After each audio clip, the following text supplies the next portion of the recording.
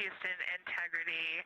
We have two folks at the window deep in discussion talking about all of the awesome features that they're seeing. We just had a huge moment realizing that Hertzsprung is about the same size as our incredible Oriental. We're really excited about this target that's kind of new to us. We're orienting on things like how we talk about albedo, finding some of the prevalent things that we're used to from all of our training, and just overall taking in this view. We also are noticing that the moon is still getting noticeably bigger as we go, even when you're watching it continuously. It's great to see these two guys get warmed up. We love the report, Christina, thanks. And you nailed it on why we added Hertzsprung. As you'll see in the prompts, we're looking for comparisons to the comparatively much older Hertzsprung compared to the younger Oriental. Great words.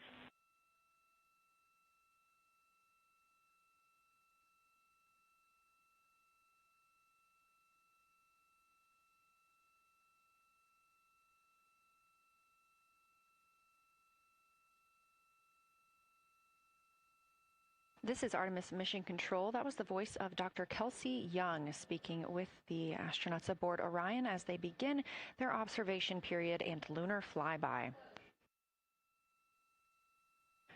NASA astronaut Christina Cook reporting their view of Hertzsprung Basin. The team here is looking for centered images of the basin at a full zoom, and they're hoping that the astronauts can image and describe the inner and outer rings. This is considered a degraded basin with a floor, rings, and ejecta compared to a younger Oriental basin.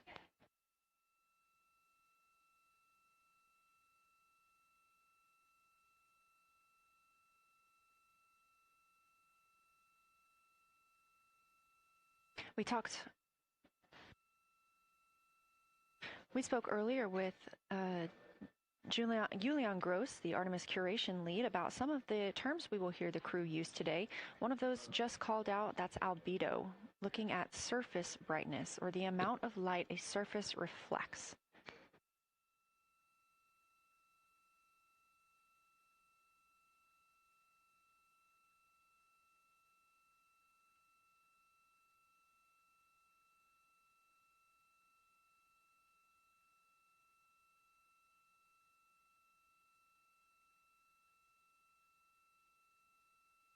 A few more terms that we hope to hear today during the crew's sit-reps or situation reports include embaying. This refers to one feature that surrounds another. That usually is a higher relief feature.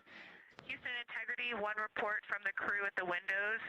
We can actually see the moon and Earth at the same time right now. It's interesting because the Earth looks way brighter, so the Earth itself seems to have a much higher albedo than the moon.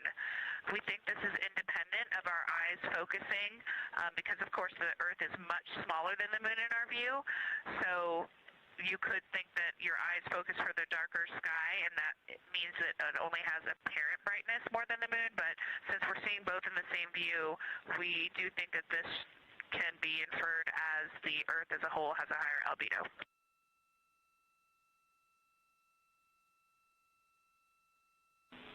Great observation, Christina, and reminder that as you're starting to look for those subtle color and albedo variations on the moon, the relatively bright albedo Earth might make those a little bit difficult, but as your eyes continue to adjust, we expect you to start to see more nuance on the moon. Thanks.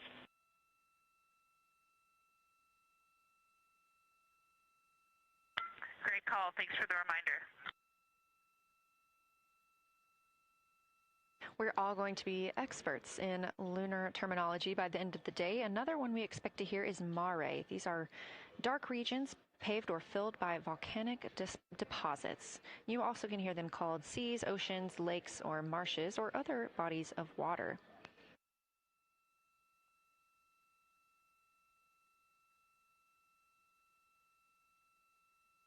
Again, we are live in Artemis Mission Control, but on the right side of your screen, that is the Science Evaluation Room, team members who have been preparing for this day for years. The crew has significantly darkened the cabin of Orion. This allows them better views outside the windows and fewer reflections from inside. They reported being able to see the moon and the Earth out the same window at this time. We are really hopeful to get those photos. Right now, this view on the left side of your screen coming from a camera mounted on one of the solar array wings on Orion outside the spacecraft. The crew is equipped with 80 to 400 millimeter zoom lenses.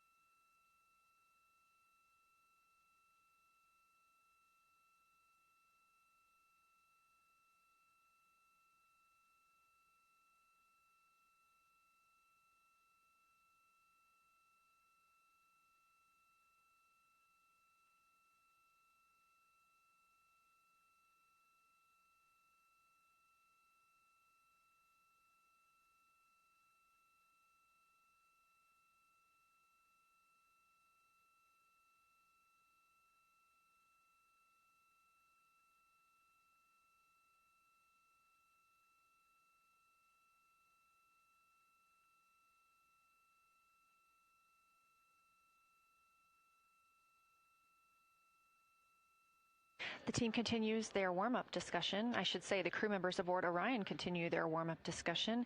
However, they are about to be prompted to move on to discussion number 2, which is near side and far side.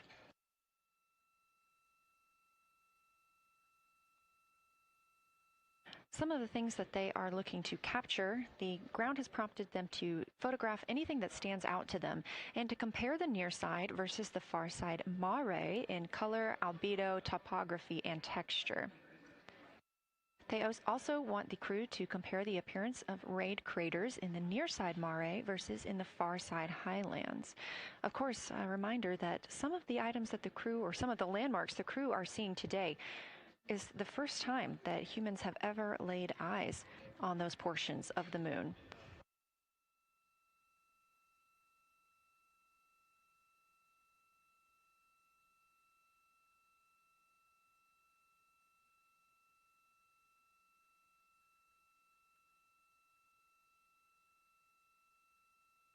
In the targeting package, there are a few reminders of the crew.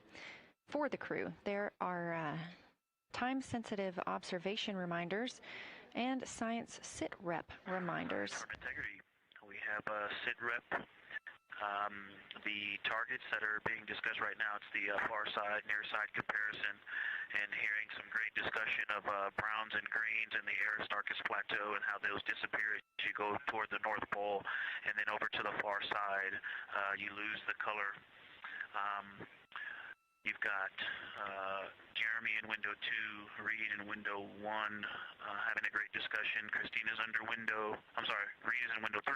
Christina's under window 1, documenting the discussion. And we've got the lights completely off in the cabin. There are some LEDs that we cannot put out that do provide some light scatter. But we have all of the internal lights off. And are letting our eyes adjust as best we can. The window 4 view, you only get about a third of the moon. Tycho is going to go over the horizon soon, and you can see Aristarchus, and then you start to lose the view as you go to the west in Oceanus and Procellarum. So far, the team is on the plan, and the long lens is being put to good use, and recordings are being made, and internal documentation of the configuration and the observations is ongoing. Science, do you have any questions for us at this time? Integrity Science. Victor, very glad that you provided the first formal science sitrep, as these were indeed your idea. One follow-up question, any relationship between those browns and greens you described? Do you see them blending into one another, and do you see any topography associated with either color?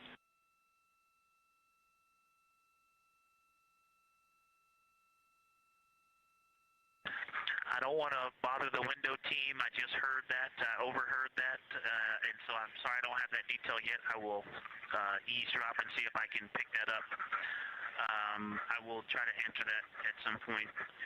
I also heard a comparison of the albedo in Aristarchus, that crater, the very high albedo spot you can see on the near side. There is a feature called, I believe, Burgess Alpha, that is equally or maybe higher albedo.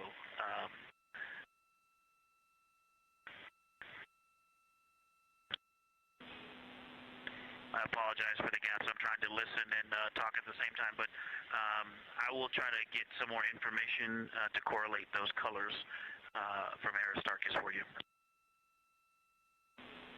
Understood, Victor, and good call to not bug the window team. Really like the brightness comparisons to Burgess A. Really helpful for the science team. Keep them coming. Thanks.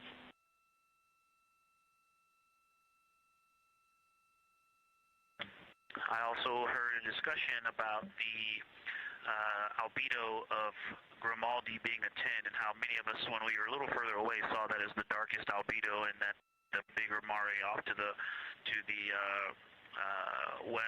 to the east was still dark, but maybe a 7-8. We still think that, but you are seeing color variation, albedo variation inside of Grimaldi as well, and that even on the west side there's still a very dark part of it. But it is still the darkest. It is just not as uniform as it looked when we were farther away. We're starting to differentiate the striations of albedo inside of Grimaldi. Copy all, Victor, and you read our mind. Superlatives like darkest, biggest are really, really helpful for us, so keep those coming.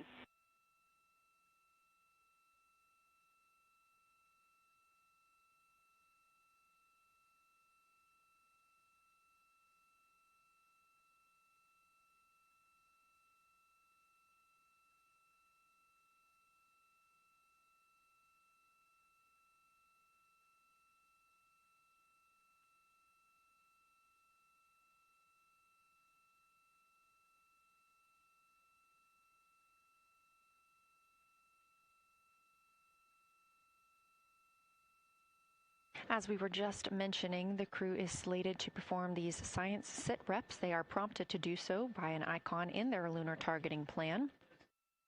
That one coming down from NASA astronaut and pilot of Artemis II, Victor Glover.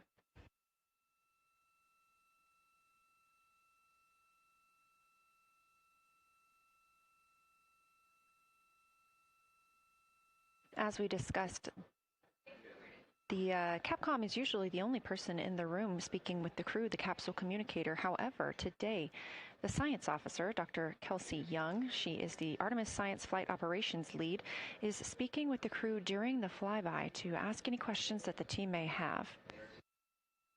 To her right is Trevor Graff. He is one of 3 science officers. Those would be Kelsey Young, Trevor Graff, and Angela Garcia, who will also join us later for an interview.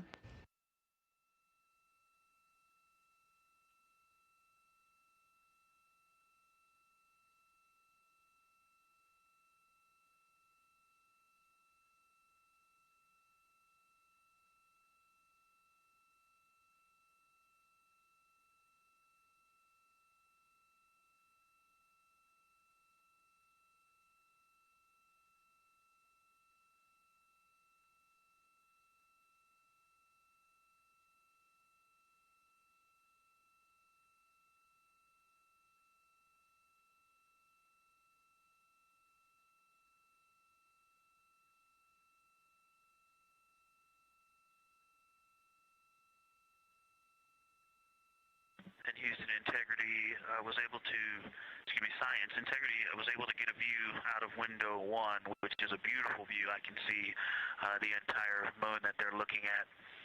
We left the T-shirt up there, so I was kind of peeking through the opening in the makeshift shroud there.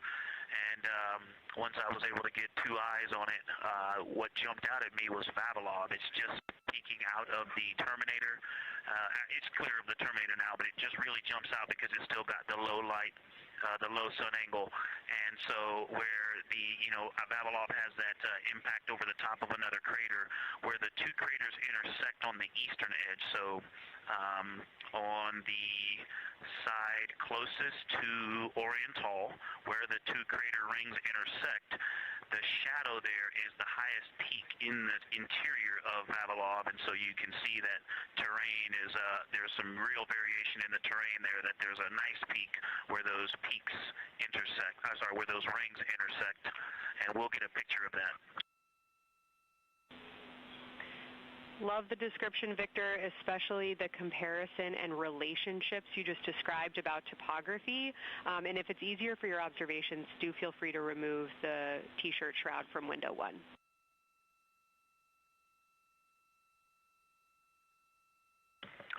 Absolutely, we will do. Thank you.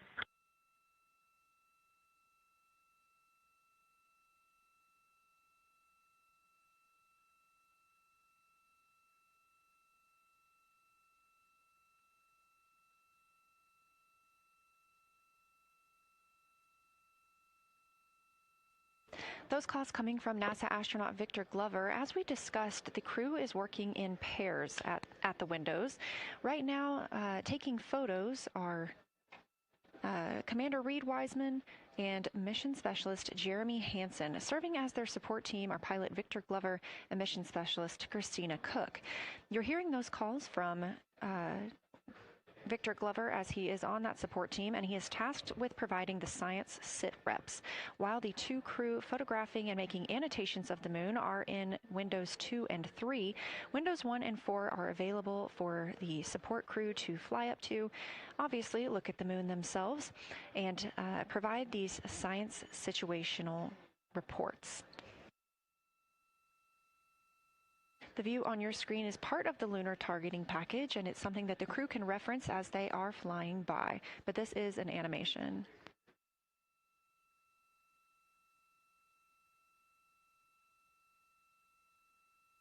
You also heard Glover mention Oriental. Oriental is a major feature that the team is interested in today, and it's known as the Grand Canyon of the Moon. Until this mission, the Oriental Basin had never been seen in sunlight by human eyes.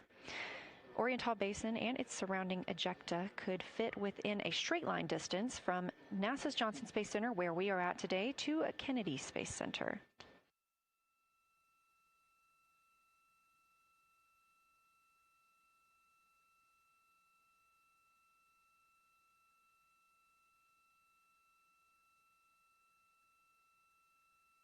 This a live view in Artemis Mission Control in Houston, Texas, where the teams are monitoring all systems, not just for today's flyby, but on the spacecraft themselves. Again, this is a test flight, our very first flight of humans on the Orion spacecraft.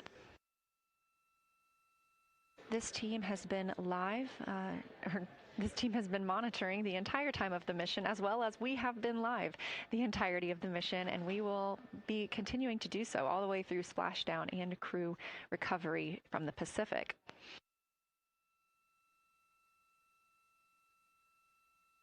This is a visualization from LRO, the Artemis real-time orbit website that you can also access at any time by visiting nasa.gov/track-Artemis, showing us that we are now under 10,000 miles from the moon, 9,948 to be specific, and continuing to count down.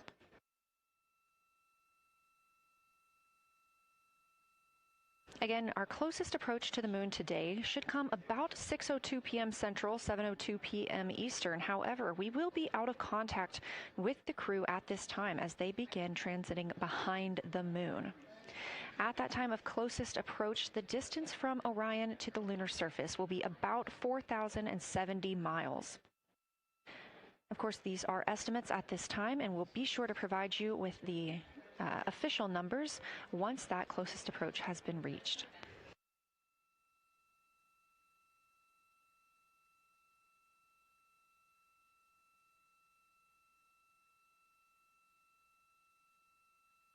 This shot live inside the Orion spacecraft, where our 4 crew members are continuing with their lunar flyby activities.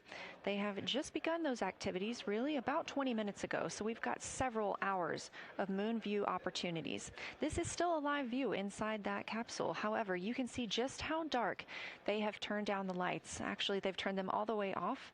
There are a few LEDs that they cannot power off, but turning down these lights gives them better views outside of the spacecraft's windows while they photograph the moon. This also prevents any reflections from inside the spacecraft bouncing up on the windows and interfering with their photography.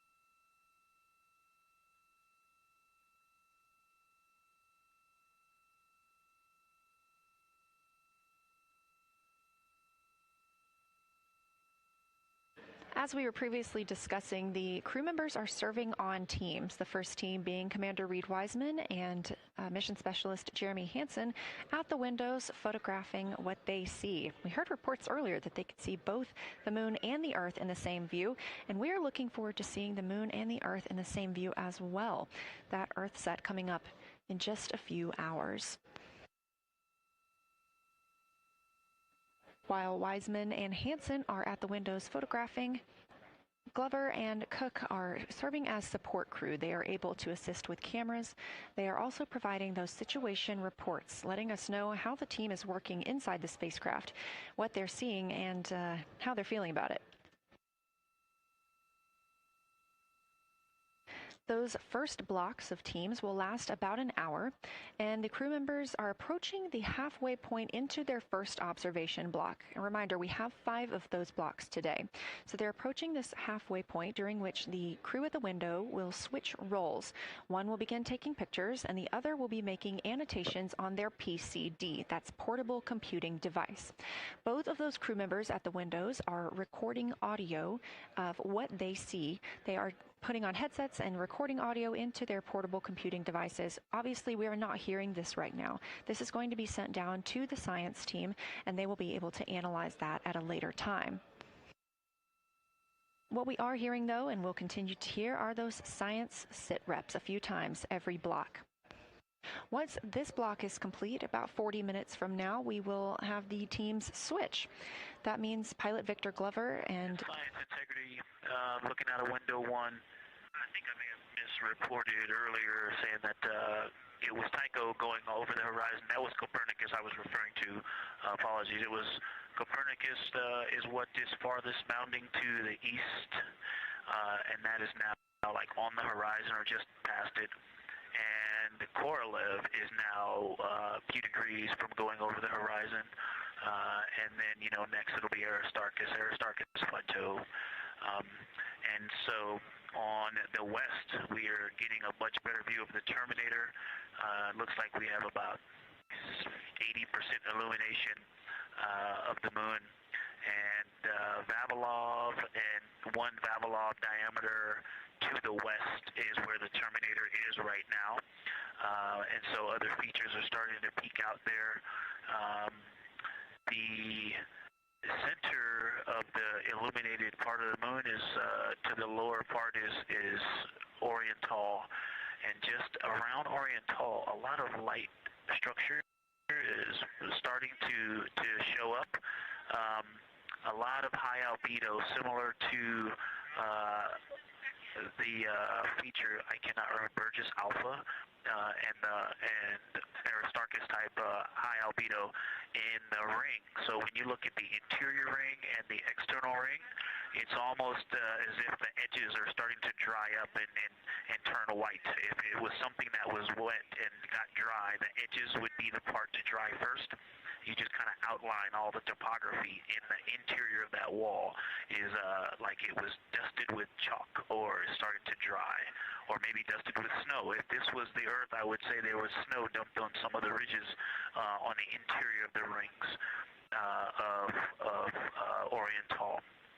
Also, an interesting part of the discussion that I heard between Reed and Jeremy is that from Geological to Grimaldi, there are two dark features there that look like commas, but in the wrong direction. But there's also a lot of interestingness, just a lot of geometry and squiggles and dots and lines that are starting to stand out as more small features come into view. And there also is a lot of variation in albedo.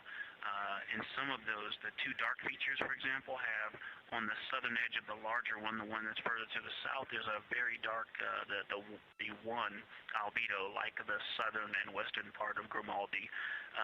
And the one to the north, closer to Geological, is also that same dark albedo. And then around them, there are some very high albedo spots just to the north of the southern one, and just to the west of the smaller one to the north. Very high albedo, almost approaching the 10, a 9 or a 10, like Aristarchus. And lots of little bright spots are just starting to pop up in this view. To the north, as you look up at the North Pole, there is a very distinct crater with a lot of very defined central peak that is also 3 in albedo, and all of that area past it, going to the horizon, gets lighter and lighter, and is very, very high albedo. And I will go look and find the name of that feature if I can look that up. And then to the south, really getting some interesting geography and topography in the South Pole Aitken Basin. And the view of the South Pole is quite amazing. We've got some Terminator there, as well as the limb view, and there is a very distinct crater right at the South Pole. And I'm going to go look up, I don't believe that is Aiken, but I'm going to go look up the name of that one because it's also giving a lot of good topography due to the shadows that I'm seeing. But that's, I was trying to bound the view that I'm seeing for you and got distracted by all of these interesting albedo variations that are popping up in the interior. But that's the view that we see just a Vavilov diameter to the west beyond is where the Terminator is. Just beyond, I think Copernicus is the easternmost feature that we can see. A very nice ringed, very nice structure crater to the north with a great high albedo central uplift to the north, and the south is dotted by a very characteristic crater with a lot of terrain, shadow features, and I will go try to find some landmarks to put names with those. Any questions for the observation team? Integrity Science, love the descriptions. You're definitely looking odd up there. Appreciate seeing the training being implemented. Especially interested in your descriptions of the dark patches. You compared the comma-looking features to the albedo you see in Grimaldi and noticed that you're starting to see those color differences popping out. Any observations you want to make, especially when you get on, the PCD in a little bit, would really help us tease out the differences in those dark mare deposits. Great description, Victor. Keep them coming.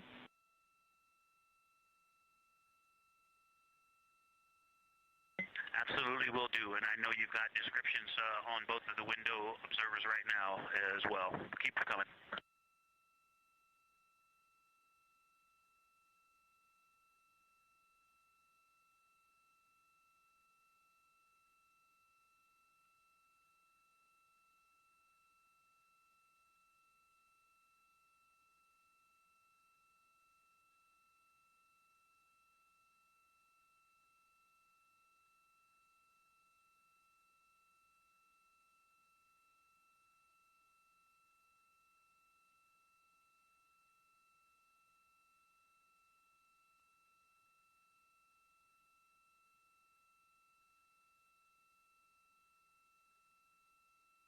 Great evidence of how well trained this crew is by the science team.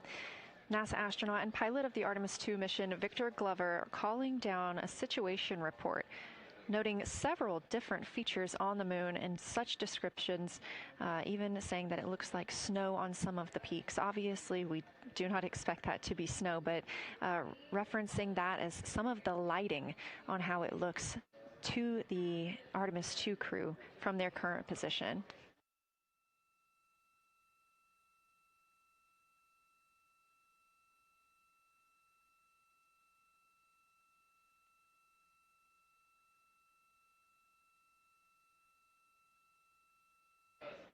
The team is slated to be switching their positions at the windows now.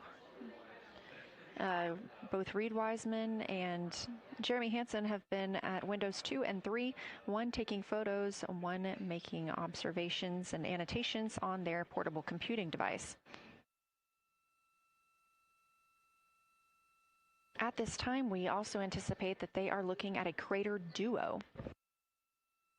One of those is Glushko, and the other is Ohm. The team is looking to know the extent of Glushko's ray system and how its rays differ in the Mare versus the Highlands. They also want the team to compare the ray systems of Glushko to Ohm.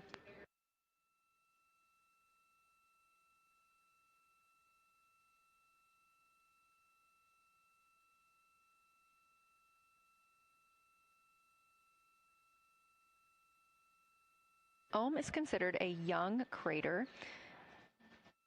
And if you've ever seen a photo of the Richat structure, it's also known as the Eye of the Sahara. It's 40 kilometers in diameter, and that could fit within Ohm's interior.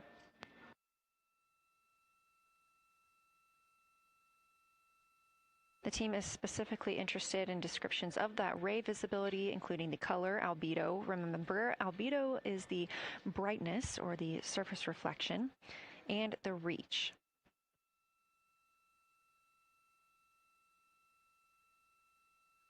Again, I am using the same lunar targeting package that the crew is referencing on board right now. This helps keep them on time as well as prompt them for when they need to make a call down to the science team and report what they're saying. It also gives them reminders of when they need to swap positions at the windows. Additionally, I'm using the Artemis II Lunar Science Passport developed by Amber Turner and the Artemis II Lunar Science team. Now, this passport did not fly with the crew, but they used it extensively as a study guide here on Earth. So a lot of the descriptions and comparisons you hear today are developed directly by the science team.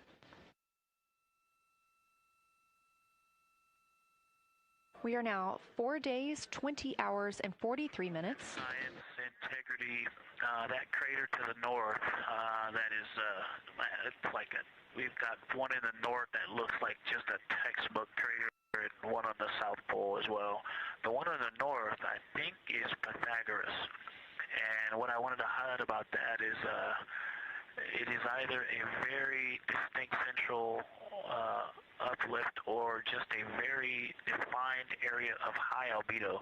If a majority of the crater, especially the floor of the crater, is, say, an albedo of 5, this center, and only a tenth of the diameter of Pythagoras is an albedo of 2, maybe 3, but it is very bright and it stands out.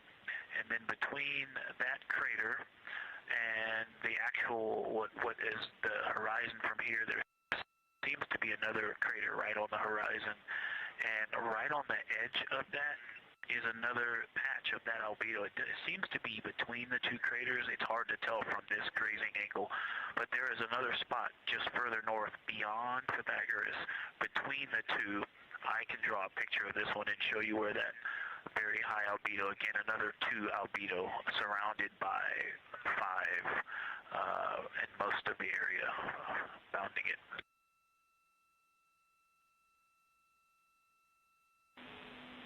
Integrity science, thanks for that. We agree with the Pythagoras assessment. And as a follow-up to your previous report, the SIR had questions about topography comparisons between the North Pole and the South Pole of the Moon, if you're willing to provide words on that.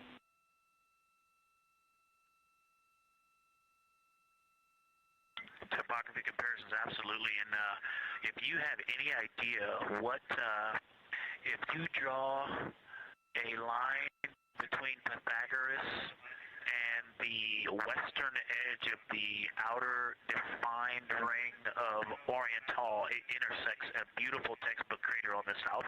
I would love to know the name of that.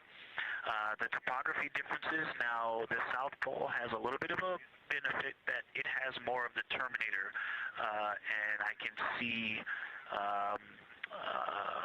a little more shadowing there, but there's a nice crater right at the South Pole, so that's the main thing defining the topography there.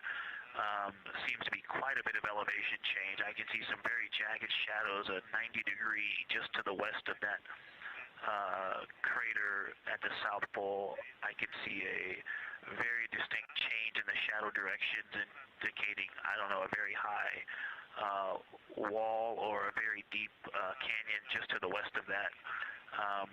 And in the north, it seems to be that from sort of the edge of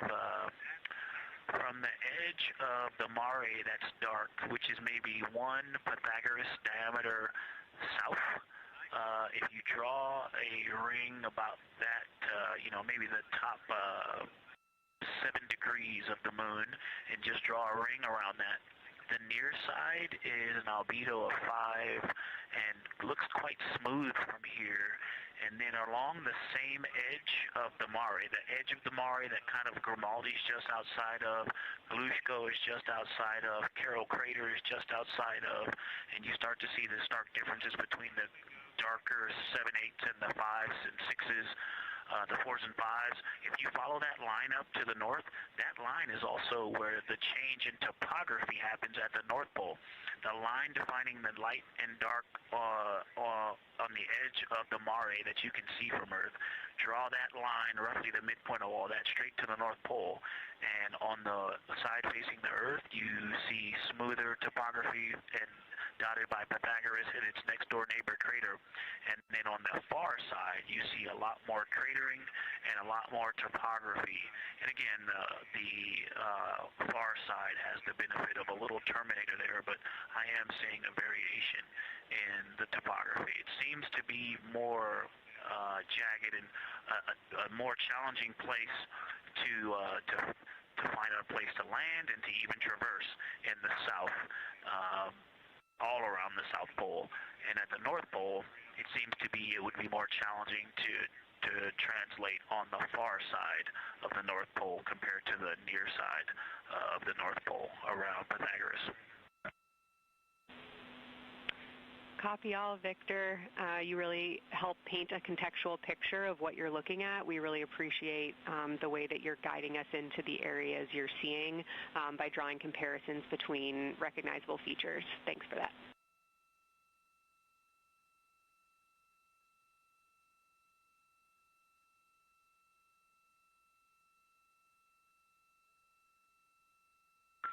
And Kelsey, another little science sit rep moment, something I just heard from the window team is the more I look at the moon, the browner and browner it looks. I thought that was an interesting observation. The two observers have been on timeline, no hardware issues. They did start to talk a little bit about another feature that you'll hear more about on the recordings that they call the handprint. That was at the end of their Glushko and before they moved into their current target. They thought that was worth chatting a little bit more about. And they're preparing to switch after this. Houston copies and concurs.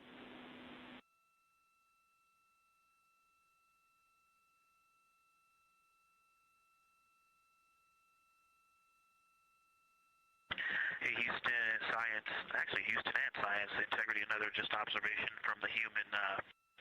My eyes have shifted a little bit since I've been up here. I've been wearing my reading glasses to look at the PCD.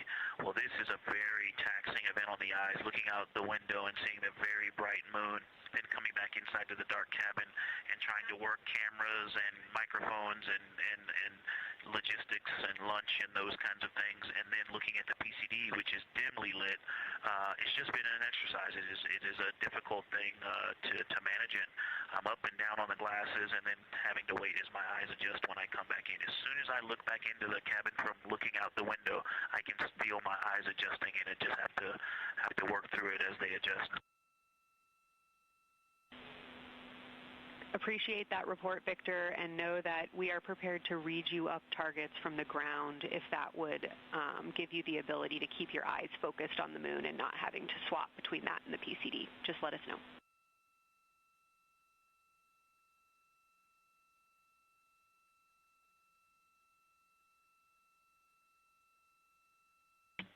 Yeah, we appreciate that, science, and we will also do that for the window teams, and we'll back each other up that way as well. But we appreciate that. We may take you up on that. Thanks.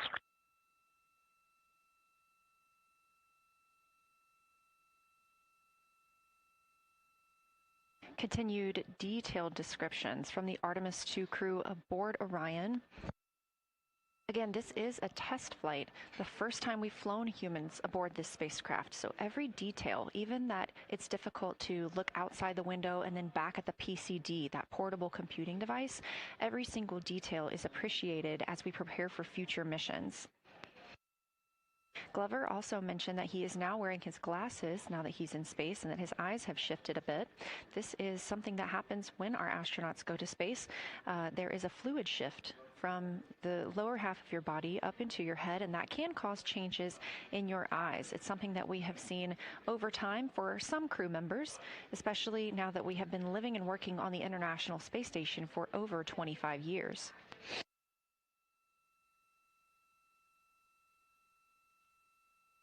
Again, it's clear that these Artemis II astronauts have undergone extensive lunar science training, including classroom instruction, fieldwork, and high-fidelity simulations.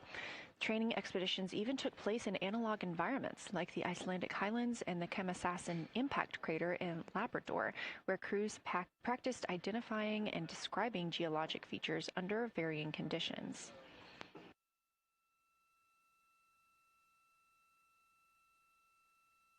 Additionally, here at Johnson Space Center, Orion mock-ups were used to rehearse crew choreography, including three-dimensional space management with an inflatable moon globe to simulate the flyby.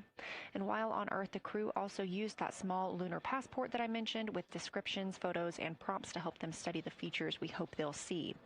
Now, this is a view from their lunar targeting package at this time, helping them determine what they're seeing on the moon, as well as on the left, keep up with what their next target will be. As you can see, we have got a long list and an exciting day ahead of us.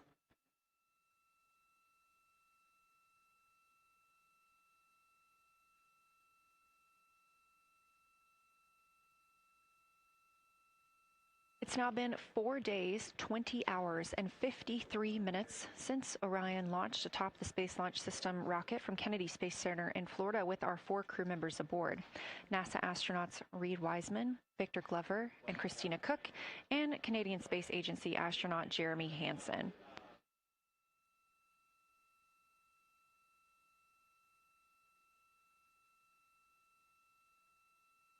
The Artemis II crew passed a major milestone today when they passed the Apollo 13 distance record at 12:57 p.m. Central, 1:57 p.m. Eastern. That Apollo 13 distance record was 248,655 statute miles from Earth. And Houston, another observation, whole moon. When you look at the moon, something I've never seen in photographs before but is very apparent, all the really bright new craters. Some of them are super tiny. Most of them are pretty small. There's a couple that really stand out, obviously.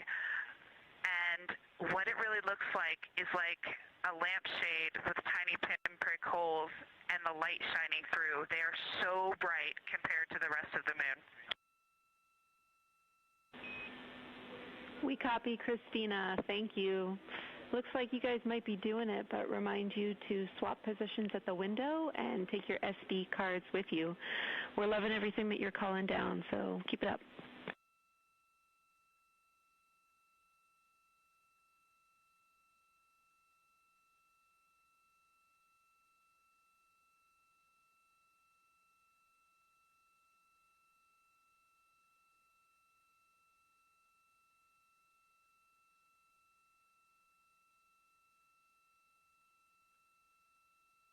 Again, Orion previously surpassed that Artemis, or the Apollo 13 greatest distance from Earth by humans. That was 248,655 statute miles from Earth, and Orion now 250,294 miles away from our home planet. The spacecraft is 9,033 miles away from the moon and growing ever closer.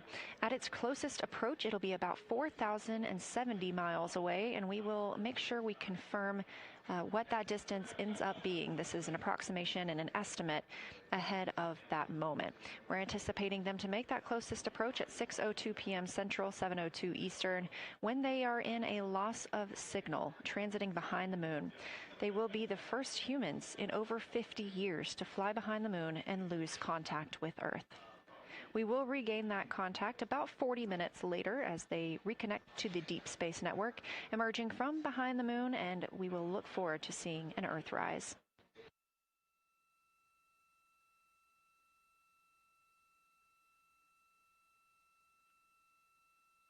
Again, the crew is currently in their position swap portion on their timeline.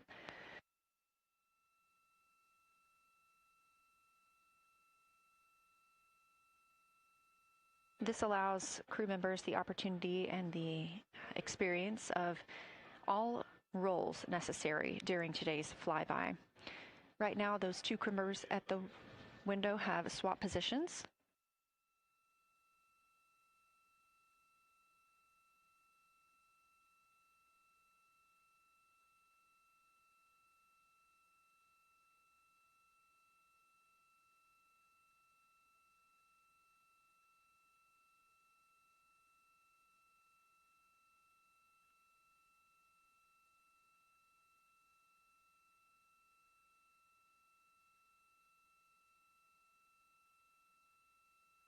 Again, the crew at the windows swapping positions.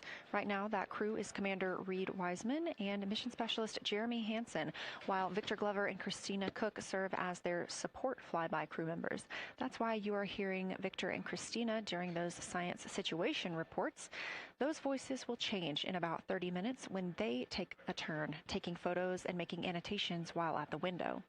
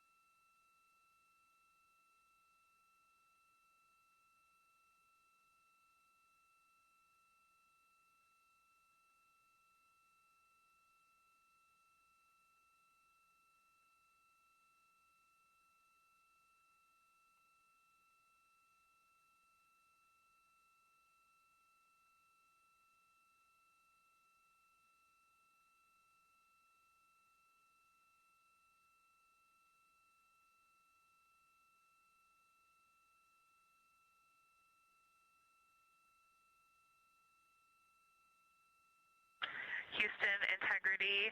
I wanted to provide an observation or a little bit of descriptive nature on something that we saw on the first day we had good moon views. This was when we saw more of the near side, and the ground helped me out with identifying Mare Imbrium. Mare Imbrium, when you have the western limb also in view, looks completely different than the normal view we have of the near side. It is the most striking feature of the western limb view that we had. And the mountain chains that form its eastern side are very prominent, but they actually stand out more than I'm used to seeing even on the western side, and the whole thing just feels like a big bump.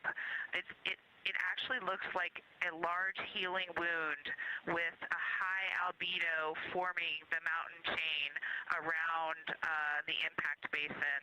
And I just don't think I had enough chance to describe how striking it was on that western limb view as we were coming in a couple days ago.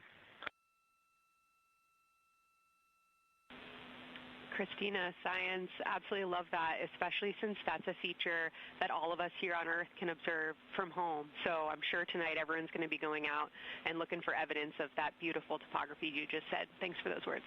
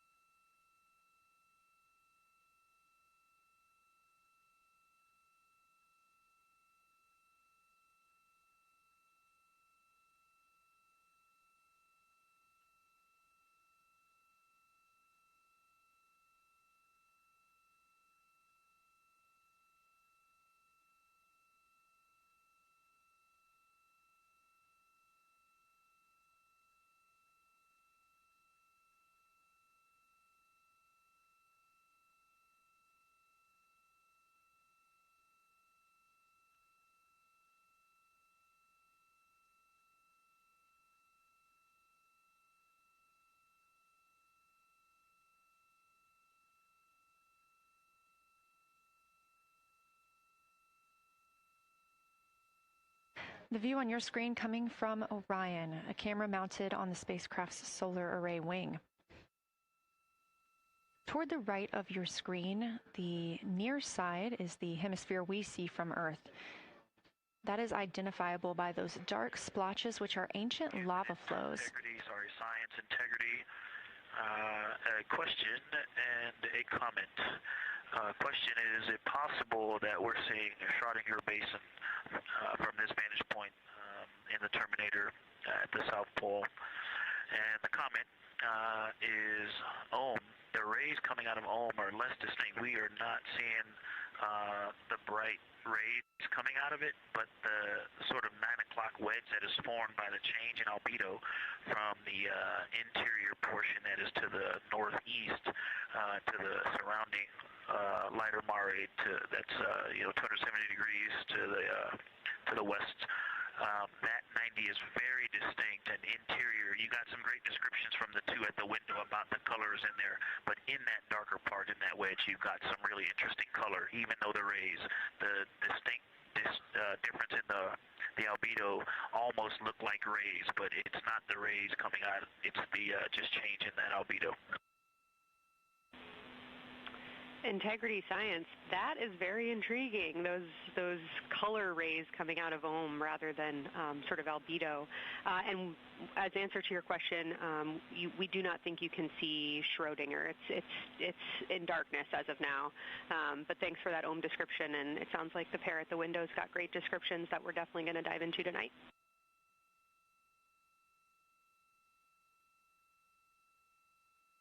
Okay. If you could help me, I would still love to know what it is. There's a very nice crater. You're going to likely have a lot of pictures of it. What would be right in the Terminator at the South Pole or close to the South Pole where it's intersecting the Terminator right now? Yeah, Victor, we're assuming you're talking about, kind of if you're looking at the Terminator, it's basically like 70% down from the North Pole. Is that where you're looking?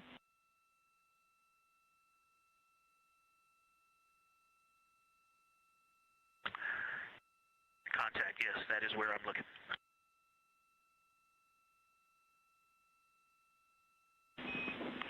Integrity Houston, that is an enabled caution for wastewater dump required. We have hit our limit.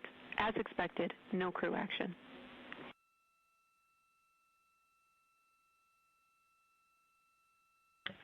Copy, no crew action.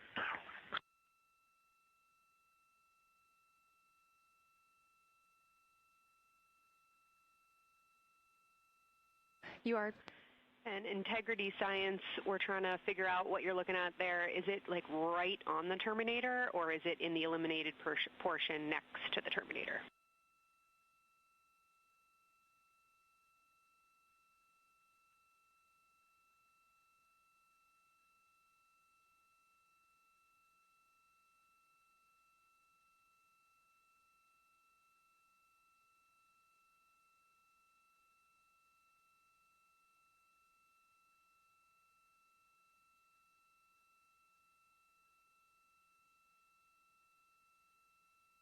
While we wait for a response from the crew, the Terminator is that difference between day and night, or brightness and darkness, that you see on the moon.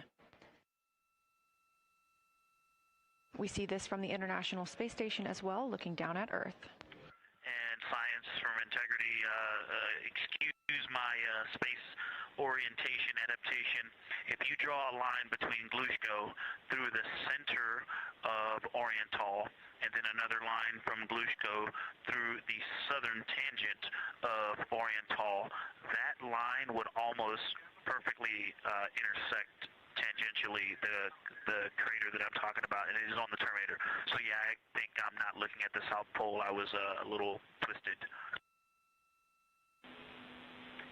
That line description was really helpful. I have eyes on the SIR right now, and they are actively discussing lunar geography. We will be back with you shortly.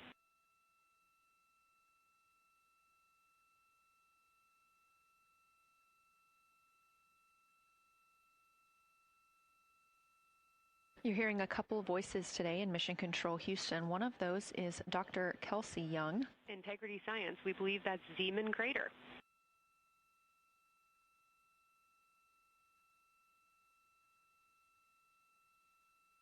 Oh, I floated away from the speaker. Say it again, please. We believe that that is Zeeman Crater.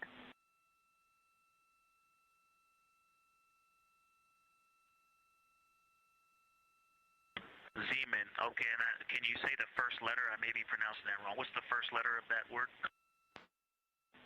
Zulu. It's Z-E-E-M-A-N.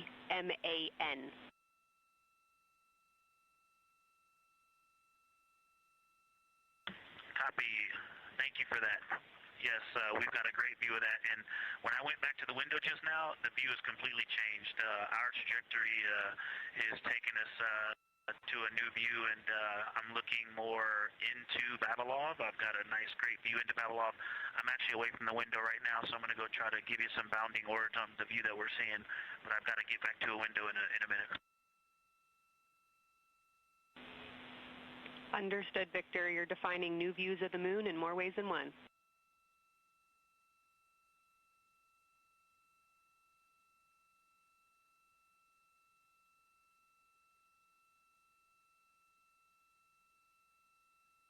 Again, when you hear calls down to science or from science, that's Dr. Kelsey Young, the Artemis Science Flight Operations Lead here at a console in Mission Control. You also hear communications with the crew from Canadian Space Agency astronaut Jenny Gibbons. She is the Capcom for today. She is a backup Artemis II crew member. Those calls from pilot Victor Glover asking about a feature he was seeing, specifically a crater on the moon. Meanwhile, the team here in the science evaluation room was actively working together to determine which feature he was describing.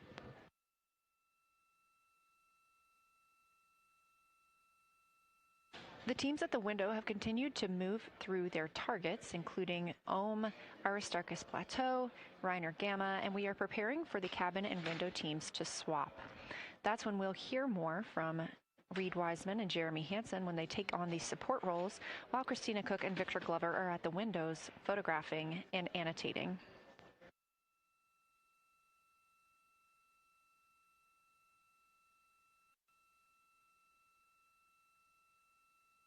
as we briefly mentioned, if you look towards the right side of the moon, essentially,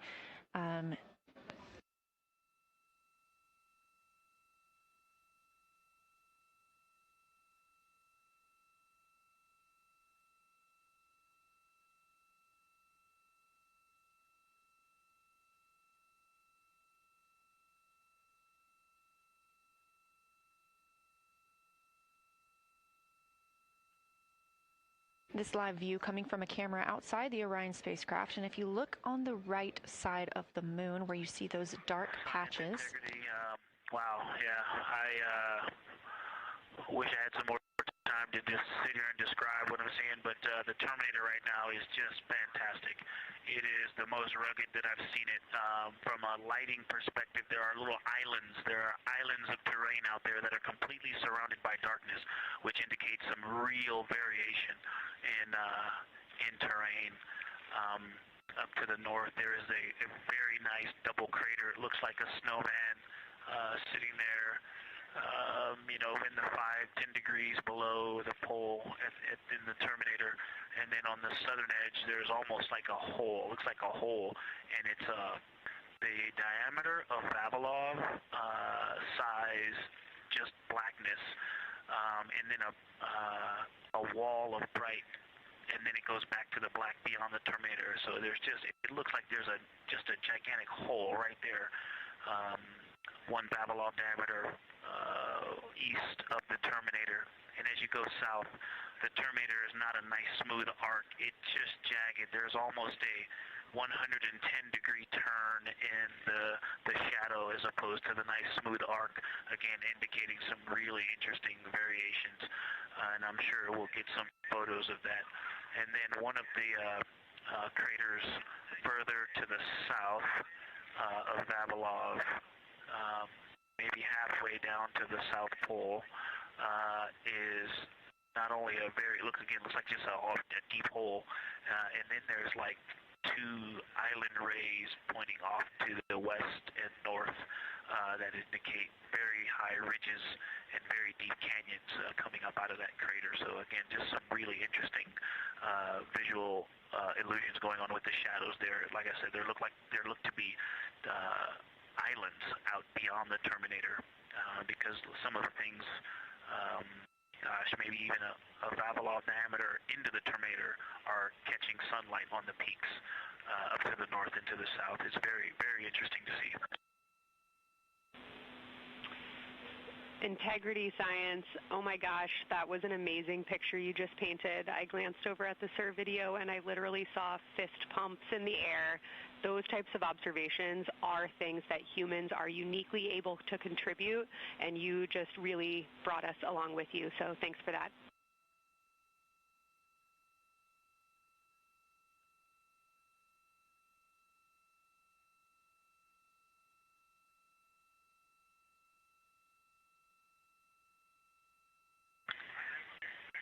That's awesome, Kelsey. Did you get a sit rep updating you on a slight change in logistics for PCD use? Christina, this is Houston. We did not, but we will take it now.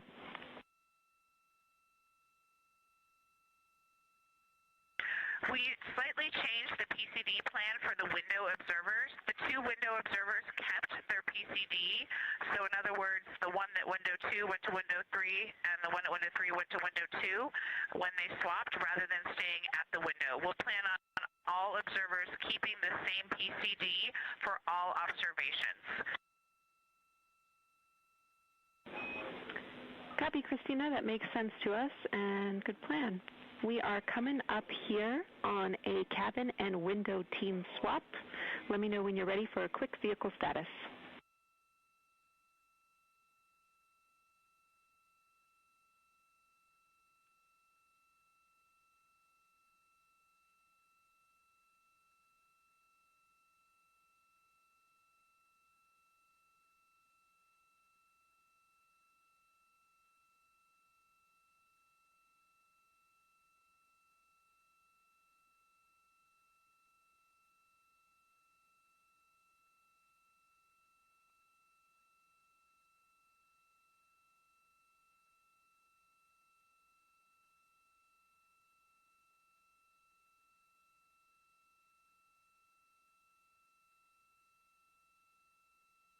As you heard, science. Houston, go for the vehicle system update. Howdy, Reed. We don't have much for you. We just wanted to let you know that toilet right now is no-go for use as we stick with the predetermined limit for now. All crew members, please use CCUs. Otherwise, Orion is looking very good. And you have 15 minutes in this handover time where we expect Victor and Christina to switch to the windows and you and Jeremy to be in the cabin assisting. Let us know if you have any questions.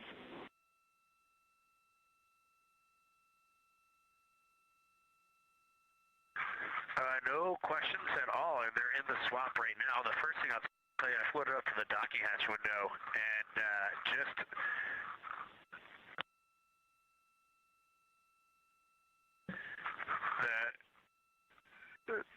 what I'm going to call the Mari around Oriental just looks so different out the docking hatch right now. It's quite a bit darker. It's the same darkness, if not a little darker than Grimaldi, but it's cool after just being in the 400 mil for the last half hour. Looking up close, I got pictures of everything Ike was just describing on the Terminator. It really is a fascinating Terminator. And then Oriental just looks so dynamic right now. It's very three-dimensional out the docking hatch compared to what I was just looking at through the 400 mil. We love it. We are getting a sneak preview from one of our SAW cameras at what you're looking at, and we see some of what you're describing. We cannot wait to see your photos. Thanks.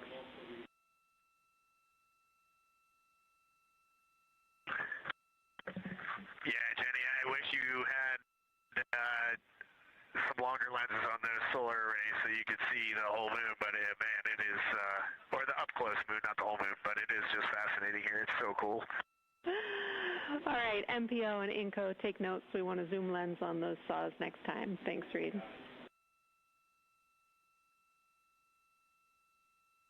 Affirmative.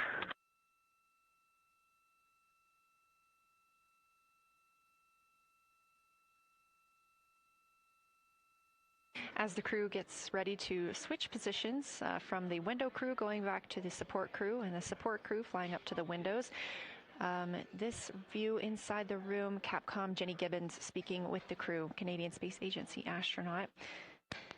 The crew has continued to provide excellent descriptions of what they are seeing on the lunar surface. In this picture, or in this live view actually, from Orion and a camera mounted on its solar array wing, if you look at the dark portion on the right side of the screen, those are visible from Earth. That's considered the near side. Those are ancient lava flows from a time early in the moon's history when it was volcanically active. And if you look towards the left, there's that dark, large crater that appears above, to the left of those lava flows. That's Oriental Basin. It's about 600 miles wide, and it straddles the moon's near and far side. And this mission is the first time that humans have ever been able to see this with their eyes in the daylight.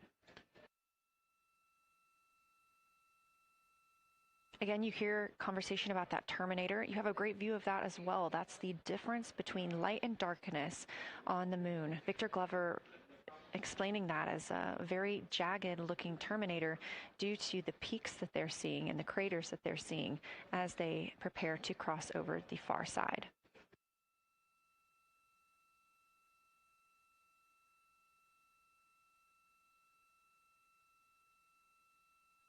You also heard science officer, the Dr. Kelsey Young, Artemis Science Flight Operations lead, sharing with Victor Glover that his responses are truly something that only human eyes can discern or provide.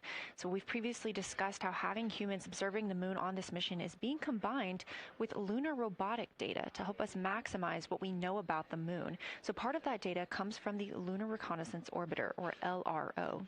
This orbiter provides the robotic foundation that makes Artemis II lunar science possible.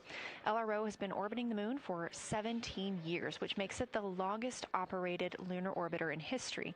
And it's also the only American spacecraft dedicated specifically to lunar science and exploration. Artemis II lunar observations are designed to complement data like the detailed surface images from LRO. So while LRO provides those detailed high-resolution maps of the moon's surface, the Artemis II crew adds human observations that focus on regional context and relationships between features, giving scientists a larger geologic picture. Now, this combination of robotic and human observations strengthens lunar science. LRO delivers precise and repeatable measurements over long periods of time, while the Artemis II crew contributes real-time visual descriptions and context that robotic instruments alone cannot provide. The best description I've heard while preparing for this mission is to compare the difference in looking at the moon with your own eyes on Earth and trying to take a picture with a camera. The camera truly never does it justice, and it's much easier to describe and perceive what you're seeing with your own eyes than to take a photo. These Artemis II astronauts can rapidly scan wide areas and adjust their focus in real time, as well as describe relationships between features. The crew will also observe the same regions multiple times under changing lighting conditions during the flyby and provide perspectives that would take robotic missions years to accumulate. During the Artemis II mission, LRO is also attempting to observe some of the same lunar features that the astronauts are studying. Collecting this data simultaneously highlights how different instruments and human eyes provide complementary information about the moon. This LRO data plays a direct role in preparing for future Artemis missions. Its measurements of topography, surface temperature, composition, radiation, and lighting conditions are used to assess hazards, identify safe landing sites, and locate potential resources such as water ice near the lunar South Pole. This mission, Artemis II, represents the point where years of robotic preparation are paired with human exploration for the first time in the Artemis era. So together, LRO, the Lunar Reconnaissance Orbiter, and Artemis II are demonstrating how NASA moved from mapping the moon robotically to exploring it with humans. We are laying the groundwork for future Artemis missions and sustained lunar operations. A check-in with Orion. We are now 4 days, 21 hours, and 22 minutes into the flight of Artemis II, our crew aboard the Orion spacecraft. We are now 8,153 miles away from the moon, 250,742 miles away from Earth. The spacecraft is traveling at 1,030 miles per hour.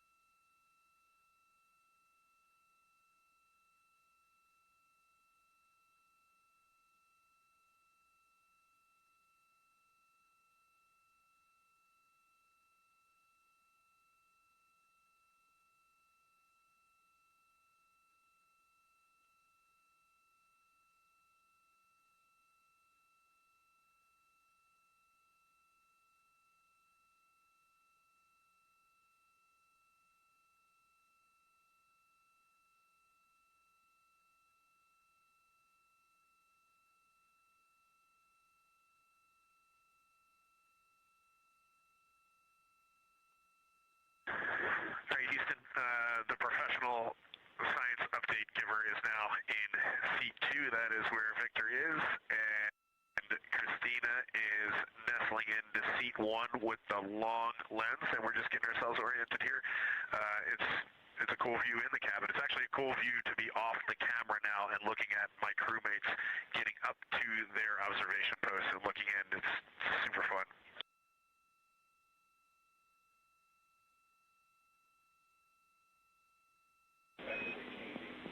Copy, I'll read. We like it.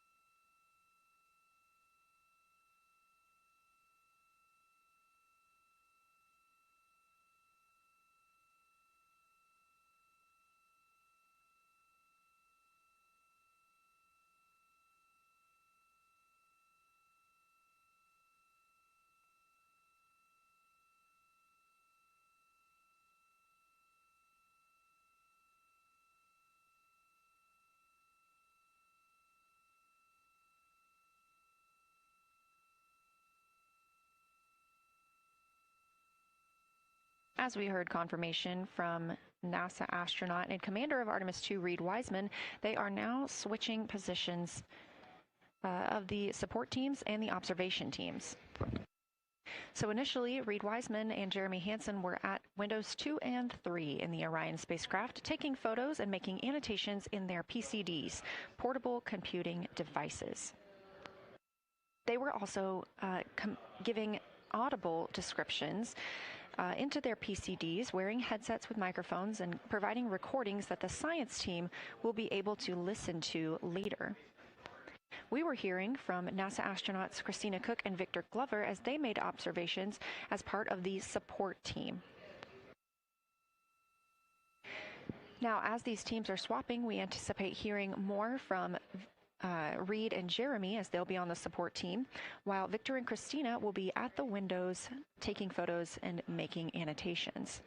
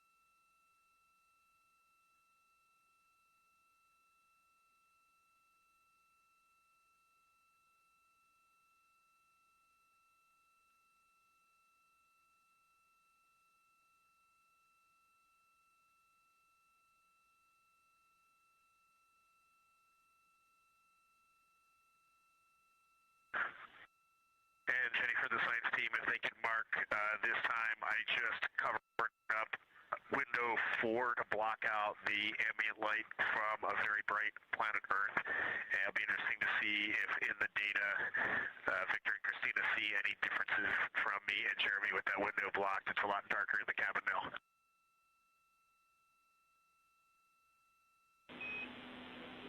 Copy, Reid. We're taking note, and we'd be curious too.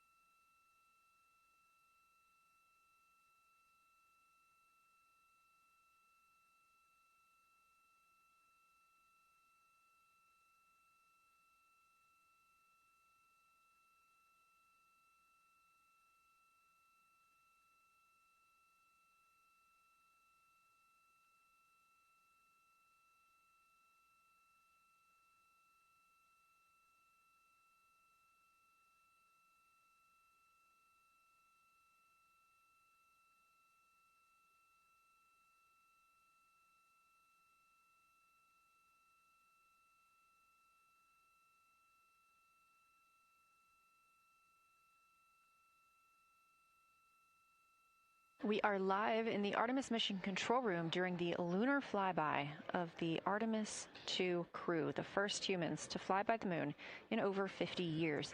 Orion launched 4 days, 21 hours, and 30 minutes ago atop the SLS rocket, Space Launch System rocket from Kennedy Space Center in Florida.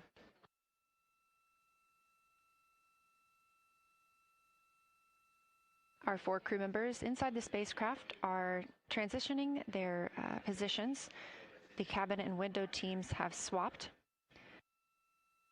Currently at the window, we have Victor Glover and Christina Cook, NASA astronauts, and serving as support, Reed Wiseman and Jeremy Hansen.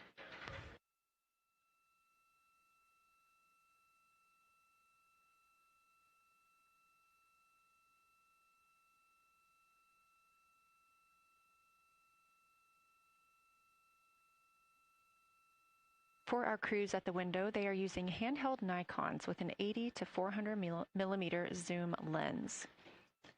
There are also GoPros on each of the solar arrays on Orion, and that's where this view is coming from right now.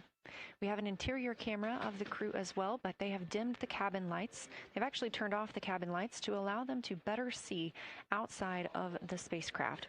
This also helps prevent any reflections from lights inside the spacecraft reflecting onto the windows while they are photographing the moon.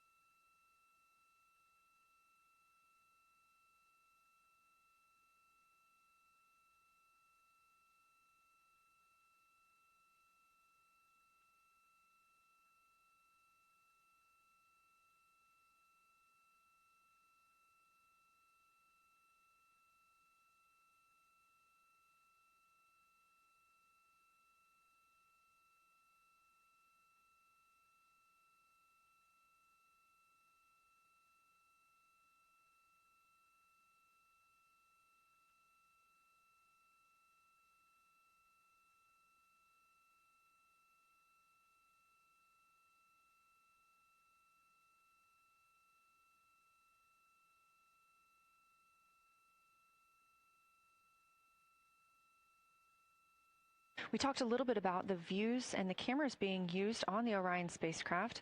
And again, we do have GoPros on the tip of each solar array wing. Now, the bandwidth is a little bit limited because having a crew on board, we do have to downlink a lot more data. That includes their environmental control and life support system.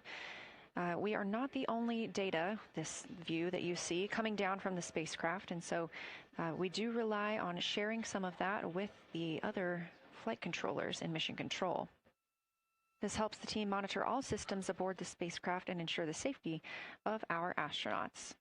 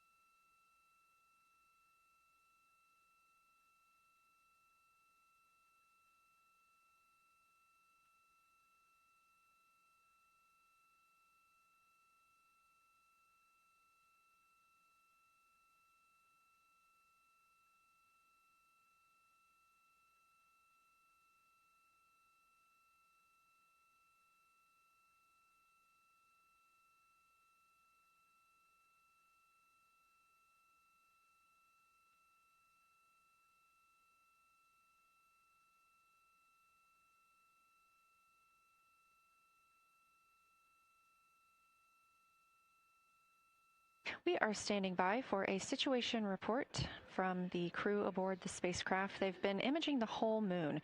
There is now a new crew at the window. That would be Victor Glover and Christina Cook. And so being it's their first time since they have moved up to the window positions, they have a chance to orient themselves and describe and take pictures of any color or albedo variations across the surface. Reminder, albedo is the brightness or reflectiveness. Integrity science for a science sit rep when you're ready.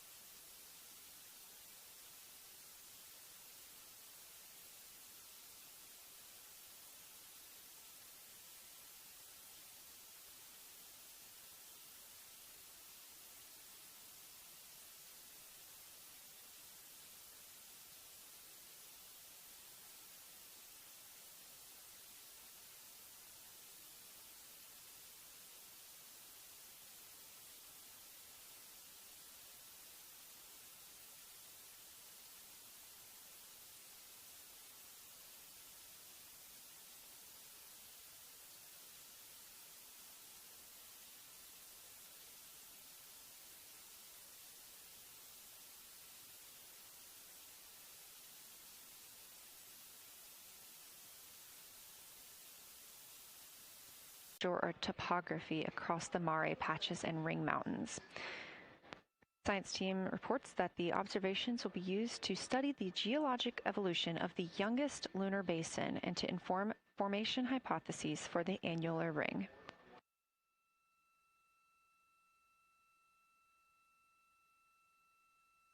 And again, another fun fact about Oriental is the diameter is the same distance between Johnson Space Center, where we are today, and Kennedy Space Center, where the crew launched on April 1st.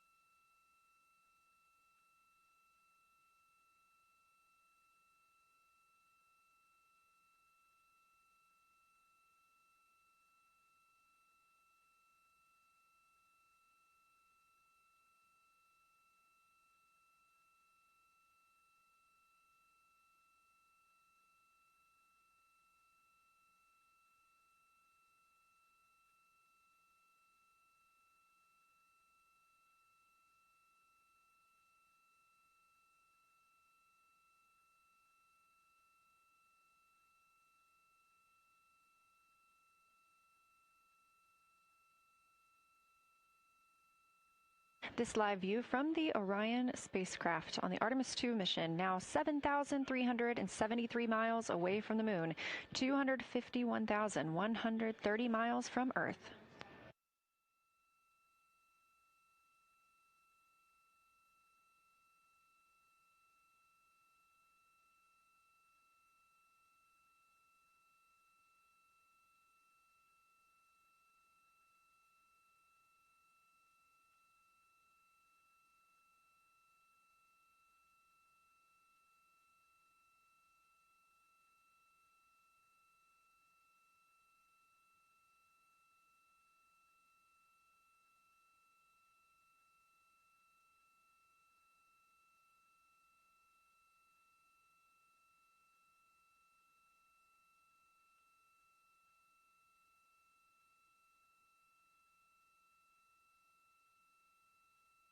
Again, the Artemis II crew passed the Apollo 13 record of the humans farthest from the Earth today at 12:57 p.m. Central Time, 1:57 p.m. Eastern Time.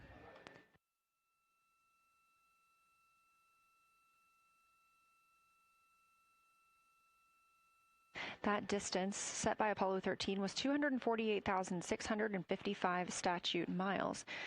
We have clearly passed that, and we expect to pass that by about 4,105 miles. That will be when the spacecraft reaches its farthest distance from the Earth. It could be around 252,760 miles, but again, these are approximations and our targets, and we will make sure to report back the final numbers once we have them.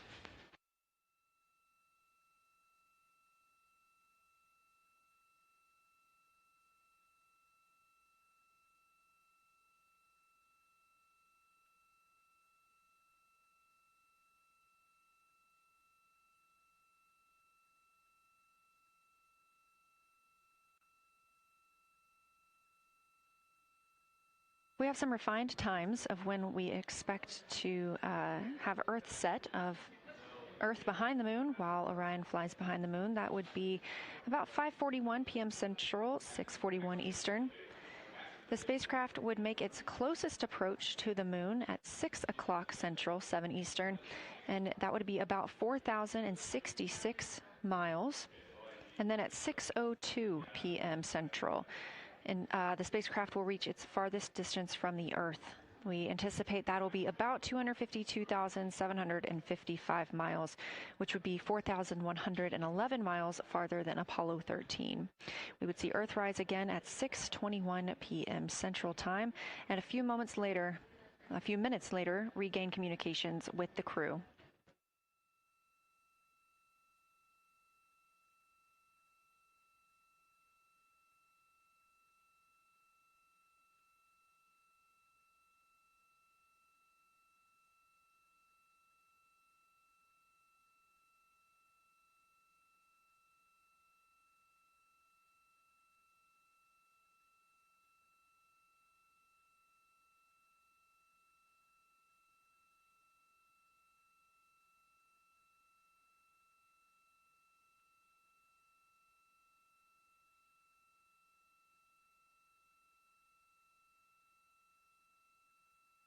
Currently aboard Orion, Victor Glover and Christina Cook are the two team members conducting lunar flyby observations, meaning they are using the Nikon cameras to photograph the moon, and their PCD, or the portable computing device, to conduct annotations. They are both recording information that will be downlinked to the science crew, and tomorrow morning the science team will have a conference with the team while the information is so fresh. They'll be speaking with the crew about their observations and their data collection.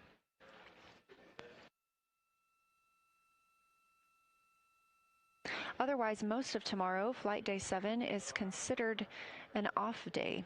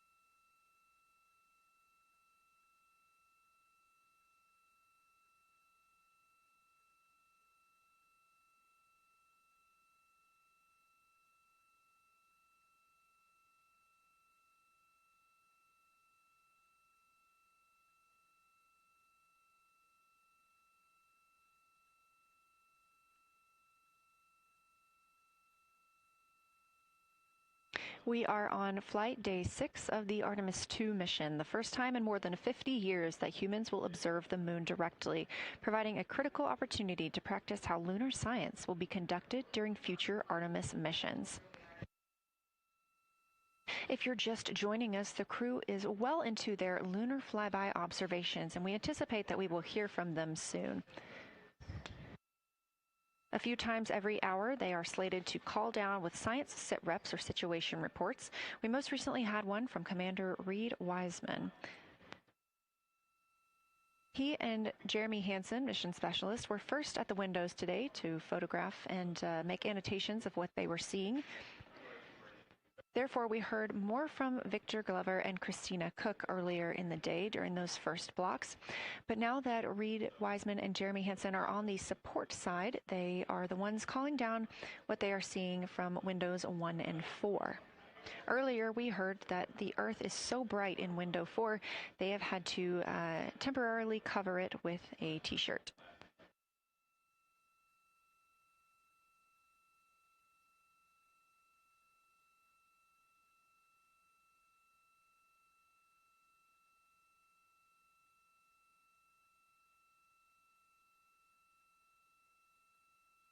The moon preserves a near-continuous record of solar system history that has been erased on Earth because the moon doesn't have an atmosphere. So things that we experience on Earth, like weather or plate tectonics, don't really apply. So the lunar surface retains evidence of ancient impacts, volcanism, and solar activity that scientists can study today. And studying the moon helps scientists understand how planets formed and evolved, how the moon influenced our own planet Earth's history, and how the sun shaped conditions across the inner solar system. The moon also serves as a unique platform for studying the broader universe.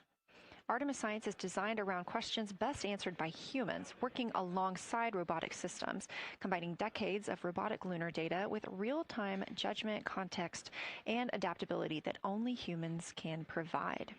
This mission, Artemis II, is serving as a proving ground for lunar science operations, which allows NASA to test how science is planned, executed, and supported during a crewed deep space mission ahead of our future Artemis flights.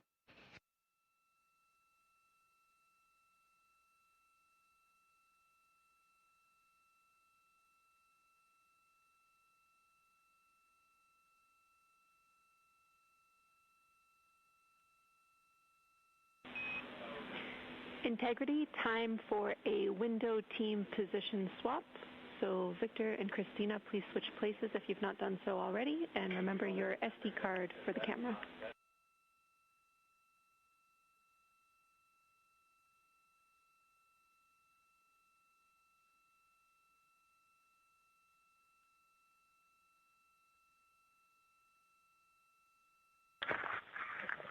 We're in the swap right now. They're wrapping up their last comments, and they'll switch over and change cards from the long lens. Copy.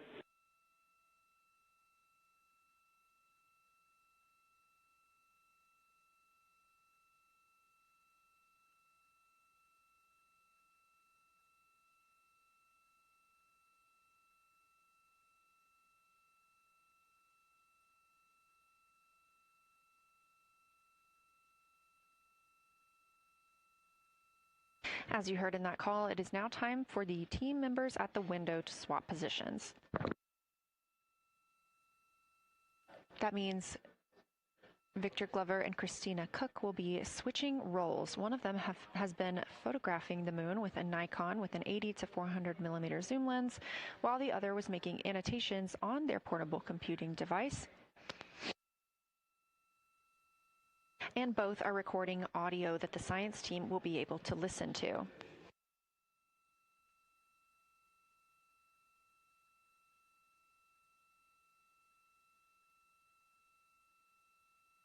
We are now 2 hours and 10 minutes until we expect to lose signal with the spacecraft as they fly behind the moon. And the next target for the crew is considered a crew choice event.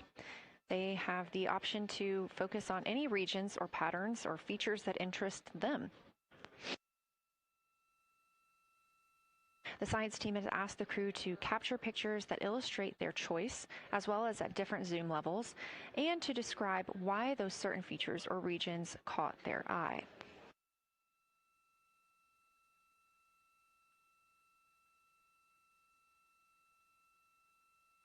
Those recordings are part of what are being saved on their PCDs, portable computing device, that will be sent to the science team for analysis.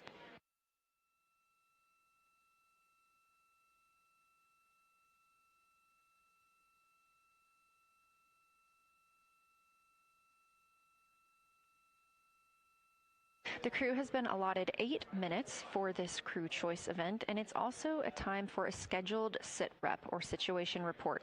So we expect to hear them calling down what they are seeing soon.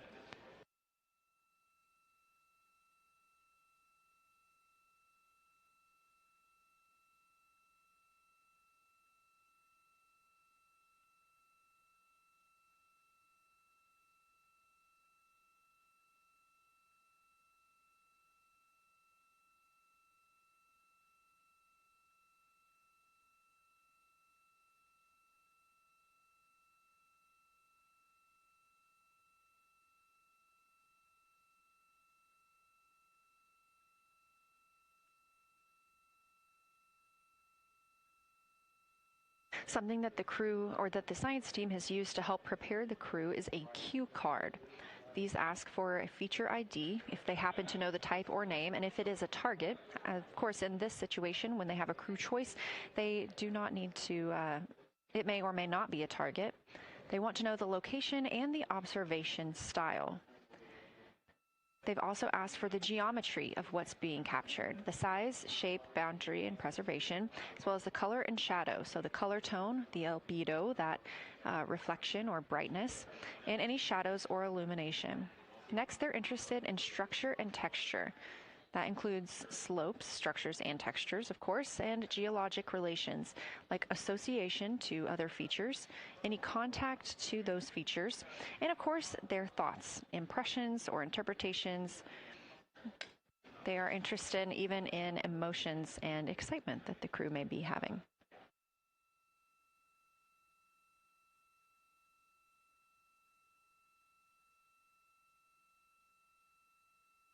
This flyby day has been practiced in many ways, even in sims here in Mission Control Houston. The team also conducted some field work, learning how to look for specific geologic features. They also photographed a large globe, and the science team helped them determine which features they would be targeting and how to look at those.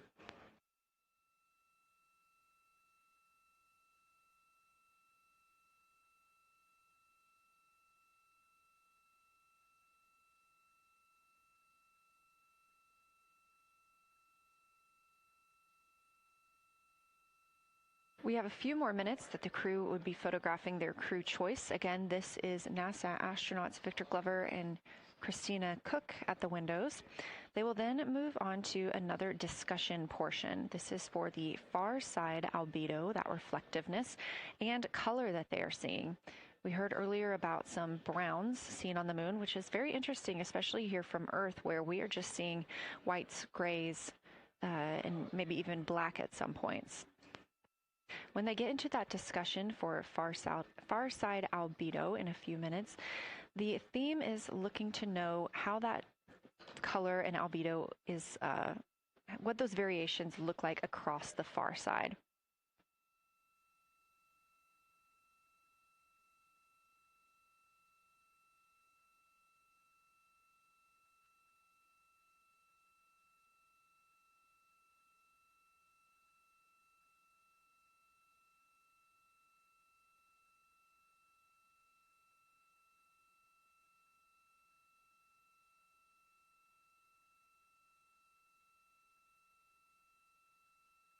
On the right side of your screen, the Science Evaluation Room, or SIR, where team members are looking real time at what the crew is seeing.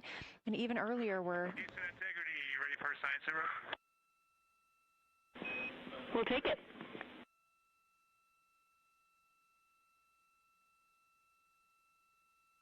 Okay, the crew has swapped positions. They're in their crew choice element.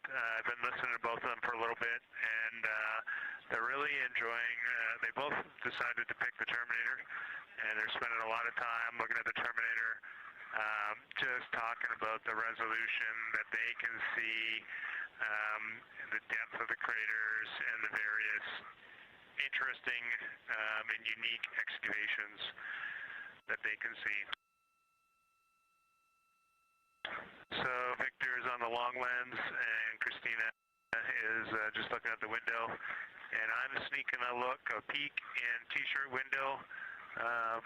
It looks like, I don't have the best angle here, but it looks like Aristarchus is on the limb of the moon now.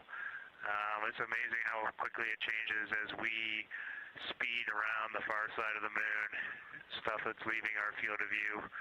And now we have a lot of the dark side of the moon that, you know, it's missing for us right now, but it would be in view if it was lit at all. Jeremy, Science, thanks for that sit rep. Do have a question. A few times we've heard you and the other crew describe change during the course of your flyby. Would be interested in future descriptions of more verbosity about how it's changing. Thanks for the great sit rep.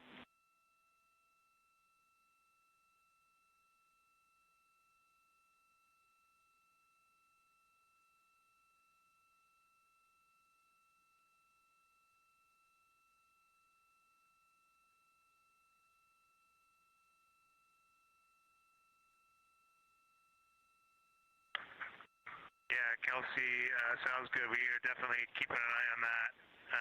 My eyes have just not readjusted. The moon is so bright when you come back to the window. I was just in the interior of the cabin. I've come back to T-shirt window, and it's just overwhelming brightness. and my viewing angle is a bit challenging, so I won't be able to give you great observations from this window. But I will talk about something that I was talking a lot about in my recordings earlier, which was we've been talking about some shades, and so we have obviously the dark and the light gray, and then we've talked about naming some colors, a brownish hue and a greenish hue. And I'll tell you, like right now, Aristarchus, the plateau is hard for me to see from this window, but that had greenish hues to me and was very unique. I didn't see anything like that anywhere else on this side of the moon. And then I see a lot of these what I would call brownish hue areas. There's a number of them. And they, for example, in the northwest corner of the highlands, to me it looks like the brownish hue is caused by ray or ejected material landing on the highlands, and then we obviously see the ray areas as a lighter albedo, but in between the rays where the deposit would be thinnest, that is what it looks like is causing the brown to me. So I saw that in the northwest side of Aristarchus, or sorry, that dark area of the highlands, northwest side of the highlands. I saw it in the highlands to the east of Glushko, and then I see those same brownish hues west of Oriental, and I drew a contact there on one note, but that's a huge region, kind of like a piece of pie with the point of the pie pointing at Oriental and then going up towards the northern side of Hertzsprung. And that is an area that just looks like a different, that brownish albedo. That was fantastic, Jeremy. We had heard rumors of the green and brown hues, and so you really read my mind on asking about those. Understand they likely didn't have any contact with each other the way that you described them, but please correct me if I misunderstood that. And then last thing, I'll make the same offer we made to Victor earlier. If it would be helpful for us to verbalize any targets so you can stay at the windows and keep your eyes adjusted to the moon, please let us know.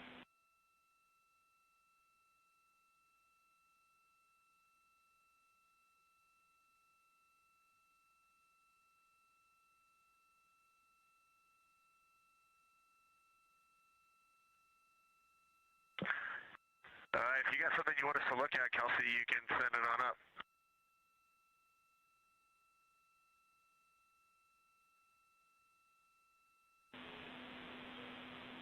Definitely not looking to interrupt your flow, Reed and Jeremy, only offering assistance if you guys want to keep your eyes off of the PCDs.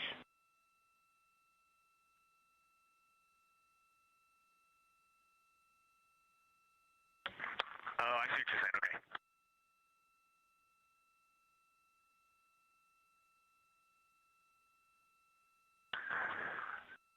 Not really science related, and we definitely learned this at Apollo, but the thing that is just most fascinating, I think, to me and Victor right now is even as rugged as the far side looks, when you look at Oriental and home, it's rugged, but man, when you look at the Terminator, it is just like impossibly rugged, and it reminds you that the whole far side is that way, and just the Terminator is really bringing out the shadows and the hills and the valleys, and it is just, it's unbelievable. It's like no surface of the Terminator is not marked by meteor impact, and it is very impressive to look at that, and you realize that that is true across the whole far side. You just can't see it due to sun illumination right now.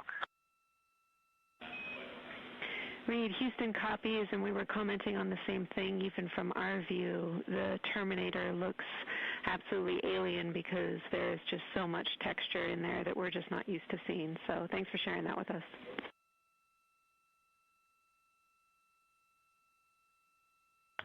There's also, I don't know the name of it, coming out the south-southwest of Oriental, right on the southern Terminator, is just a massive crater.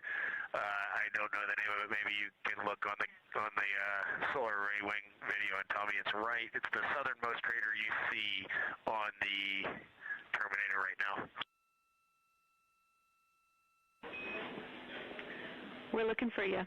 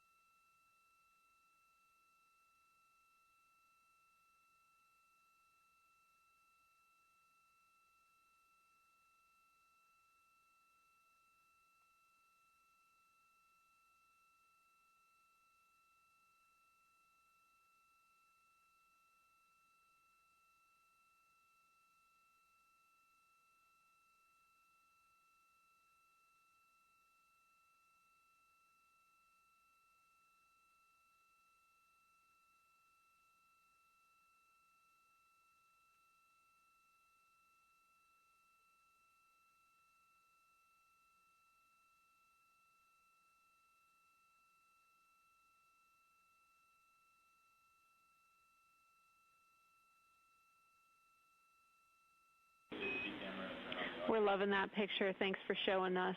And Reed, as an answer to your last question, we believe that that is Chebyshev crater.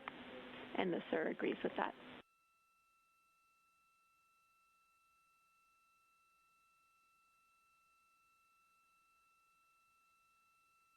Okay, that picture I was just showing you is an 8X iPhone out the docking hatch for the high grazing angle. It's just amazing. We love it. Thank you.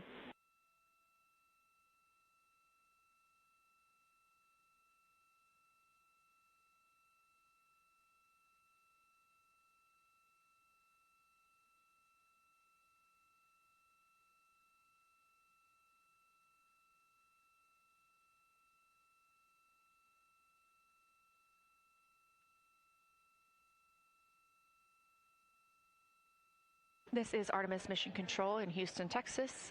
Mission elapsed time, 4 days, 22 hours, 12 minutes into the flight of Orion.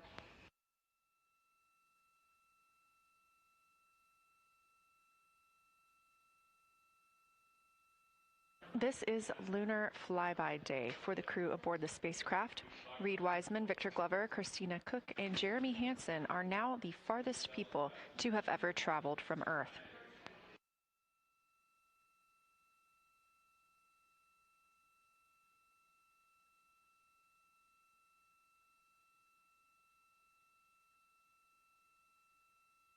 This a live view from inside the spacecraft. They have turned off the lights so they're able to see outside and photograph the moon better with no reflections from inside.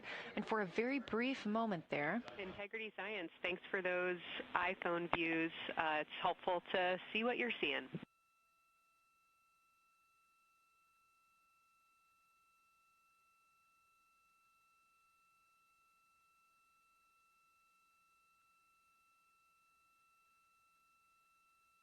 We very briefly saw NASA astronaut Reed Wiseman showing a picture he took on his phone of the moon. We do expect to get all of the photos that the crew is taking today, and we cannot wait to share some of those with you. But pretty cool in the meantime, just to see one quick shot from what the crew is seeing. And this view from outside the spacecraft on Orion's solar array wing. Orion is now 6,643 miles away from the moon and continuing to grow closer. Again, their closest approach will be about 4,066 miles. The best comparison is if you held a basketball at arm's length. That's about what it would look like to the Artemis II crew at their closest approach.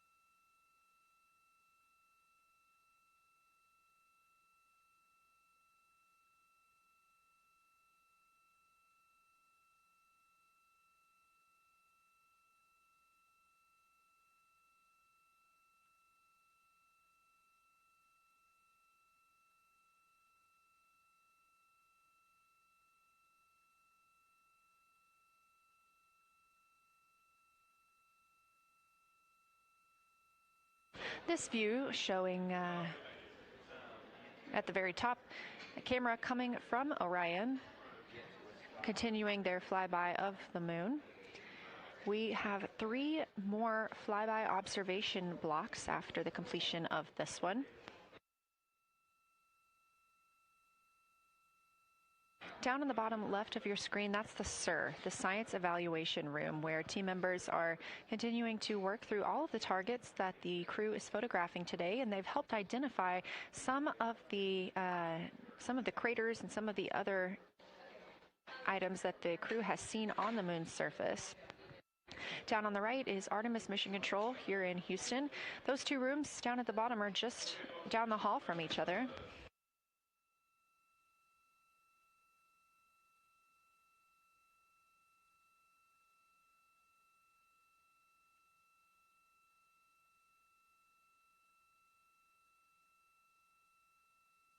And we are just a few minutes away from the next cabin and window team swap. That means Victor and Christina, who have been at the windows, will fly to the cabin, the background essentially, and be their support crew for Reed and Jeremy. Reed and Jeremy will move back up to the windows.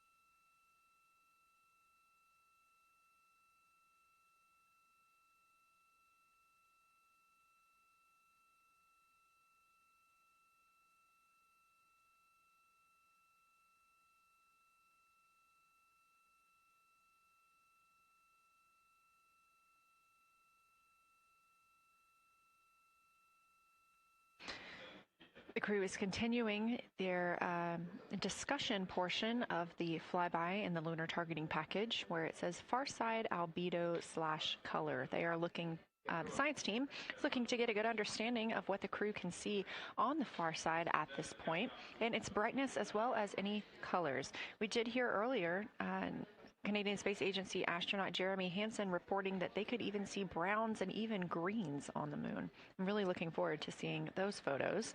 And in just a couple of minutes, the teams will swap from the cabin to the window.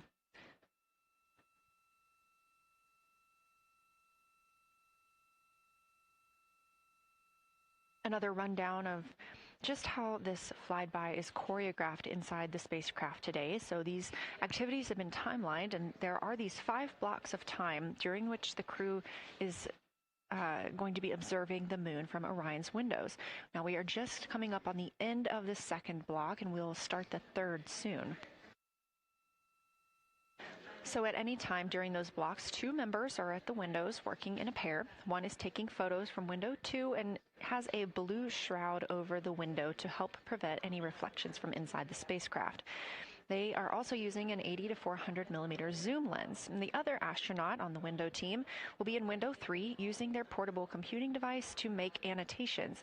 Now, again, both of those crew members are making audio recordings of what they are seeing, and we are not hearing that right now. Those are going to be downlinked later to the science team, who will evaluate them and use that data to inform our understanding of the moon. Those 2 crew members at the windows swap roles. Integrity Houston, it is time for another swap between the cabin and the window teams. So we have 15 minutes of handover time, and then we will expect Jeremy and Reed at the windows and Christina and Victor at the cabin. I have no new vehicle updates for you, but I do have a photo location for some photos on Ike's PCD, and I want to let you know that Jeremy's family have arrived in the viewing gallery.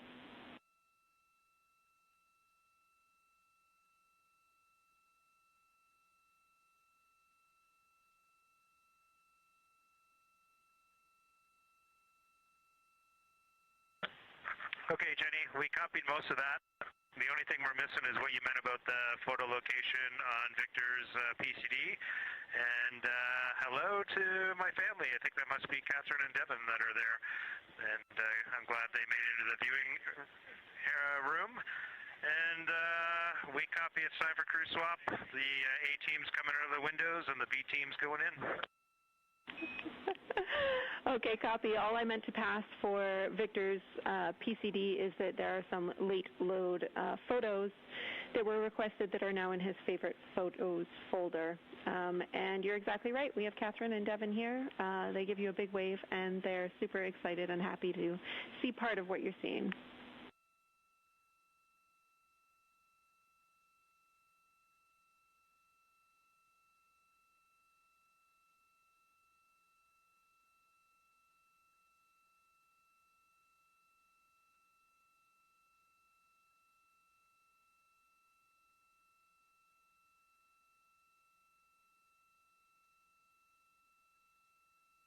Okay, copy, Jenny. We're not sure what we're looking for in the PCD, but we're going to poke around, and we may be calling you back about that one. All right, that's no problem, and it's unrelated to flyby.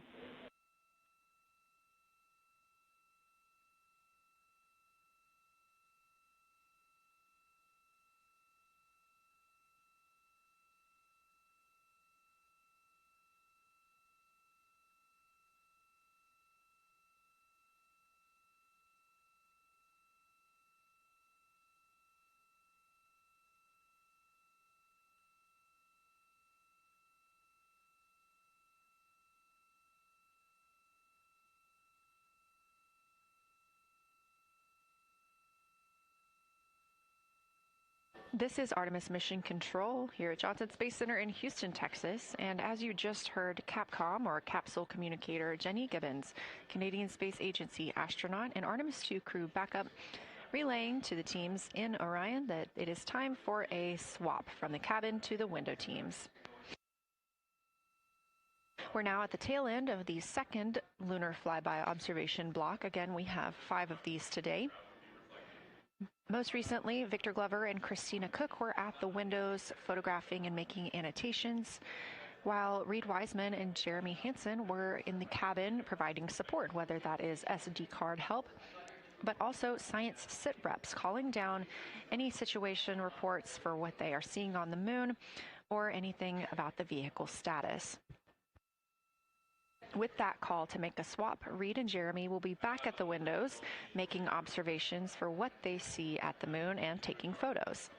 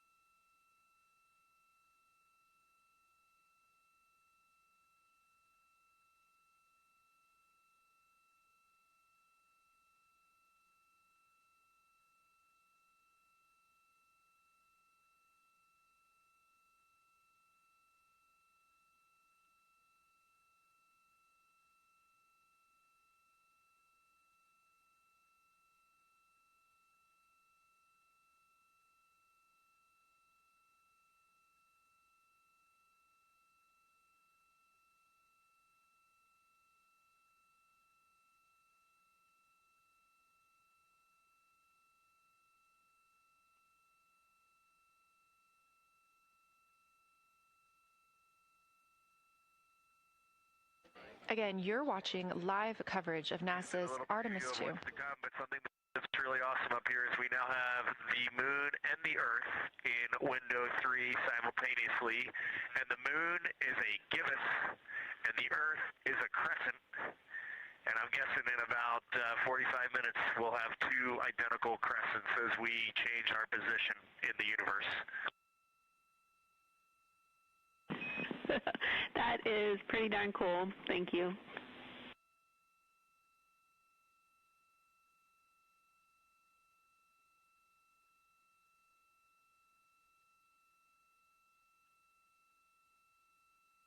That's the Artemis II crew, the first astronauts to fly by the moon in more than 50 years, reporting that when they look out of window 3, one window, they're able to see both the Earth and the moon at the same time now.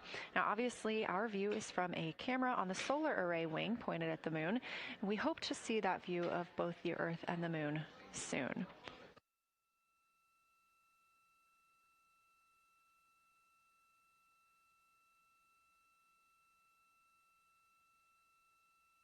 Some upcoming times for what you can expect. In about an hour and 40 minutes, we will have Earth set. And during that time, we will have a view of Earth going behind the moon. Shortly after, just a few minutes later, we will lose signal with the Orion spacecraft. This is tracked as it is going behind the moon and out of reach of the Deep Space Network. At 6 o'clock p.m., the spacecraft will make its closest approach to the moon at a distance of about 4,066 miles. At 6:02 Central, the spacecraft will reach its farthest distance from Earth at about 252,755 miles. Of course, these are approximate, and we will make sure to provide you with the final distances once those are confirmed.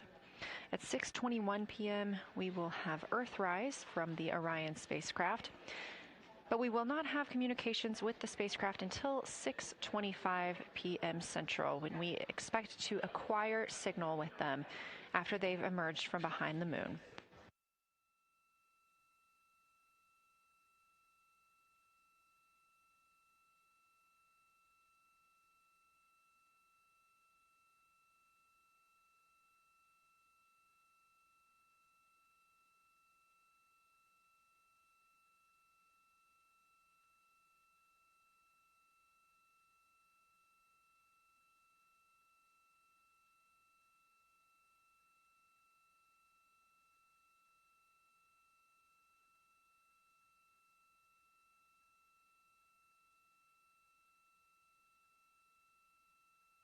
Again, you're watching live coverage of NASA's Lunar Flyby for the Artemis II mission, the first crew to fly beyond the moon in over 50 years. The astronauts inside the spacecraft are switching positions, 2 at the windows and 2 serving in support roles, before they start their third timelined flyby observation for today.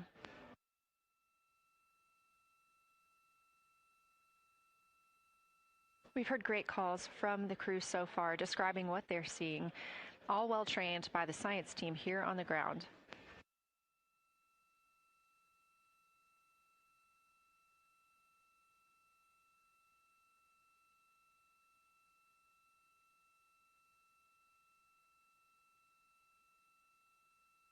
Another major milestone for the crew today will be to experience a solar eclipse from their capsule. No one on Earth will experience this solar eclipse. To the astronauts, this will look a lot like a total solar eclipse on Earth, except the moon will be huge compared to the sun. Whereas if you're standing on Earth and looking at a solar eclipse, the moon and the sun appear to be about the same size in the sky. As the moon begins to cover and then uncover the sun, the astronauts will see a partial solar eclipse, so that's before and after totality, and during that time frame they will have to wear eclipse glasses so they can safely view this phase. They also intend to capture images of the sun's corona during the eclipse. This is a rare glimpse at the innermost corona that will only be captured by the astronauts' cameras. During the eclipse, we also look forward to the crew members describing what they will see, which includes unique light features like the shape and size of the corona and potentially even lunar dust. At the same time, Venus, Saturn, Mars, and Mercury will be near the sun, so they may be able to identify what part of the sky they're looking at. This can help train future Artemis astronauts on what part of the sky they're seeing, which is useful knowledge in challenging situations when they may need to rely on that information instead of instruments for navigation and orientation.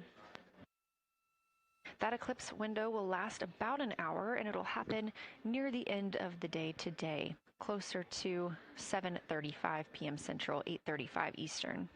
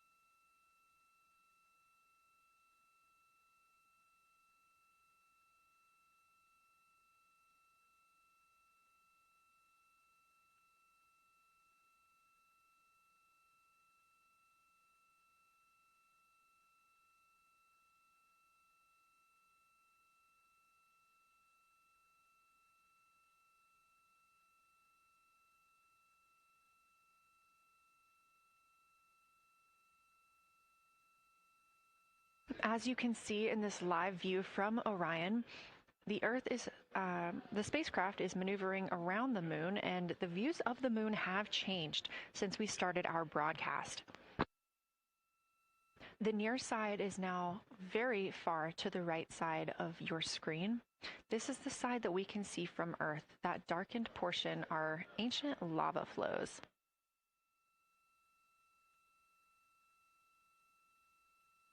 The crater down towards the bottom of the moon is Orbital, and this is a crater that was previously never seen before by human eyes until this mission.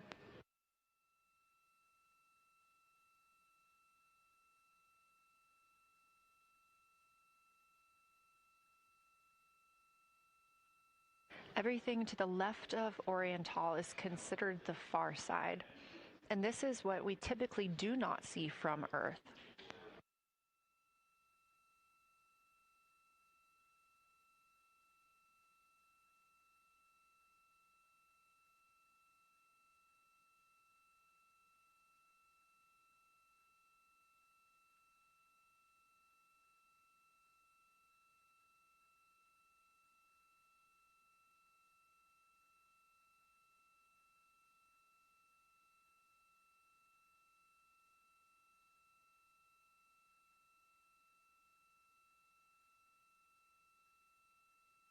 And just a reminder about this view, this is coming from a GoPro camera mounted on the tip of one of Orion's 4 solar arrays.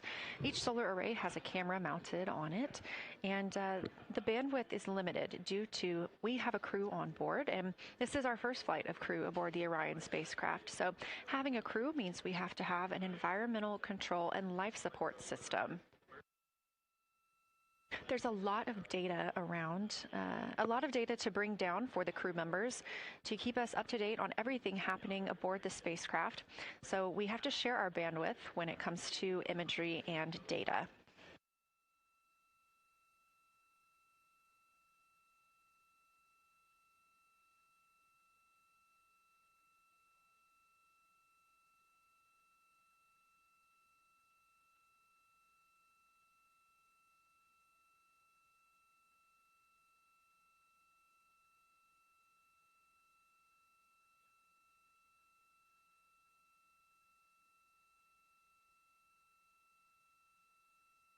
Inside the Orion spacecraft, the astronauts have completed their cabin and window team swap, meaning we have moved into the next block of Lunar Flyby observations. Jeremy Hansen and Reed Wiseman are now back at the windows, taking photos and making annotations. About halfway through this block, they will switch positions at the windows and will be prompted by the ground to do so.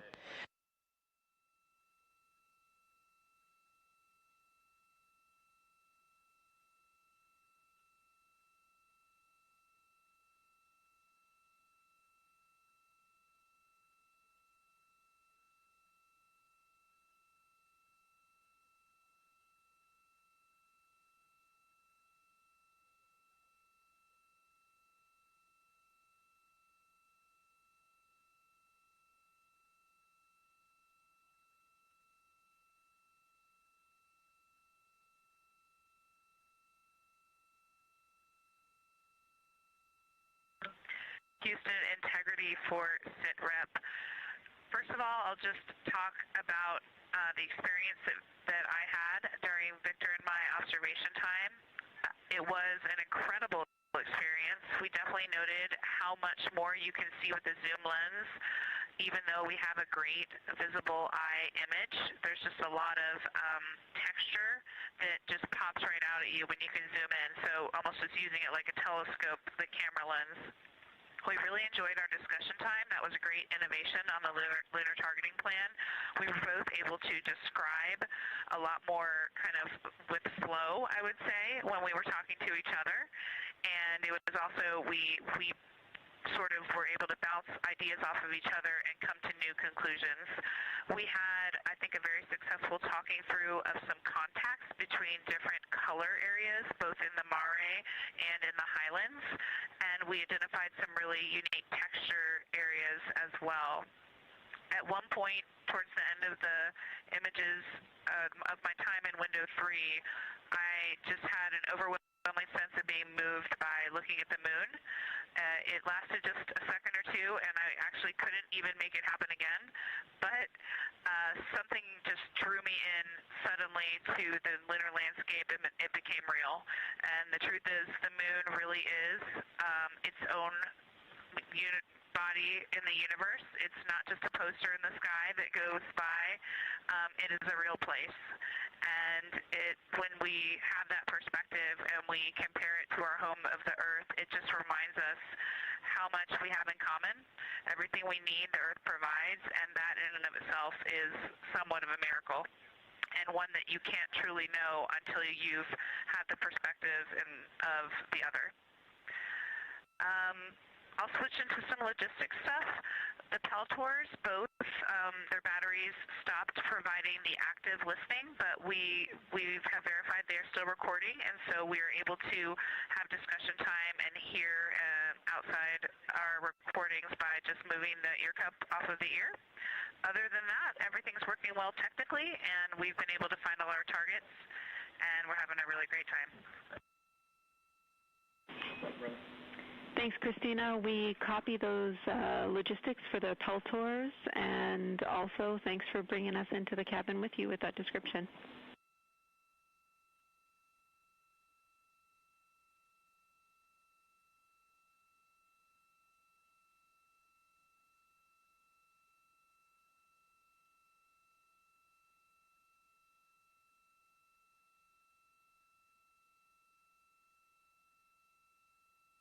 Right on time.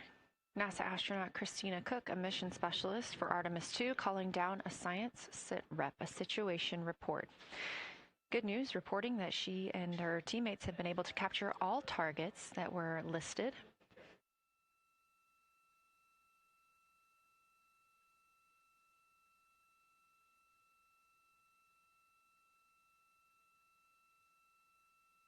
Christina also gave a vibrant description of just how it feels to be there and to see the moon up close and not just something passing in our night sky. Currently, the team members at the window are Reed Wiseman and Jeremy Hansen. Meanwhile, Integrity cabin team for window shroud.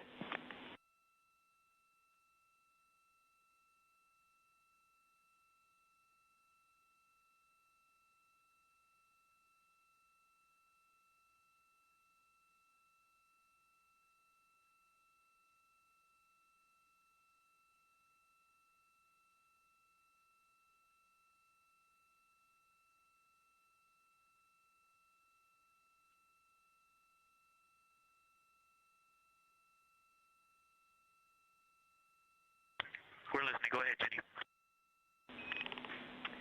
Hey, Victor, we have a temperature constraint on the windows, and the shroud might be getting us close, so we just want to check on the state of window 4's shroud, whether you believe it's still necessary because maybe things have changed with our viewing, and if so, we would like to request to have the shroud removed.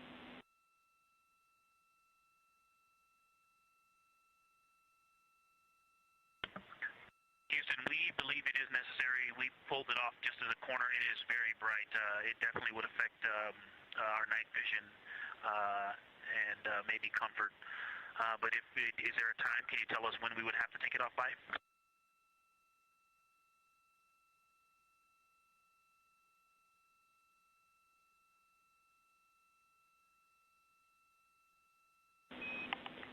Unfortunately, since it's been on for a while, we are going to have to request that the shroud is removed, and we can recommend something that could block the light but just create a bit of distance between the window and whatever is covering it. Something like a t-shirt would do the trick and help.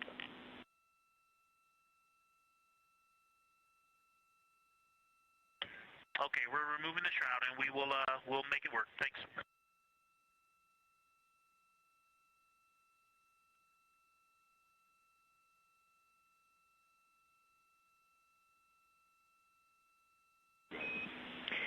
Thank you, Victor. We know it's pretty bright in there now with that window uncovered. We will also offer that airflow on the window would be helpful. So if you want, you can also retrieve the condensation hose, which should be friction fit onto one of the diffusers. And that on the window would also help.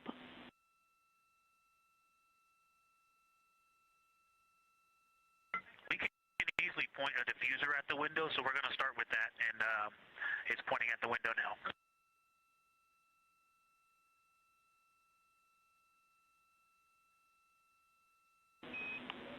Okay, we'll take that, Victor. Thank you. Please keep us updated.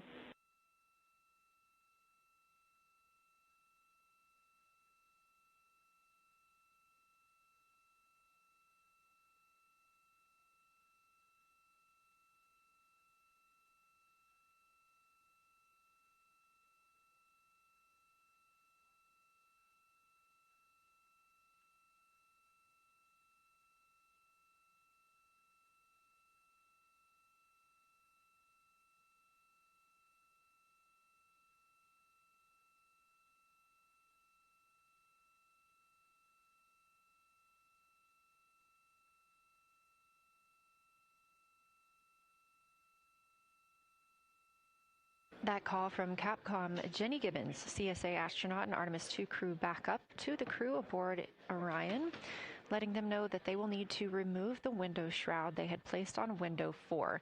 They initially placed that shroud there to block out some of the light from the Earth. It was extremely bright coming in the cabin and interfering with some of their viewing opportunities out at the moon.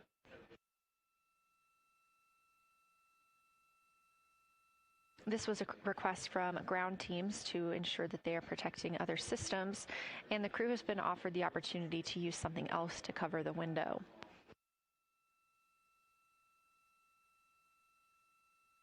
Meanwhile, Reed Wiseman and Jeremy Hansen continue with their lunar flyby observations. They have just looked at Glushko crater. That's about when we heard that call down from Christina Cook with that description of everything she had been seeing during her observation period and what she was seeing at that time. The science team asked this crew to take centered images of the entire crater and their ray system in one frame. They're also interested in knowing the brightness, texture, and extent of Glushko's rays and how they differ in the mare, or that sea area, versus the highlands.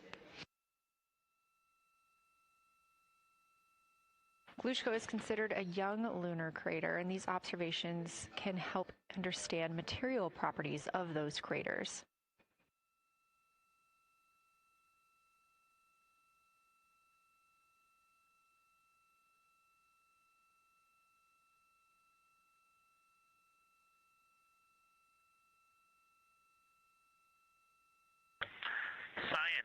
Integrity. First, I wanted to start off with connecting with what Christina said, that it was very moving to look out the window. I had the unfortunate sequence to start looking out the window and then moved to the long lens, and it was hard to speak looking through the zoom. Because I went straight where Christina went, and I was walking around down there on the surface, climbing and off-roading on that amazing terrain. I also want to underscore something that she said.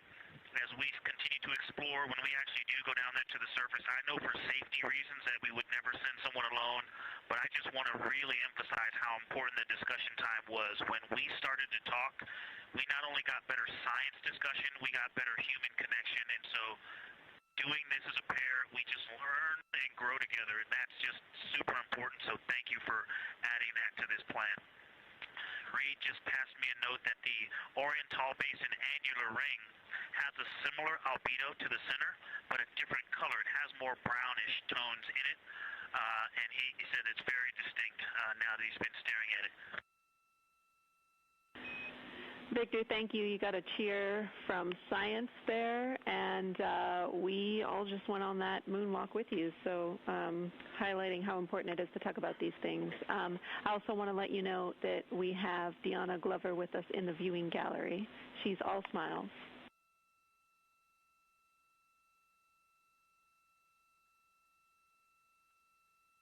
Well, you just got a bunch of cheers up here. Hey, babe.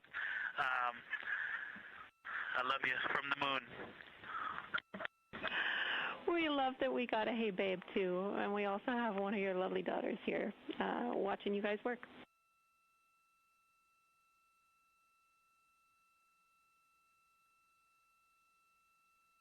Thank you guys for doing that and for supporting them through this. And to all of you, Genesis, Maya, Joya, and Corinne, I love you. And Deanna, I love you. I'm glad you get to be there.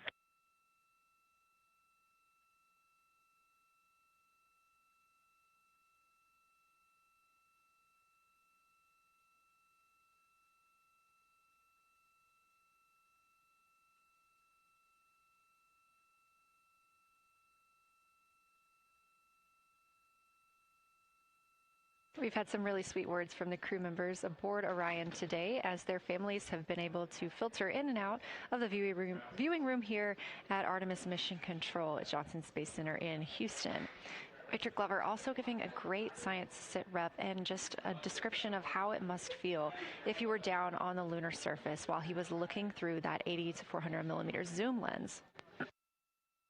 He also expressed how important it was to be able to talk through that real time with Christina Cook and stress the importance of that on future missions, that it not only made their discussions better, but also more human. Glover and Cook are in the support roles right now, not taking photos or making annotations at the windows, but they are also encouraged to have their midday meal at this time. For lunch today, those two crew members have options of beef ravioli, salmon, butternut squash, sweet and savory kale, pickled beets, cherry blueberry cobbler, tuna noodle casserole, tomatoes and artichokes, broccoli, and chocolate peanut butter bar.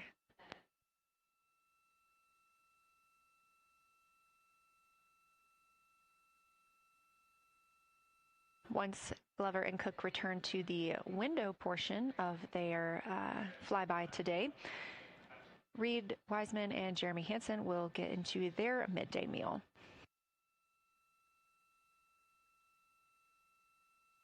Again, this is the third of 5 scheduled blocks for our lunar viewing today, and if you were watching at the start of the broadcast, you can definitely tell the difference in the distance from the moon. We are now 5,518 miles away from the lunar surface, and again, expecting the crew to get about 4,066 miles away. They are currently 252,050 miles away from Earth, and every mile is a new record, having surpassed the Apollo 13 milestone for furthest distance earlier today.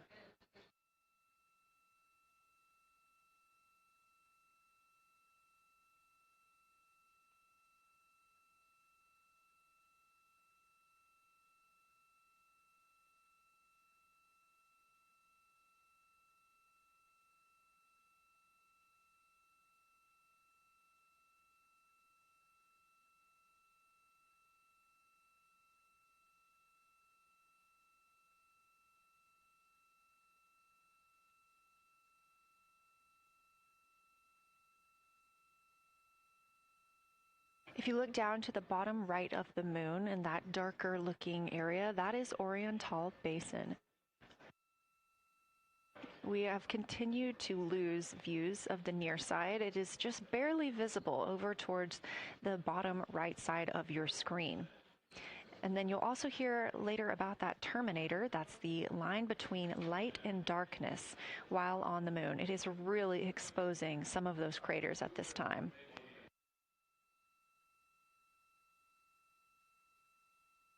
A couple of the other features in view right now are Hertzsprung Basin and Vavilov Crater.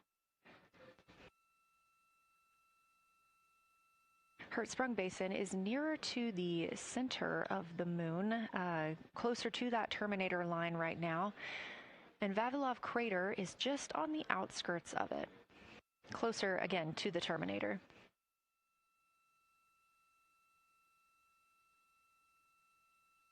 Towards the bottom of the moon and to the left of the Terminator line, or currently shadowed in darkness, is Apollo Basin.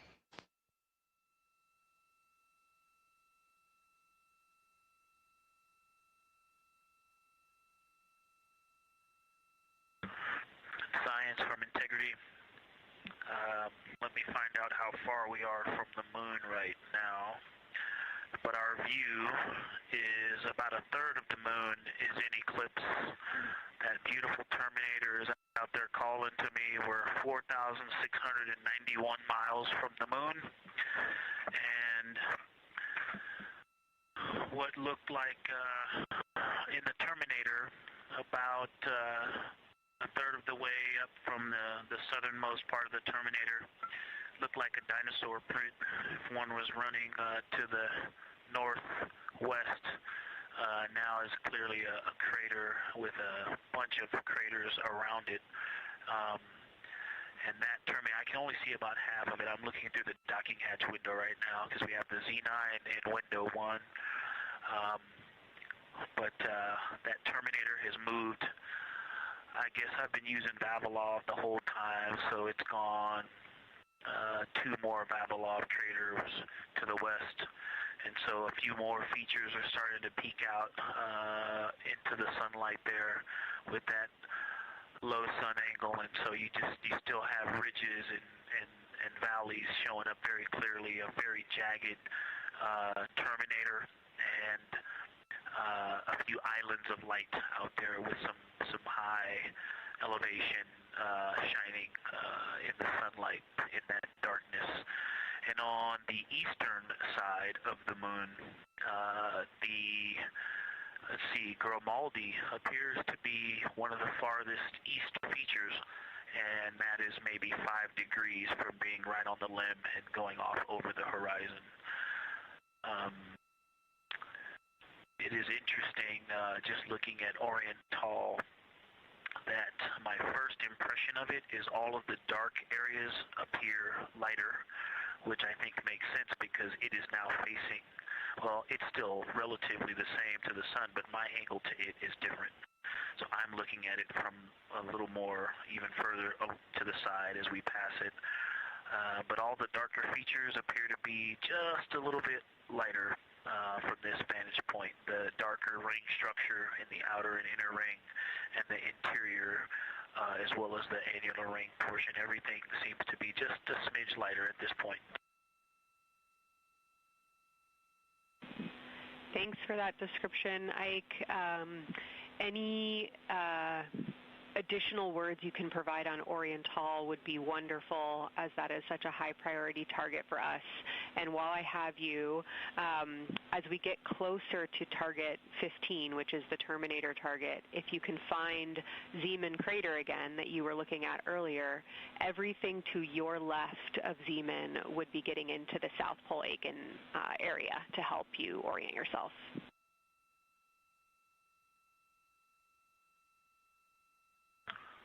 Zeeman is a great waypoint out there. I definitely see it.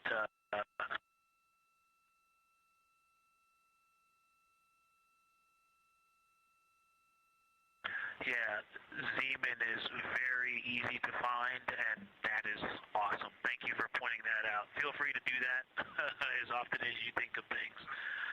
Let's see, looking back at Oriental. Okay, another thing, after looking through the zoom camera, man, you guys are smart. You probably did this on purpose, but after looking with my plain eyes and then going to the 400 millimeter zoom, now looking at it, I see the cliff face as if you were standing in the center. That inner and outer ring have definitely some real terrain to them, and now I can see that as terrain. Now that I look at it even with my naked eye, I can tell that there's a lot of elevation and that, like I said, a cliff face on that eastern edge where all the darker deposits are. And it's just the scale now. Looking at it from far away, before it seemed like flat with color painted on it, but now that I look at it, I can definitely see that there is, different depositional characteristics, and so the darker is some other material, but there's also some shadowing going on because of the cliff face that is a part of that crater wall. great description, Victor. Thanks, and really interesting to hear now the distinction between shadow and color. Before I let you go back to other observations, you mentioned that Reed saw a browner hue to the annular ring than the rest of Oriental. Are you seeing that from your vantage point?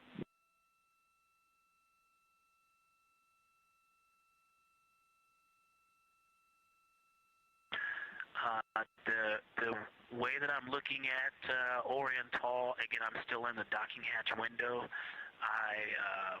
There's like a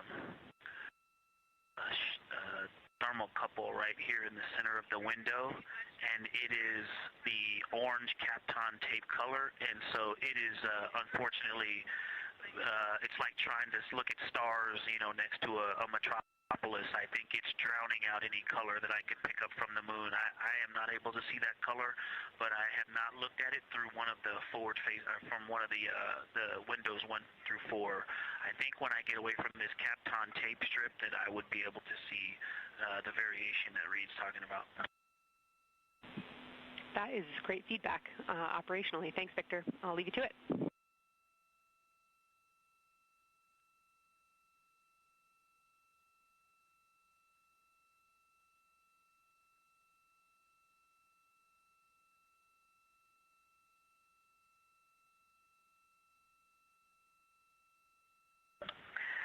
Science integrity with a question from the window team. Integrity, this is Science here with you.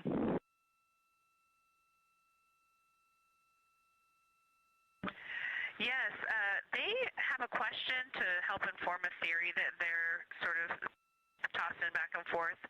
What is older, the Mare seas of the near side or Oriental?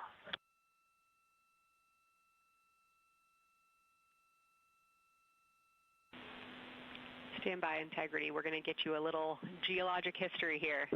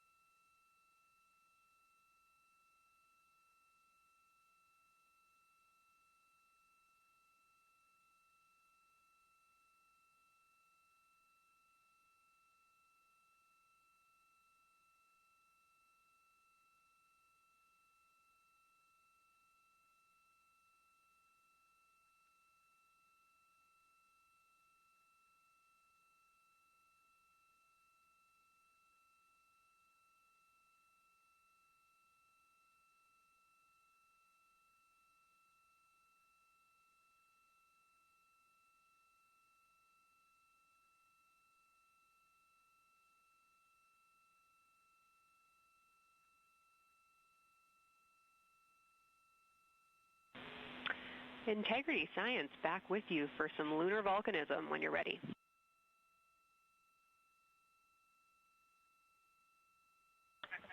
Go ahead. You're making our day down here getting to talk about lunar volcanoes. Oriental, as far as Mare go, is younger than almost all of the Mare on the near side. The exception are features like Aristarchus, which really pop out to you guys and really pop out to us here on Earth. That is younger, but other than that, Oriental is pretty young as far as Mare go.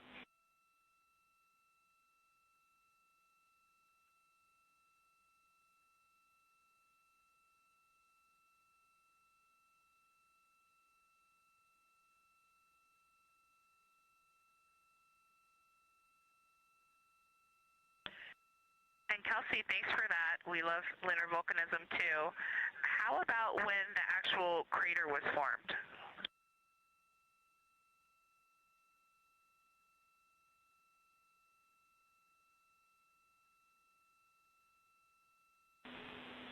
Yeah, we're going to get you an age for Oriental, and while we're getting that, Christina, can you, maybe you've heard the window team talk about the sort of contacts around Oriental, but because that material is so much younger, if anything pops out to you about physical relationship between that and surrounding terrain, we'd love to hear it.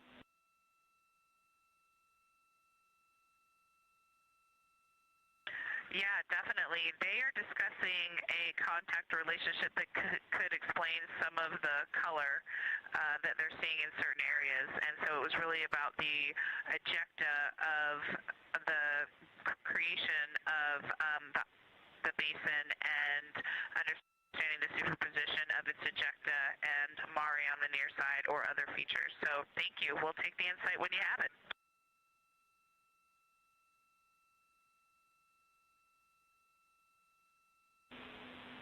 Thank you, Integrity. And I know Jenny wants to get to you with some topics, so I'll leave you with Oriental is 3.8 billion years old.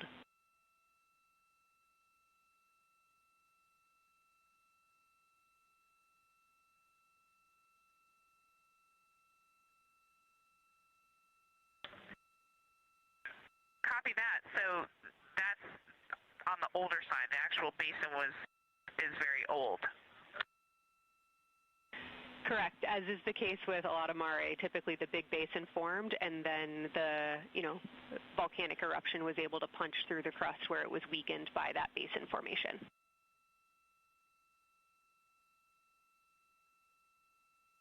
Perfect. Tracking. Thank you.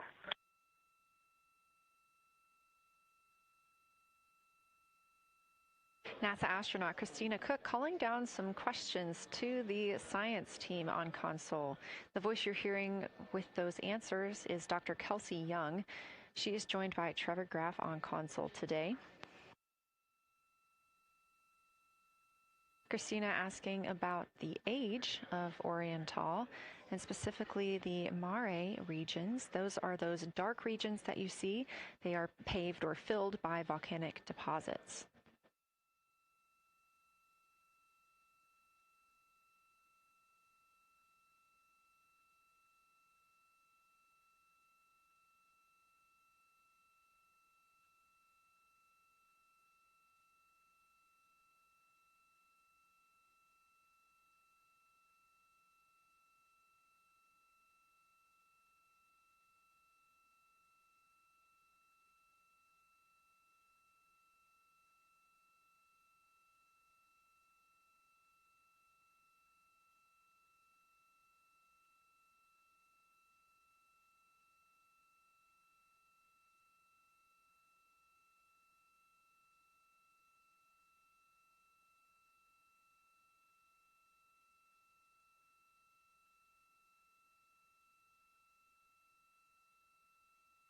Better answer. Integrity, it's about time for a position swap at the window. So we will ask Reed and Jeremy to swap positions, and I'll remind you again about your SD cards. And Victor or Christina, I have one window task for the cabin team when you're ready.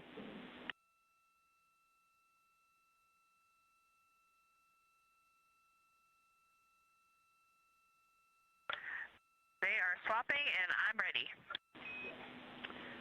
All right, Tina, we found a way that we can reinstall the shroud on the window. We understand it's pretty darn bright compared to everything that you're looking at. So in order to reinstall it, we will ask that you retrieve the condensation hose and you install it on a friction fit on the cabin air outlet port.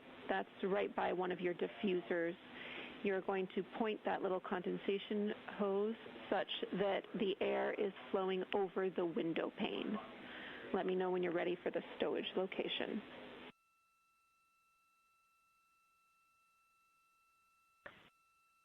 Ready.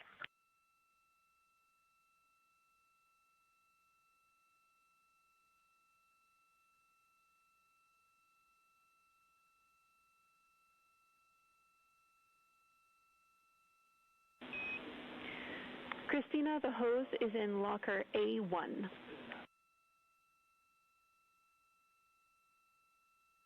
crew has gotten a go to reinstall that window shroud they were using to block some of the Earth shine. Copy. This view coming from inside the Orion spacecraft as the crew members are swapping windows, specifically Reed Wiseman and Jeremy Hansen. They've been our crew members at the windows taking photos, making annotations, and making recordings that'll be downlinked later to the science team for review. The science team will have a conference tomorrow morning with the crew to get any fresh perspectives or things that they learned during the flyby.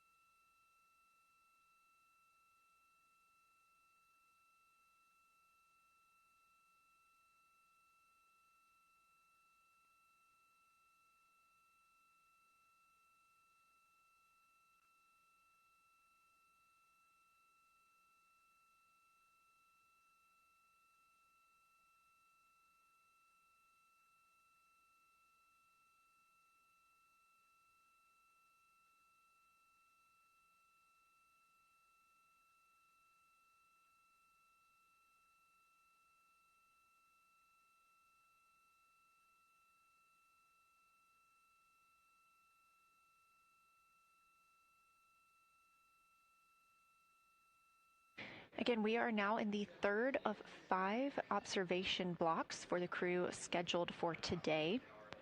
During this flyby, Orion is passing around between 4,000 and 6,000 miles from the moon and providing the crew with a full view of the lunar surface. It's a higher vantage point and much farther than Apollo's lunar orbits on average. So from this view, astronauts can observe both the North and South Pole and large-scale geologic features in one single view.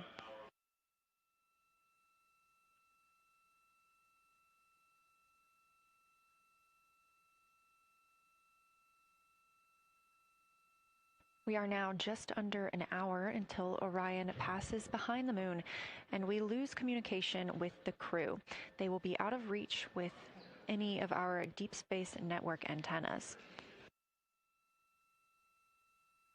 That loss of signal will last about 40 minutes, and we expect to regain communications with them once they fly behind the other side of the moon. While they are behind the moon, they will also reach their max Earth altitude as well as their closest approach to the lunar surface.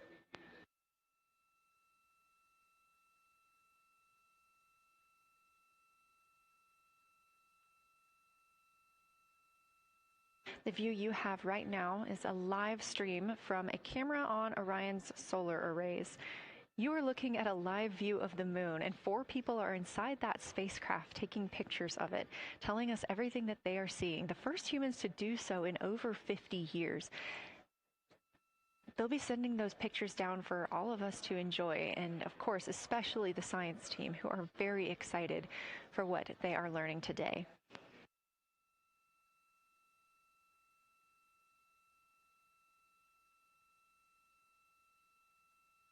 It appears the Artemis II spacecraft, Orion, is now under 5,000 miles away from the moon. Again, we expect their closest distance to the moon be about 4,066 miles.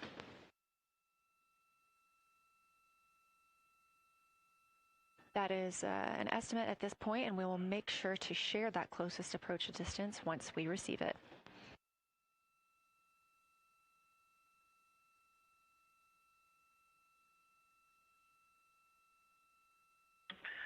Houston integrity question, did you just want us to cool the window with the condensation hose, or did you want us to put the shroud back on and cool the window at the same time?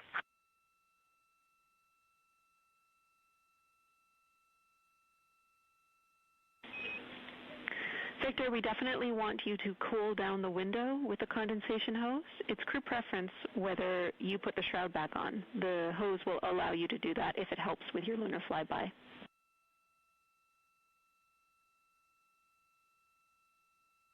Okay, copy. We're going to do both at the same time. Thank you. Houston copies.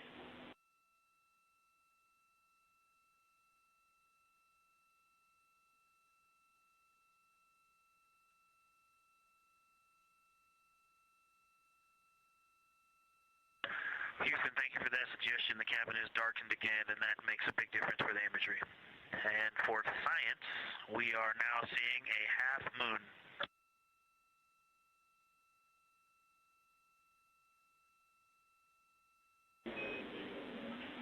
Thank you, Victor. We're happy to hear it, and we see half moon, full moon joy still.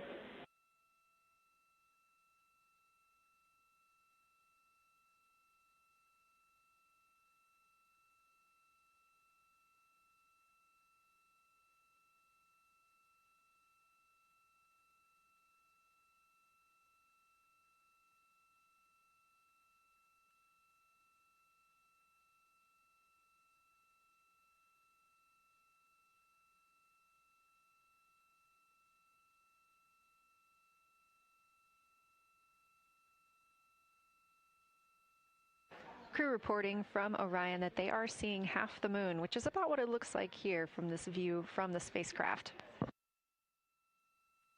However, what has become a little bit of a catchphrase for this mission, everyone is reporting full moon joy.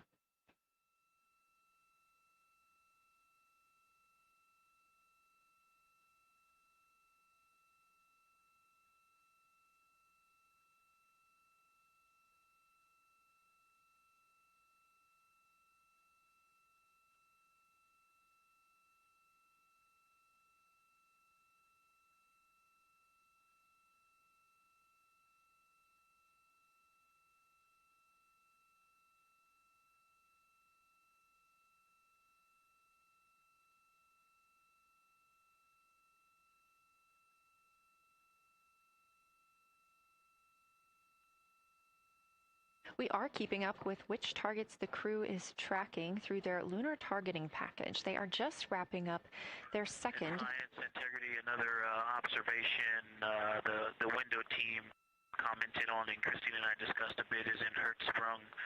The solid and intact crater is very smooth. If it were a dirt road, it's very hard packed, and then you go outside of it, and that outer crater, that's the one that is older, it is a little rougher and more jagged, and starts to get into more loose-looking terrain. And the smooth interior also causes the craters that are inside of the larger crater, the smaller craters, to have really sharp edges, sharp, distinct edges. And just a general comment on that area, Hertzsprung, that whole area, the average albedo there is darker. That is, I would say, 3.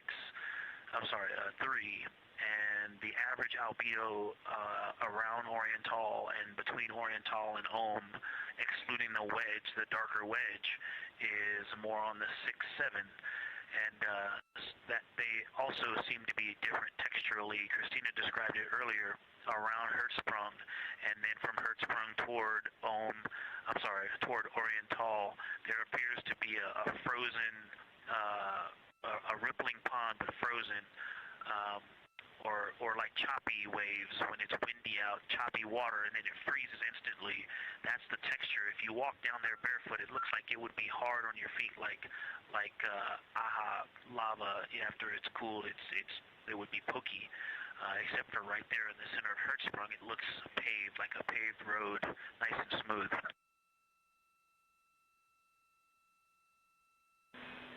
Victor, that's a wonderful description. Going from a paved road to lava reminds us of the Icelandic highlands. Thanks for that.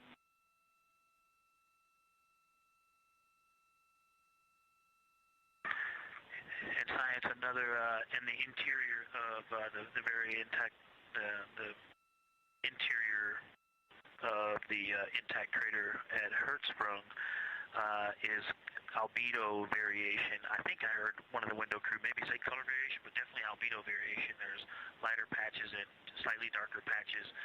It's not swirling, it's just patchy. It just has spots that are lighter, and I would say a predominantly darker average area.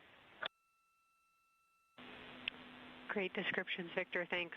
Not swirly, just patchy is really helpful for us.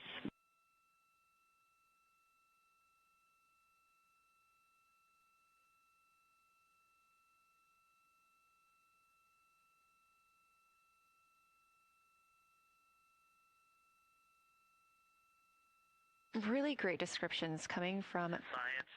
The window team is hitting all the targets. They are on plan and starting the discussion of the Terminator. And boy, I am loving the Terminator. I think I know it's not purely a moon feature, but what it does to the features of the moon, to the terrain, I've probably spent the most time describing into my recordings and thinking about and looking at the Terminator. There's just so much magic in the Terminator.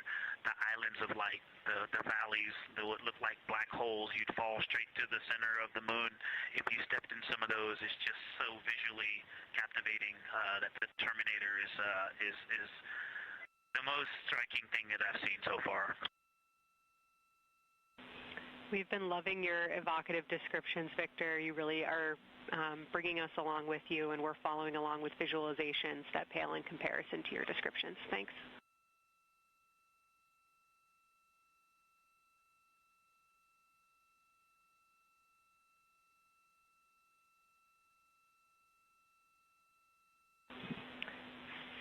Integrity Science, one more question on a status of what the window team chose to observe for crew choice.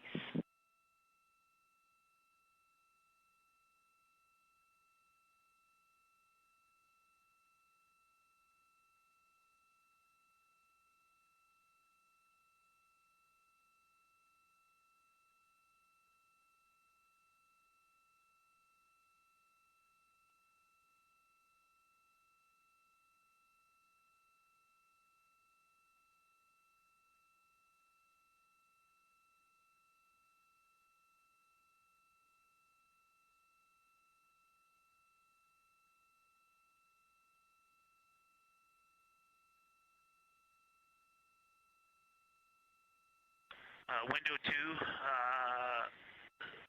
talked about Vavilov, look for suspended dust, and the Terminator. And window 3 about the experience and about the three-dimensionality of the moon this close. Wonderful. And another observation about Oriental, I would say, is the features going off to the southwest, the two large, almost look like scratches in the surface.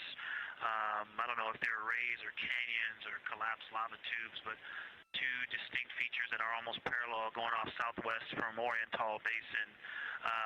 They are the first things that made me notice parallax of our trajectory looking out at Oriental. That and in the inner walls of the east side of the crater rings, you really get a sense that we're flying over something with elevation and terrain, and they look different from this orientation.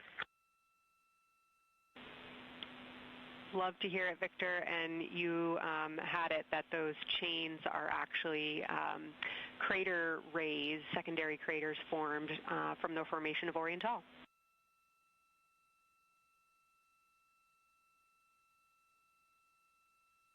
Yeah, speaking of crater rays, the crater rays that are going off to the northwest,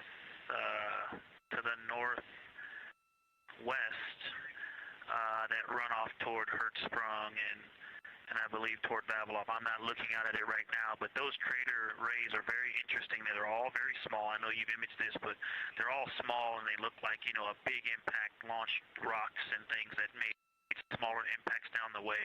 But something very interesting, and again, you can see this in imagery, but some of them are parallel, and then some of them converge toward the center of Oriental. And then I think I even saw some that maybe diverge, which not diverge, but that are convergent, which indicate multiple large impacts that created a lot of secondary impact crater rays. Fantastic, Victor, and I'll note that we can infer that you're looking down at your freshly named Integrity crater, which is near the end of one of those beautiful crater rays from Oriental. Thanks for the description.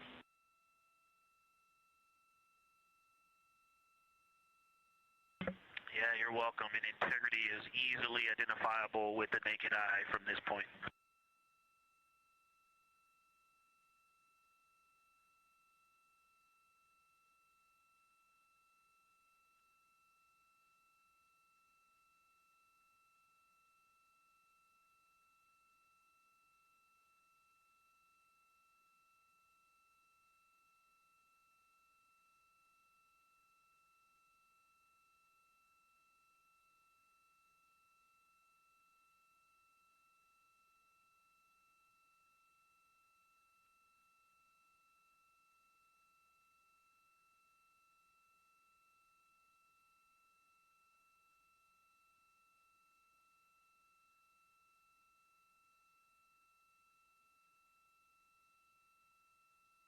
We've been hearing some great situation reports from Victor Glover, the pilot of the Artemis II mission, calling down to the science team, letting them know what he is seeing. And one of those things is Hertzsprung Basin. If you look just to the right of the Terminator, that is the difference between light and darkness on the moon. You can see what he's describing when he says Hertzsprung Basin and how it looks a little bit paved in the middle there. It's almost in the very center of the moon in this view, coming from the Orion spacecraft and a camera mounted on its solar array.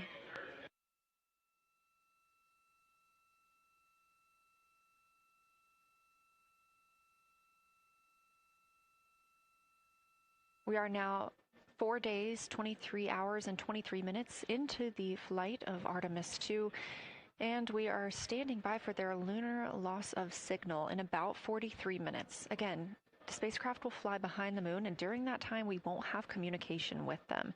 They will be out of reach of our deep space network. However, we will regain communication with them approximately 40 minutes later when they come around the other side of the moon.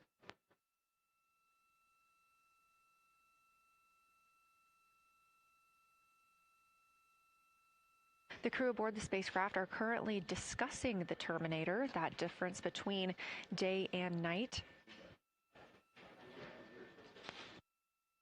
The science team is interested in learning about the topography and the color of the lunar surface, and it's already been very interesting to hear that they have seen colors like greens and browns while looking at the moon. Some of the questions that they are hoping the crew will discuss are how do the quantities and sizes of craters and mountains vary along the Terminator, and they are looking for the crew to describe the topography of features along or near the Terminator. They're also looking for more information on any color or tone variations, and they're hoping that the crew will take images to illustrate their findings. Glover reported earlier that the crew has missed none of their targets when they are photographing at the window. We aren't hearing the conversations that the crew is having right now, but these are being recorded to their personal computer devices, PCDs, and those will be sent down to the science team. The science team will have a conference with the crew tomorrow morning to discuss their findings and experience when looking at the moon today.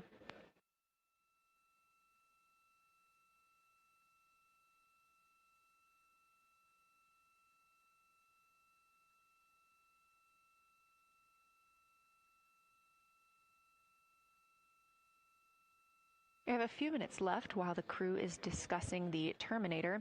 And if you're just joining us, you're looking at a live view of the moon, our moon, from the Orion spacecraft and a camera on its solar array. Inside that spacecraft, 4 astronauts, Reed Wiseman, Victor Glover, Christina Cook, and Jeremy Hansen, the first 4 people to fly around the moon in over 50 years.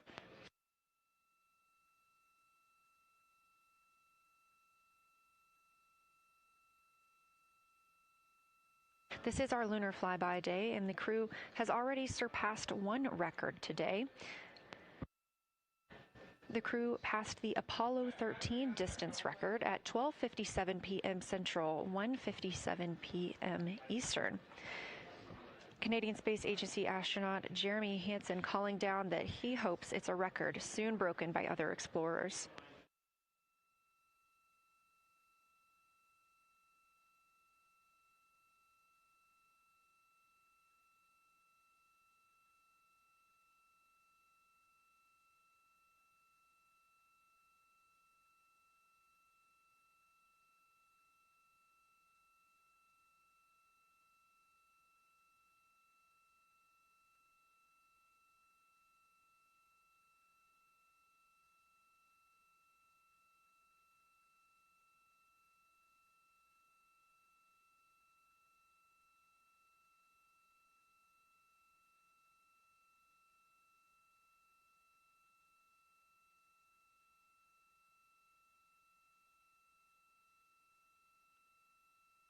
We are live in Artemis Mission Control in Houston, Texas, monitoring the flight of Artemis II. All of the flight controllers here, each monitoring a different system aboard the Orion spacecraft. Integrity Houston, we are ready for our cabin and window teams to swap again. We have a 15-minute handover time here, and I have a couple of items I want to read up to you. They'll require you to write something down on your knee boards, so let me know when you're ready.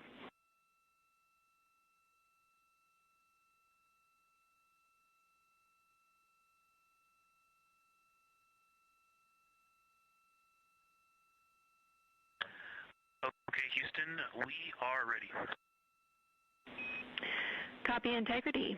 First of all, once you start this next shift here, during this lunar observation shift, we will begin our lunar LOS, so you can expect a call from me a few minutes prior reminding you. And second of all, FIDO just sent us updated altitudes and METs for lunar closest approach and max Earth altitude. Let me know when you are ready to write those down. They differ slightly from Optimus.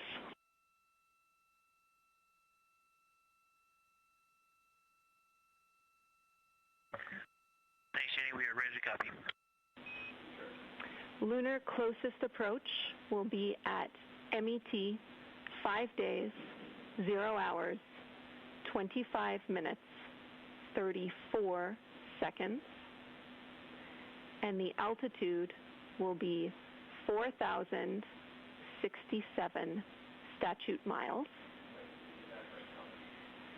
Maximum Earth altitude will be at MET 5 days, 0 hours, 27 minutes, 39 seconds, with an altitude of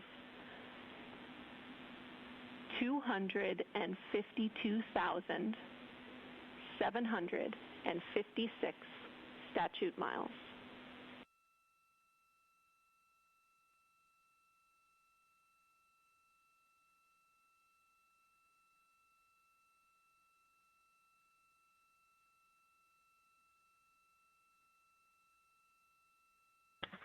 The crew really wants to ask for that in kilometers and in parsecs, but thank you for those. That is great. Thanks for that update. I'll send FIDO to work, and I appreciate the metric. Other than that, I have no new vehicle statuses to pass to you. Enjoy your handover time, and we're looking forward to picking back up with you shortly.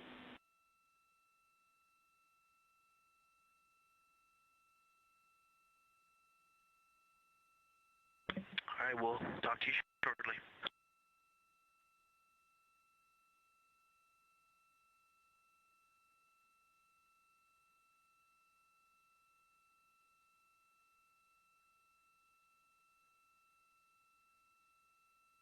Those words called from Capcom Jenny Gibbons, CSA astronaut and Artemis II backup crew member, to the crew working aboard the Orion spacecraft. Had a little bit of a view inside the cabin. As you can see, it is very dark. The crew has turned off the lights, and the light that you were able to see is coming through the window, a reflection of Earthshine and from the moon.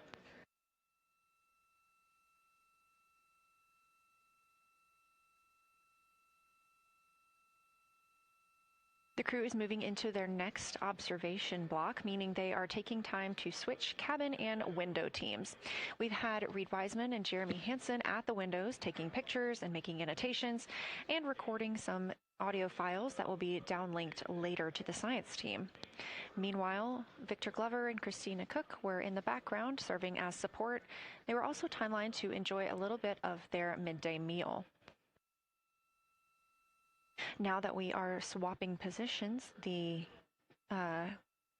support team becomes Reed Wiseman and Jeremy Hansen.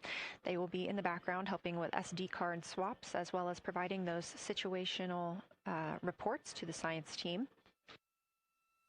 Victor Glover and Christina Cook will be the astronauts at the window, photographing and speaking into those PCDs, portable computing devices, about what they're seeing on the moon. As you heard Capcom Jenny Gibbons call to the crew, this block is also when we will lose communications with the crew. That LOS, or loss of signal, scheduled to be less than 35 minutes from now. We anticipate to be out of signal with them for about 40 minutes, and will regain that communication once they've flown around the other side of the moon.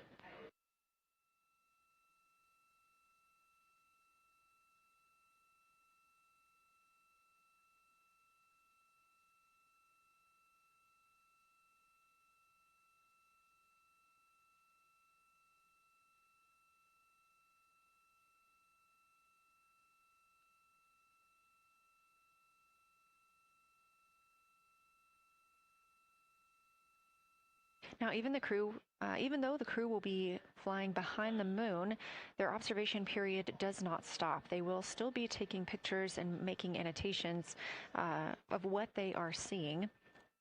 They'll be looking for the limb of the moon, Earth set, and then Vavilov crater, which we have previously seen. They'll swap positions at the window before moving into a crew choice option. They will get to pick things that are interesting to them on the surface, take pictures, and explain why they find them that way. They'll also be looking for any impact flashes. These are short-lived flashes on the lunar surface caused by impact bombardment.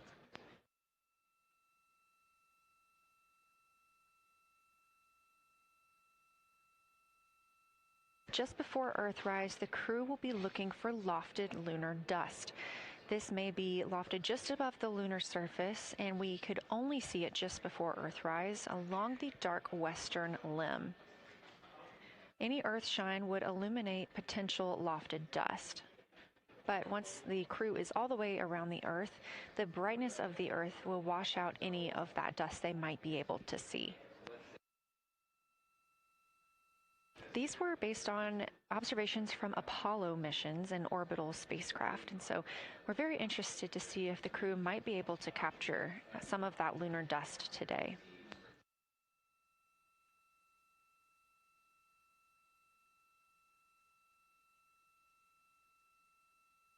Following that lofted lunar dust target, the next will be Earthrise. We will regain communications with the crew shortly after Earthrise.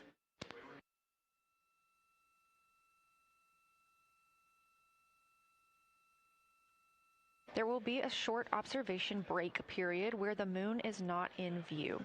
That's because we are also anticipating the crew seeing an eclipse today. The moon won't be in view because the team here in Mission Control Houston will need to change the attitude of the spacecraft and ensure that its solar arrays are gathering light from the sun heading into that eclipse period. So we will have communication with the crew, we just won't be able to see the moon. However, we will have views during that eclipse time frame. During that time, the science team is looking to know it will only be illuminated by Earthshine at that point, so they want to know what the whole moon looks like overall, but they also want the crew to look into deep space and potentially see if they can spot any planets.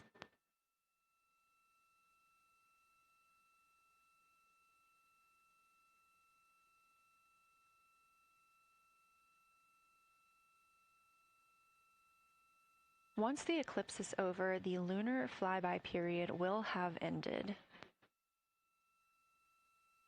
We are live through the whole thing, and even once flyby is over today, we remain live 24/7 on NASA's YouTube.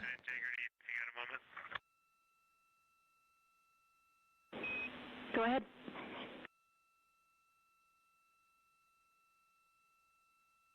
I don't know if Catherine and Devin are still there, but if they are, just wanted to just let them know how much fun we're having out here.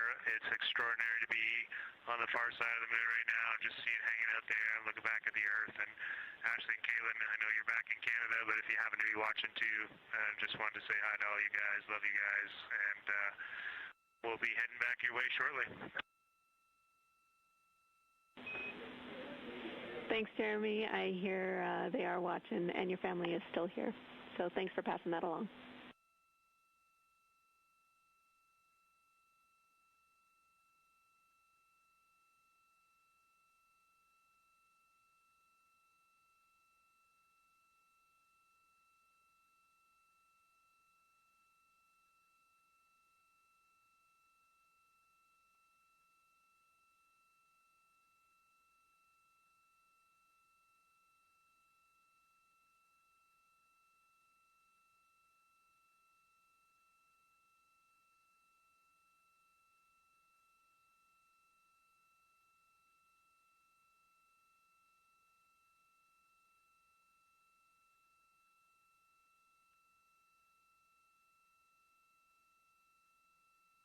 This view inside the Orion spacecraft, and it's a little hard to make out, but on the left there, that is Jeremy Hansen, just calling down some well wishes to his family, joining us in the viewing room and watching online. Currently in the window are Victor Glover and Christina Cook. They are taking pictures outside of the window as they are now in their flyby observation block. At this time, Reed Wiseman and Jeremy Hansen are serving as support crew members, and they are also going to have an opportunity to enjoy their midday meal at this time.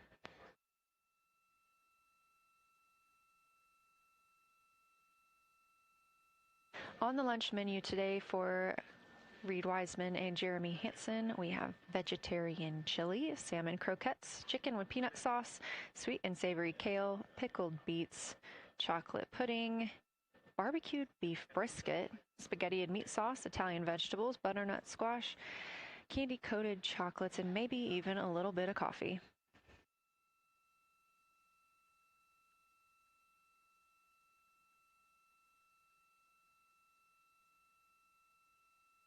And if you look closely, you can see it looks like they are getting into some of their food for the midday meal.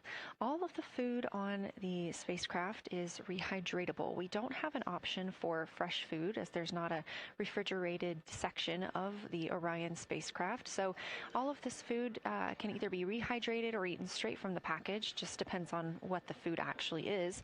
And for food that needs to be rehydrated, there is information on each package of how much water needs to fill that bag and what temperature it needs to be.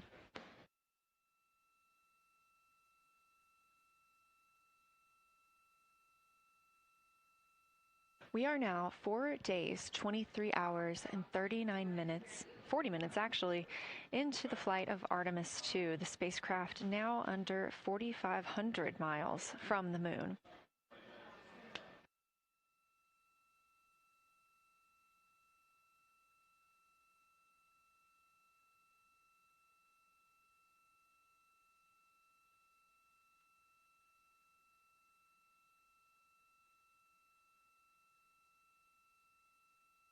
We are now also under 30 minutes away from loss of signal with the astronauts. We will regain that communication about 40 minutes later. They will still be photographing the moon and documenting what they're seeing while they're behind the moon. And we especially look forward to potential Earthset and Earthrise views.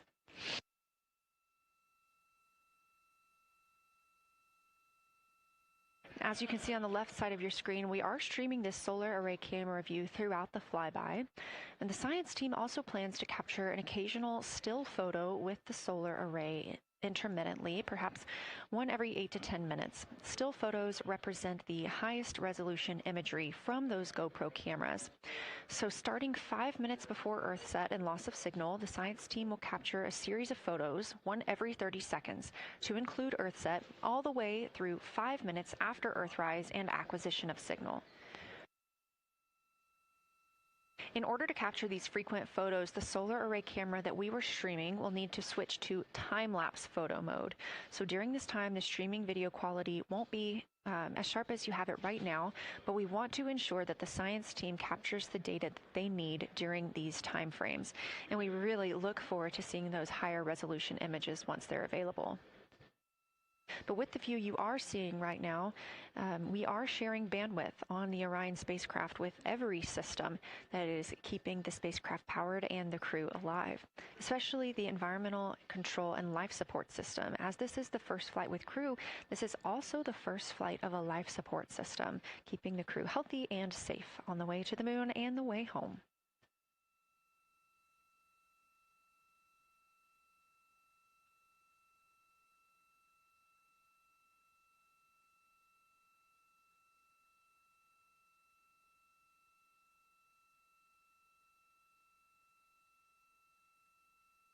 On the timeline, we're getting towards the end of the cabin and window team swap period, but it looks like our astronauts, Victor Glover and Christina Cook, are already photographing the moon outside of those windows.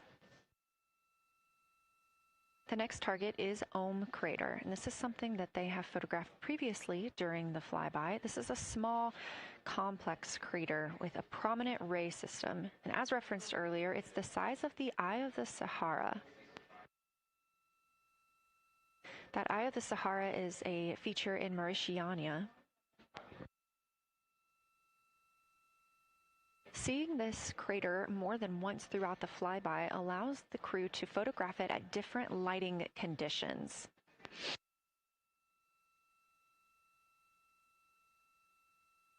Those different lighting conditions help expose different portions of the target and can help the science team learn a little bit more about how it formed and what it is today.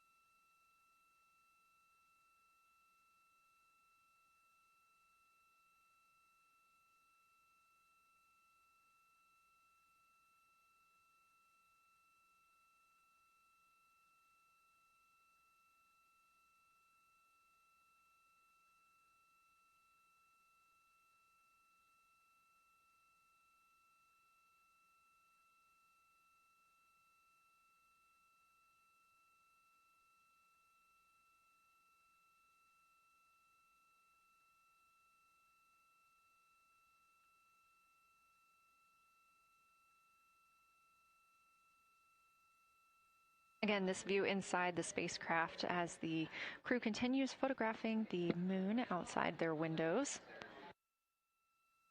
They have turned the lights off to allow them to better get photos of the moon, preventing any reflections from coming in from the spacecraft.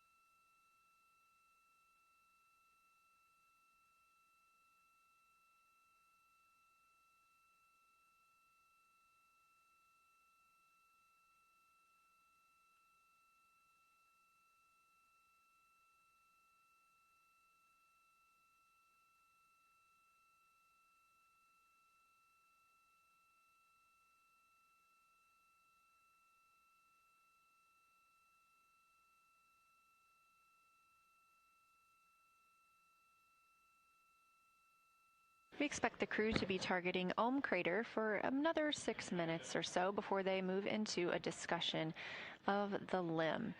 Now, the science team has asked for a science sit rep or situation report during that time, so we hope to hear calls from the crew on what they are observing.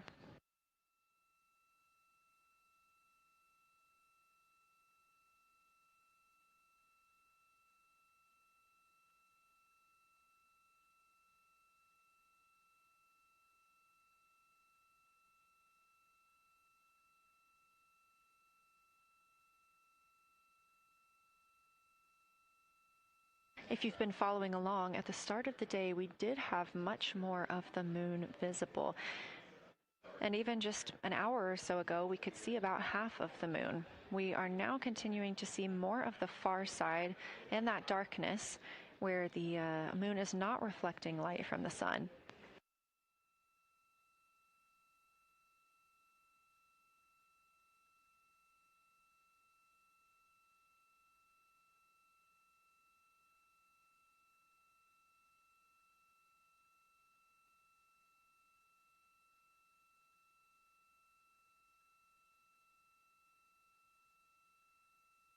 Earlier, we were also able to see some of those darker portions, that old lava flow that we often see on the near side of the moon and that we can all see from Earth.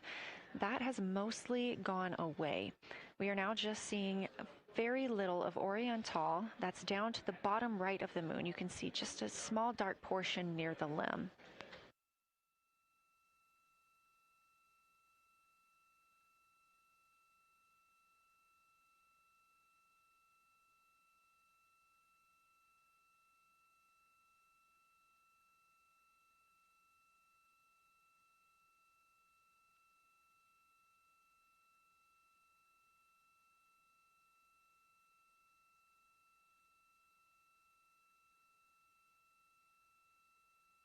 We are now about 18 minutes away from loss of signal with the Orion crew. Again, we use the Deep Space Network to communicate with the crew members when they are this far from Earth. This is the first mission since Apollo when we have had humans on the Deep Space Network.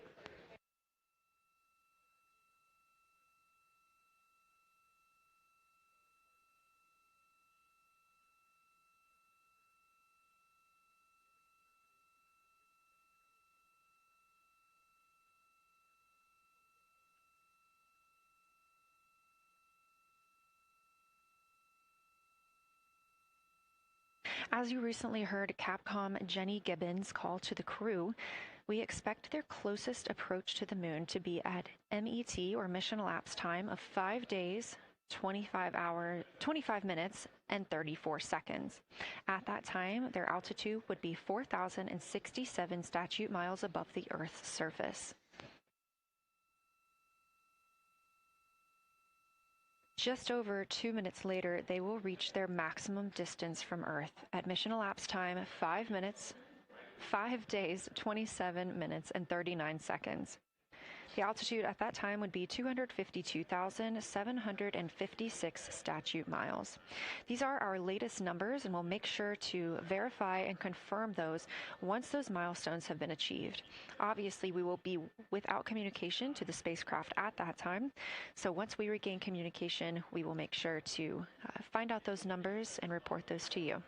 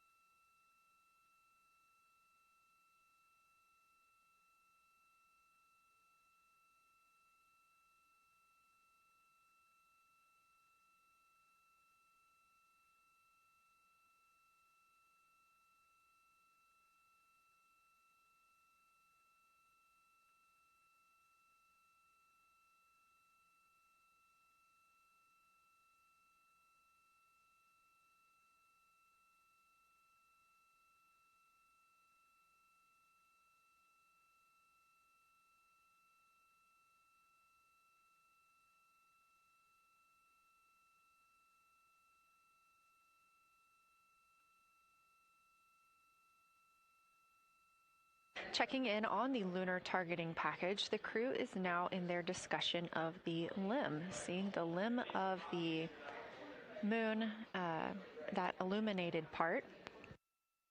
Currently at the windows taking photos and making annotations are Victor Glover and Christina Cook.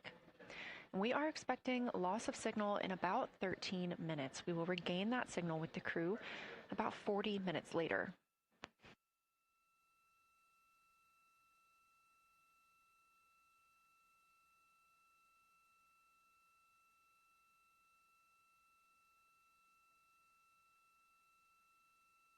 A milestone worth mentioning that this day marks the first time in more than 50 years that humans will observe the moon directly, a critical opportunity to practice how lunar science will be conducted during future Artemis missions.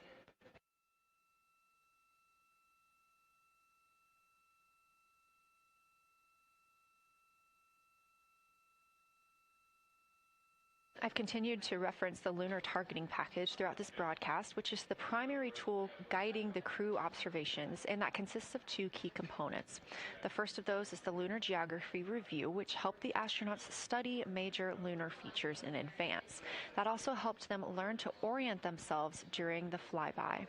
The Lunar Targeting Plan provides a detailed timeline of observation targets, background science context, and specific instructions for the picture the crew should take, and verbal descriptions of what will be helpful to the science team reviewing those pictures later. That's what we've been tracking real time and what the crew is using right now to keep up with their next milestones.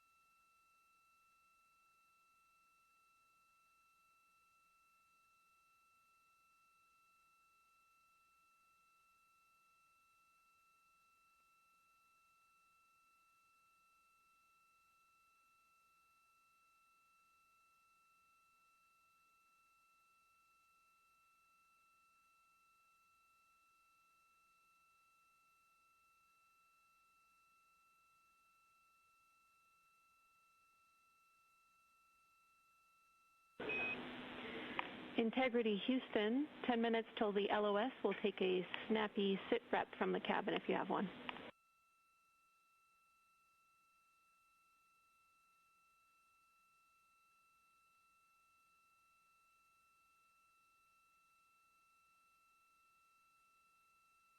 Okay, Jenny, that came, we missed most of that, but just a 10-minute warning, is that what you're saying?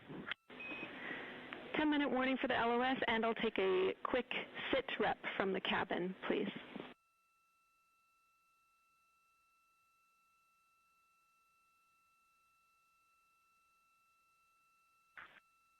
All right, cabin is still full of excitement. We've got Christina in window 2, Ike in Victor in window 3. Reed's actually been trying to get some images out of the docking tunnel. We can see the Earth and the Moon and part of the Moon out of the docking tunnel, which is pretty good. And I'm just grabbing some footage right now with our interior cameras.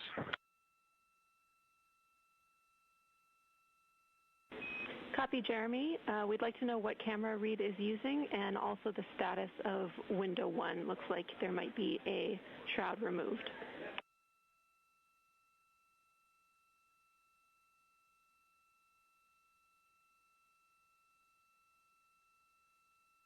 Okay. Reed was using the Z9, and the T-shirt shroud is still on window 1, but we took the camera out of it, so maybe that's what you're noticing. But when I looked in there, I saw a lot of sunlight reflecting around. Copy. That makes a lot of sense to us, Jeremy. I want to remind you, coming up on this LOS, it will take sit reps in the blind, and as more and more of the moon is in darkness, we will take any report you have on impact flashes.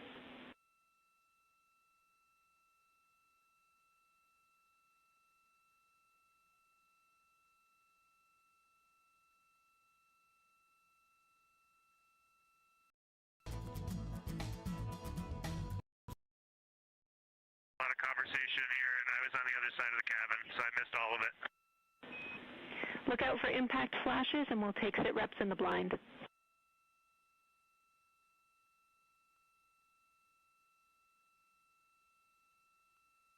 Okay, impact flashes, sit reps in the blind. We got it. And yeah, just so you understand what's going on with window 1, there is light coming through the outer hall from window 2 into the inside of window 1, if that makes sense. Like, I can see the inside of the vehicle when I look between the two panes of glass. Copy.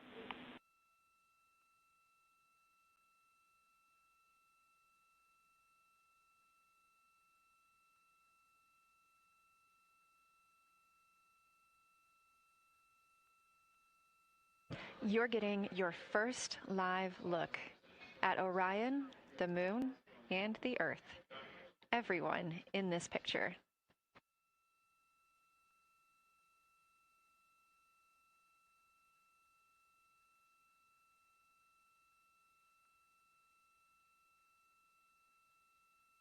This is a live view from the Orion spacecraft.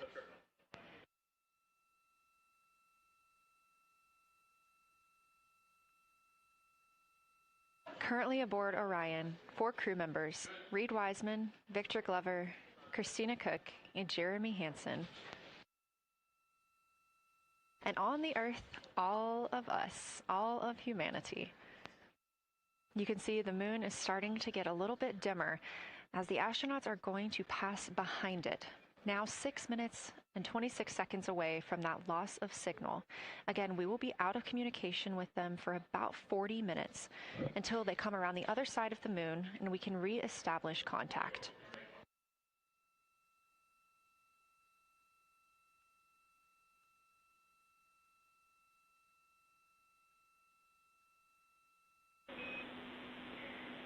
Integrity Houston, you are 6 minutes from your 40-minute Lunar Flyby LOS.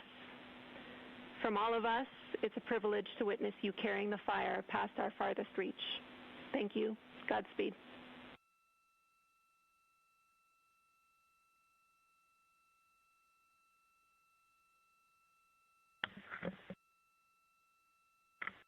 Thank you for that, Jenny. And thank you to all of you for allowing us the immense privilege to be on this journey together. It's quite amazing. And as we go on this journey, thinking about the NASA mission to explore the unknown in air and space, to innovate for the benefit of humanity, and to inspire the world through discovery. And as you've gone along on this journey with us, hopefully we're doing just those things. And as we get close to the nearest point to the moon and farthest point from Earth, as we continue to unlock the mysteries of the cosmos, I would like to remind you of one of the most important mysteries there on Earth, and that's love. Christ said in response to what was the greatest command, that it was to love God with all that you are. And he also, being a great teacher, said the second is equal to it, and that is to love your neighbor as yourself. And so, as we prepare to go out of radio communication, we're still to feel your love from Earth, and to all of you down there on Earth and around Earth, we love you from the moon.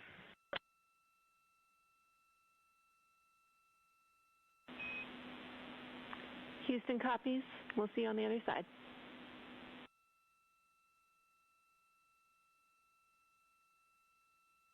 We will see you on the other side.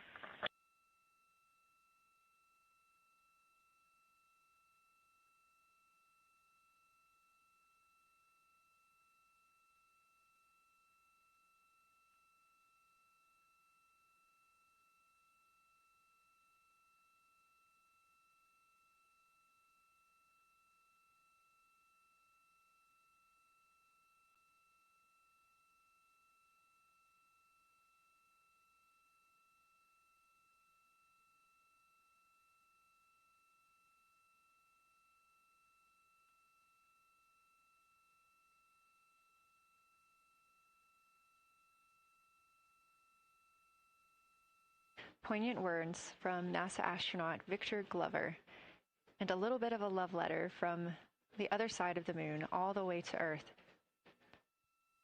Glover touching on the teachings of Jesus, including to love your neighbor as yourself. We are now less than 3 minutes away from loss of signal with the Orion astronauts. The Artemis II crew will be out of signal for about 40 minutes as they are on the other side of the moon, continuing their work photographing the lunar surface, and they will reemerge, and we will also get this view on the other side.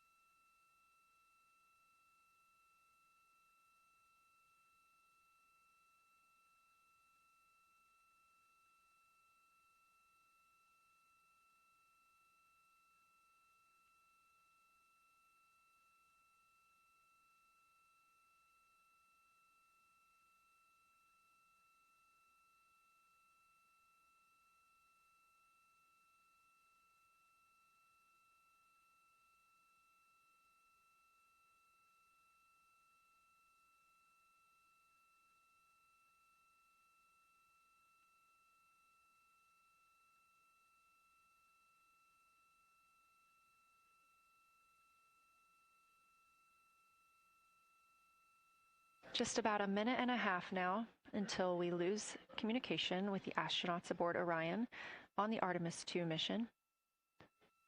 Now 5 days and 6 minutes since their launch on April 1st. Again, we'll be out of communication for about 40 minutes. And this really beautiful view of a crescent moon and a crescent Earth. How great thou art.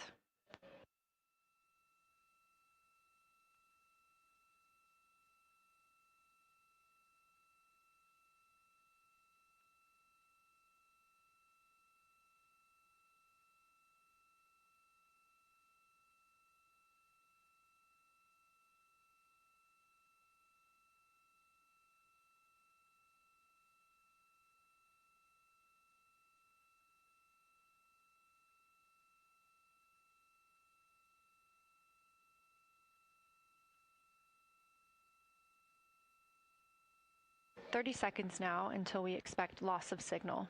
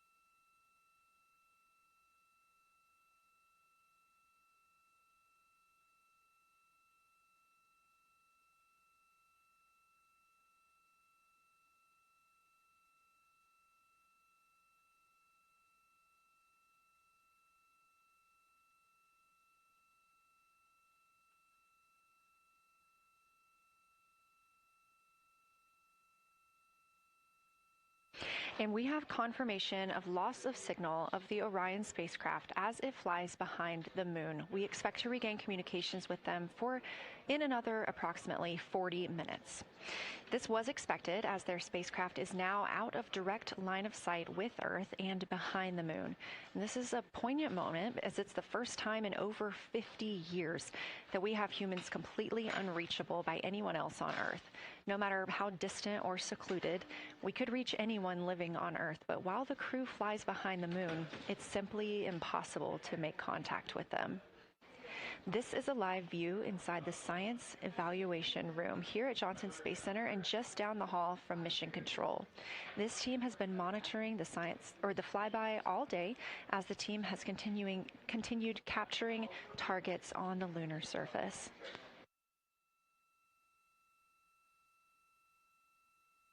We even got to see this team in action as they were helping the astronauts identify some of the features they were seeing on the moon but not expecting. There will be a couple of milestones during this loss of signal. The first will be when the astronauts make their closest approach of the moon at MET 5 days, 25 minutes, and 34 seconds, when we expect they'll be 4,067 statute miles above the lunar surface. Their maximum Earth altitude will be reached just 2 minutes later, at 5 days, 27 minutes, and 39 seconds, when their altitude should be approximately 252,756 statute miles. Once those milestones are reached and we have confirmation, we will report the official numbers.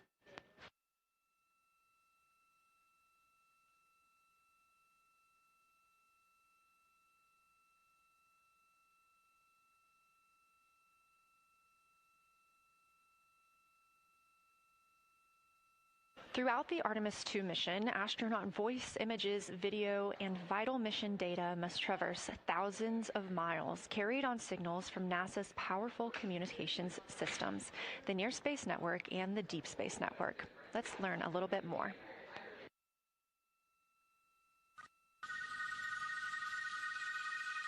NASA's Artemis II will send 4 astronauts around the moon, preparing humanity for a long-term lunar presence and future journeys to Mars. Enabling communication and navigation for this test flight are NASA's Near Space Network and Deep Space Network. With antennas around the world and a fleet of relay satellites, the networks will deliver vital data to and from Earth through all phases of the mission. The networks are seamlessly integrated at NASA's Johnson Space Center in Houston, Texas, where Mission Control coordinates the network handovers. These transfers represent a delicate dance between the 2 networks, exchanging support as the mission shoots toward the moon. On the launch pad and during their early orbit phases, NASA's Orion spacecraft and Space Launch System rocket will rely on communications and tracking services from the Near Space Network. After its translunar injection burn, the Deep Space Network's global array of antennas will serve as Orion's primary communication support during lunar orbit.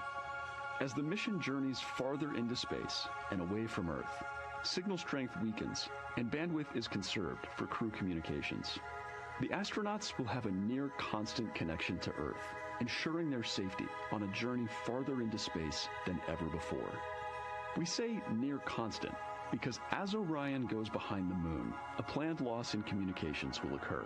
The Deep Space Network will be standing by to reacquire the signal as Orion reappears. The Artemis II mission also provides an opportunity to test new capabilities.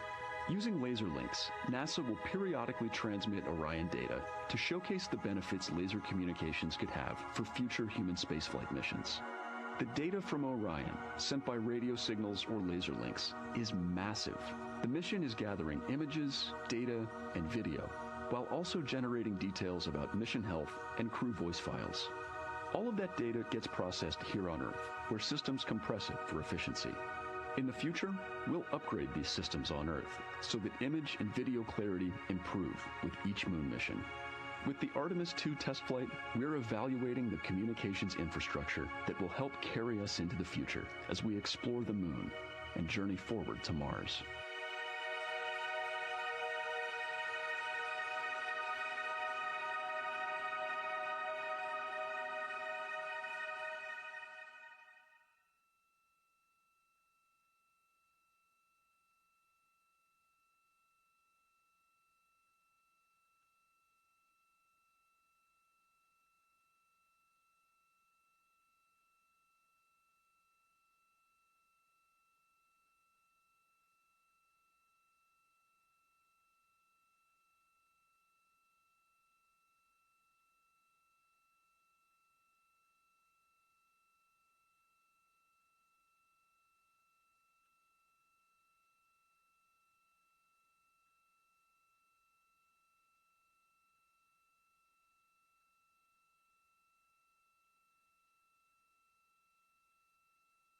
We are now about 33 minutes until we expect to regain communications with the astronauts aboard Orion. And in the meantime, I've got Dr. Kelsey Young, Artemis Science Flight Operations Lead, here with us. Thanks for joining me, Kelsey. Thanks for having me. This is such an exciting day. Oh, no kidding. It has been so cool to hear you communicating directly with the crew.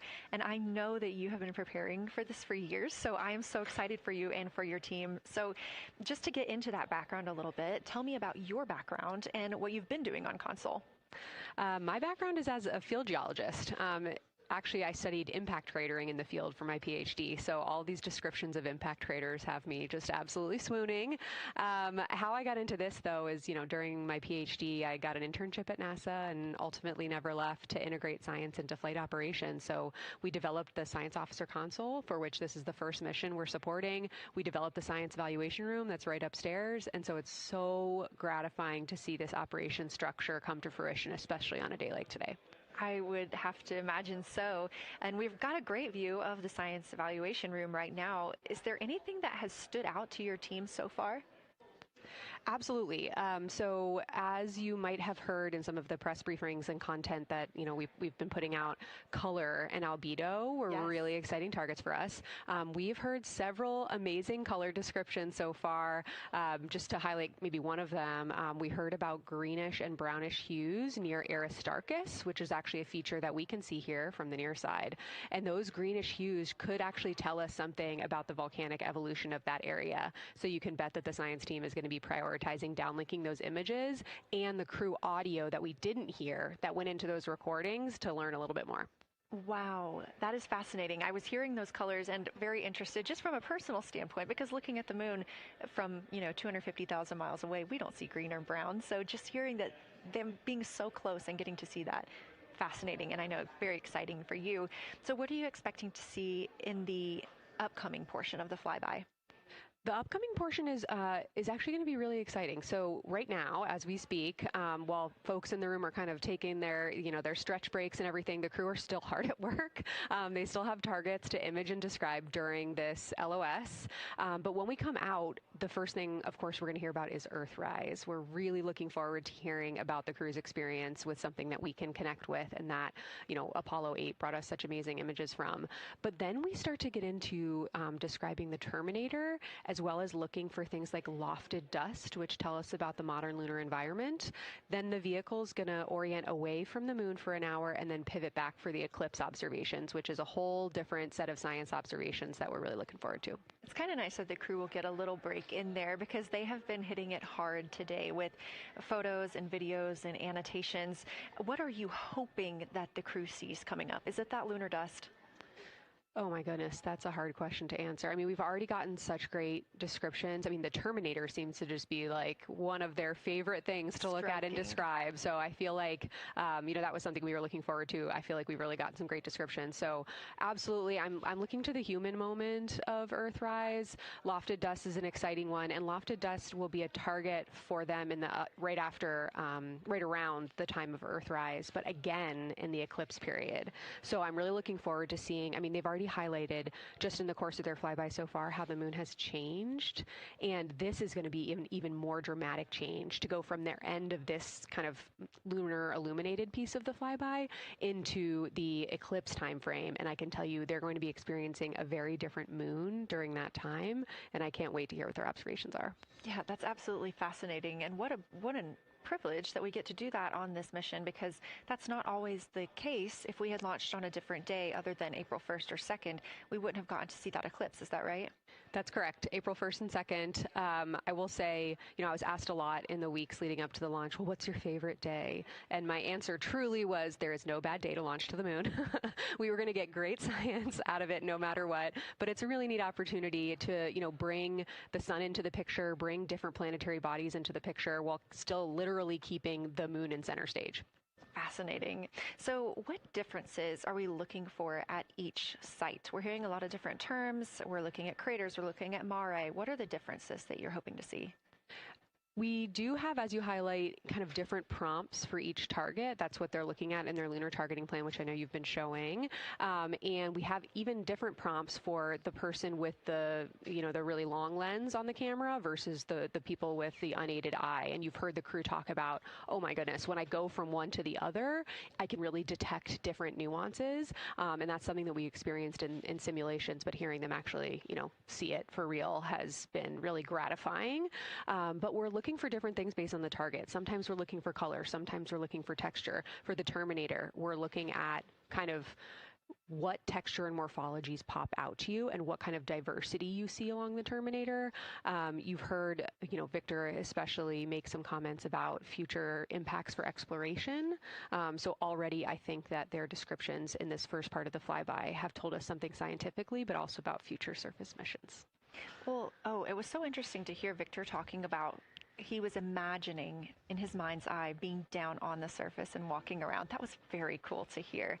And when we're thinking about targets, I know some of them are determined based on the launch day because that determines the lunar illumination. So the ones that we're looking at today, how and why were these selected?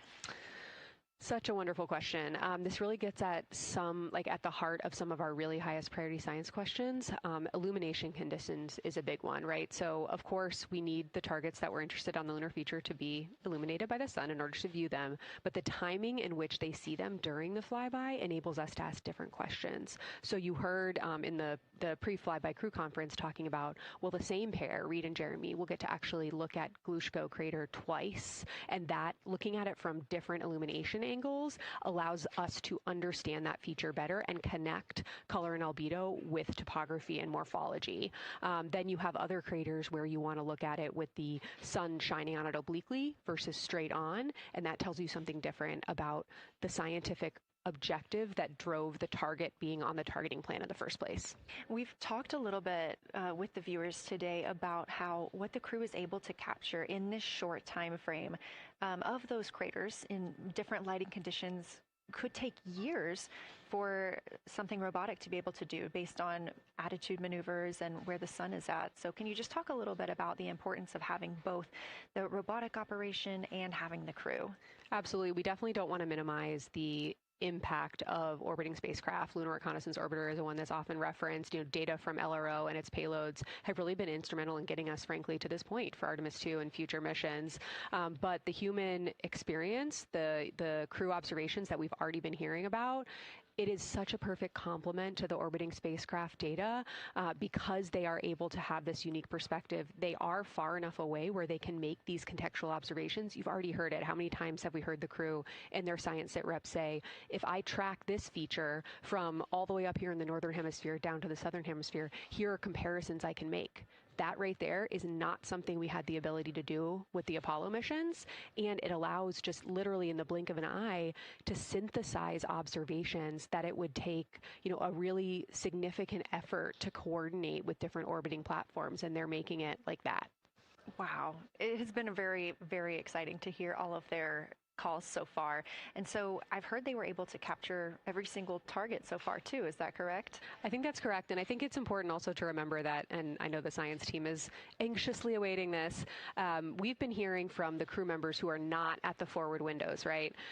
Those crew who are, really in the thick of the observations, they are recording minutes-long observations per target on their crew tablets. We will be getting those down starting here in a couple hours, and that's going to contain really meaty science information that we haven't heard live yet, and that's going to form the basis of my conversation with them tomorrow morning, where we're going to have a really deep dive into the science and absolutely nerd out about what they were able to do today. One of the most gratifying things for me today is hearing multiple crew members say, thank you for putting the discussion times in the targeting plan, because when we have had the ability to put multiple brains on a problem, we have elevated each other. And I'm looking forward to them, sleeping on it overnight and then us actually being able to really, truly have an elevated science discourse tomorrow. Well, we're looking forward to it too, and I cannot wait to hear everything that you guys get to learn overnight from some of those audio recordings and just everything that they'll be able to share tomorrow. So, Kelsey, I know you are very busy. You've done a great job today, and thank you so much for joining us for this interview. Thanks for having me. It's such an exciting day.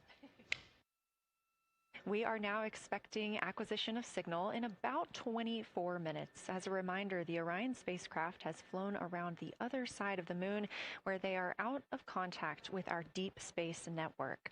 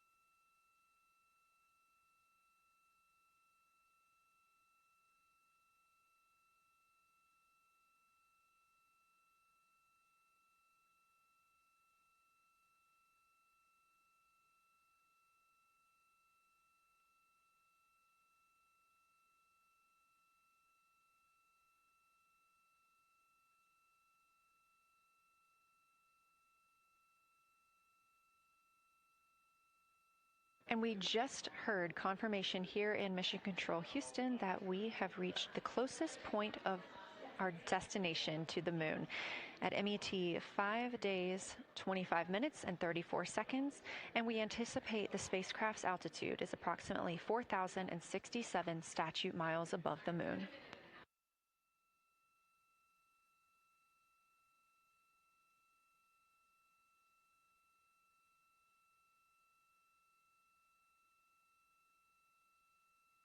We're continuing to track what the crew is doing while around the other side of the moon. They are continuing to take pictures of the of the moon, the Earth now out of sight. What they're in right now is a crew choice event. The science team has encouraged them to find interesting features on the surface, to take photos of those, and describe why they were interesting. Something else that they'll be looking toward next, just momentarily, will be impact flashes. They've got a few minutes allotted to look at the darkest portions of the moon. They're interested in short-lived flashes on the lunar surface because these would be caused by impact bombardment. After their impact flash targeting, the team is interested in if the crew can see lofted lunar dust. This would only be visible just before Earthrise. Now 20 minutes until we expect to regain communications with integrity and the astronauts for Artemis II.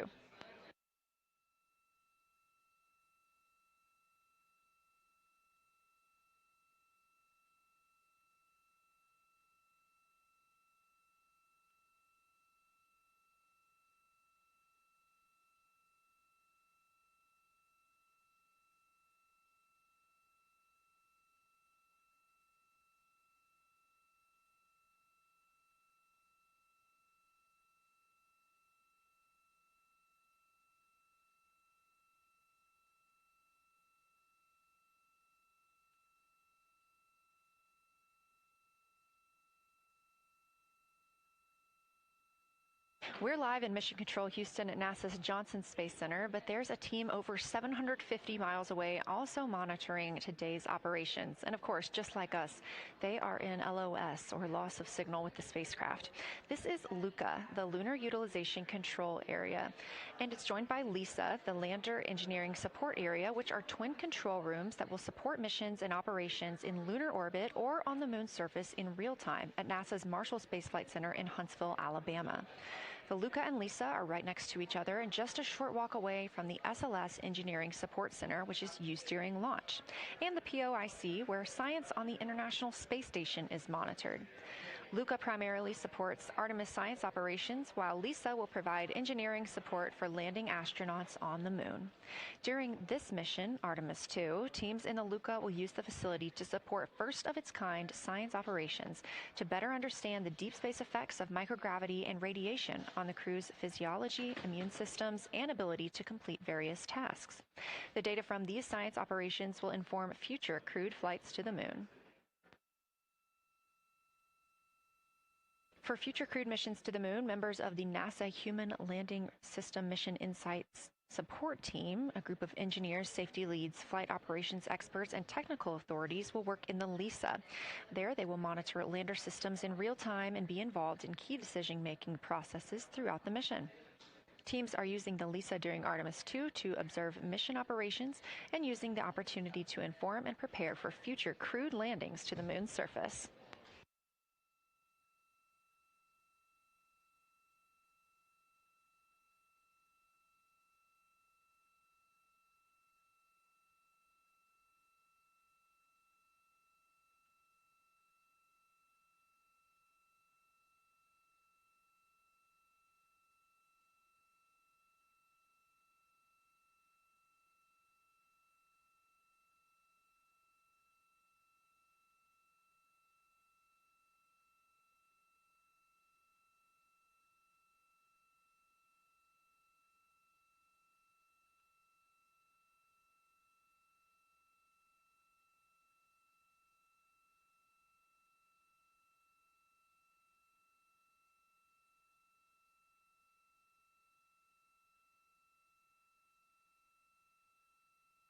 We now expect to regain communications with the astronauts aboard Orion in about 17 minutes. In the meantime, a little overview of how our crew members flying by the lunar far side at an altitude of between 4,000 and 9,000 miles are testing the capabilities of the Orion capsule. Artemis II visualization lead Ernie Wright has simulated views of the flyby using detailed topographic maps of the lunar terrain and photorealistic lighting scenarios. The Artemis II crew members have been using these visualizations to prepare for this historic mission, which is paving the way for future exploration of the moon's surface and beyond. So the most exciting thing to me about Artemis II is just the return to the moon. We haven't been there in 50 years. Human eyes are going to see parts of the moon that haven't been seen by anyone before. It also recommits us to exploring the solar system in a way that we haven't in a long time. And I think it provides an opportunity for younger generations to understand the excitement of doing that kind of exploration. Artemis is our return to the moon after 50 years. The emphasis of Artemis is going to be, first of all, science, but second of all, learning to sustain a presence on another world. First on the moon, but we're hoping that that's a stepping stone to Mars and other destinations in the solar system eventually.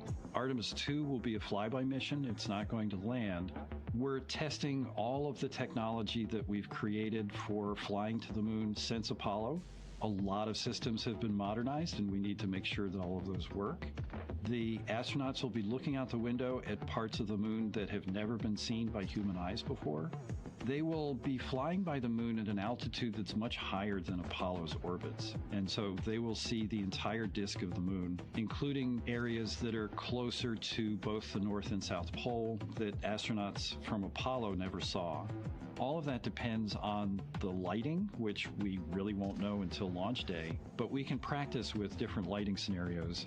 It's hard for people to sort of picture that in their mind. If you can make a visualization of it, show them a movie, that helps everybody choose the targets and also practice aiming at those targets. The astronauts have actually been looking at these visualizations through the lens of the camera and practicing aiming at the various targets.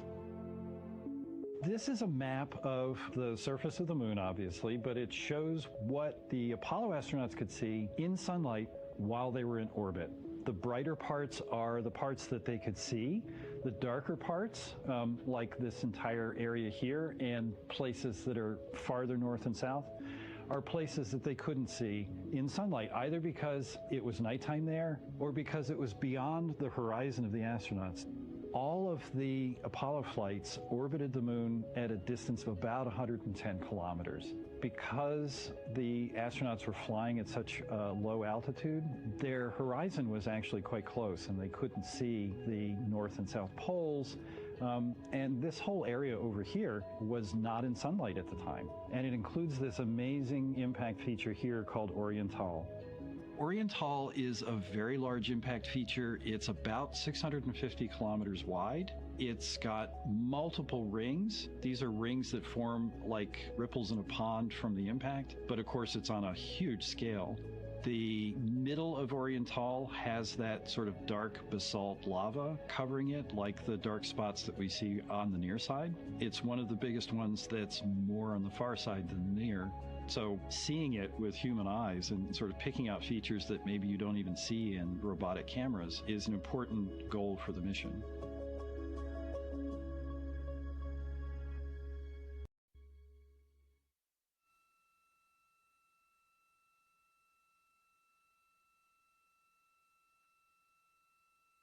This live view in the Science Evaluation Room, or the SIR, here at Johnson Space Center in Houston, Texas, just down the hall from where we're at in the Artemis Mission Control Room.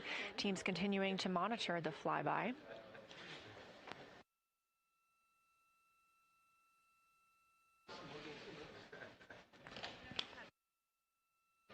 The crew continues their observations of the moon, even though they are out of touch with Earth. We expect to hear from them in 12 minutes and 26 seconds. Again, this is approximately 40 minutes loss of signal while they are out of reach of the Deep Space Network. Right now, they are imaging or attempting to image lofted lunar dust. Throughout our coverage, we've talked a lot about the science and engineering behind today's lunar flyby, but we also spoke to the crew about what the moon means to them and how they see its place in human history.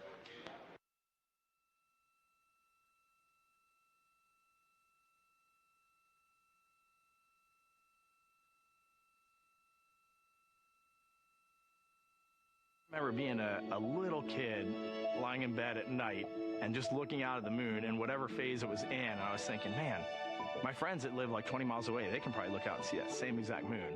And then when I was in the Navy and I would look out at the moon and I'd be halfway around the planet, and I would think, man, my brother can see that moon where he is, and he's halfway around the planet from where I am. And it's a connection of life on Earth. We can all look up and see that moon. It represents history. It is a witness plate. Everything that's ever happened to the moon is still written on the moon. There's no processes of wind or change in the Earth, geologic processes like we have here that change it. And something that's been telling and can read out the story of its own evolution, there's something beautiful about that.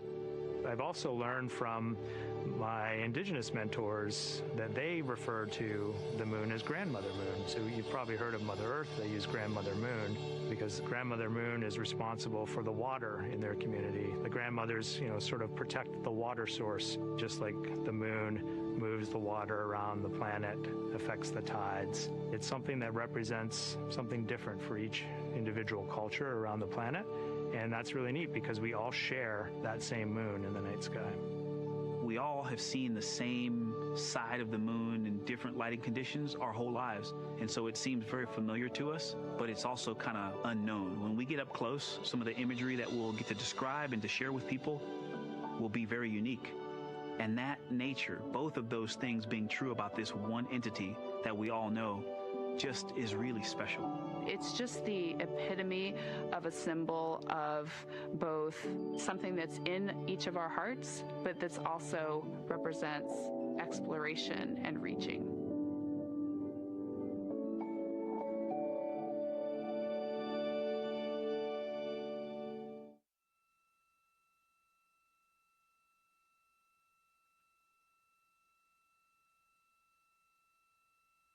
You're looking at a live view inside Artemis Mission Control here at Johnson Space Center in Houston, Texas. We are currently out of contact with the Artemis II crew. This was a planned, or not really a planned, but a tracked loss of signal that occurs when the crew flies behind the moon. We use the Deep Space Network to communicate with the crew, and when they are behind the moon, they are out of reach of that Deep Space Network.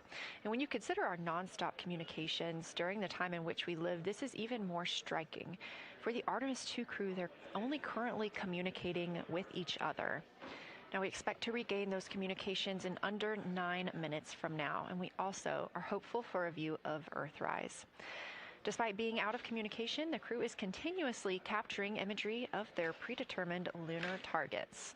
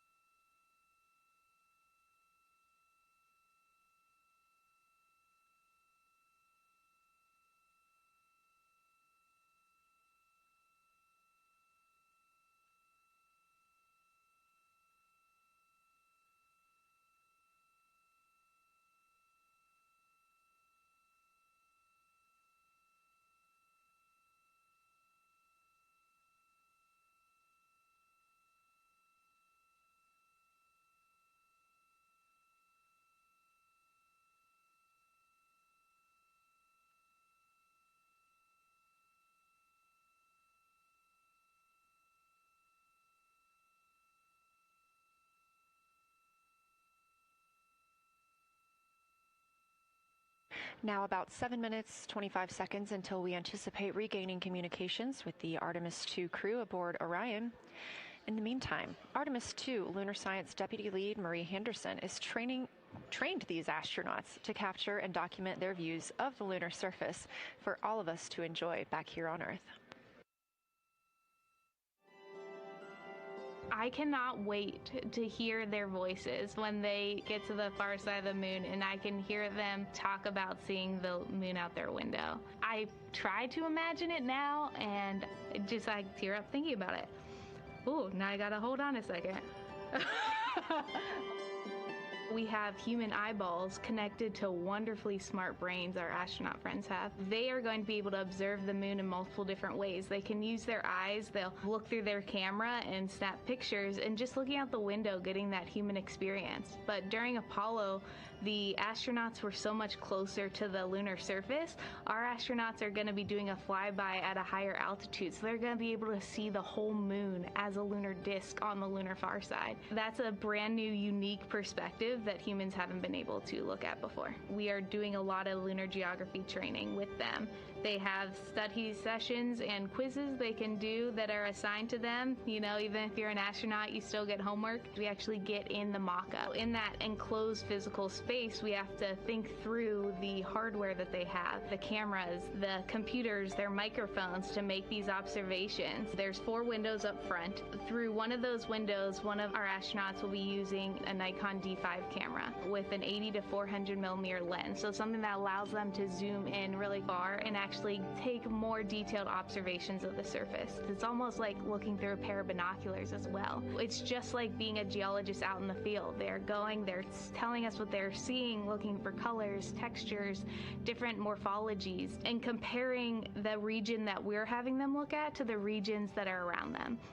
We have a science team that is planning the targets that are going to be observed, putting them all on the timeline of how they're going to be observed, and then taking the first look at the data when it comes down. The Apollo astronauts were only on the moon for 300 hours total, and they only went to the equator. That's like going to places that were safer landing sites, and they only saw so little, 300 hours total. And so we have so much more to explore and so much more to learn. And we are the beginning of the next generation that gets to start being a part of these discoveries.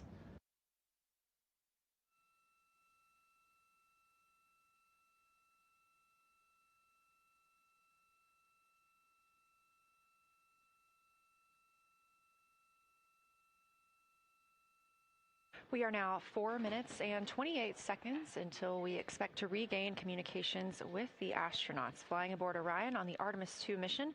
They are now flying behind the moon.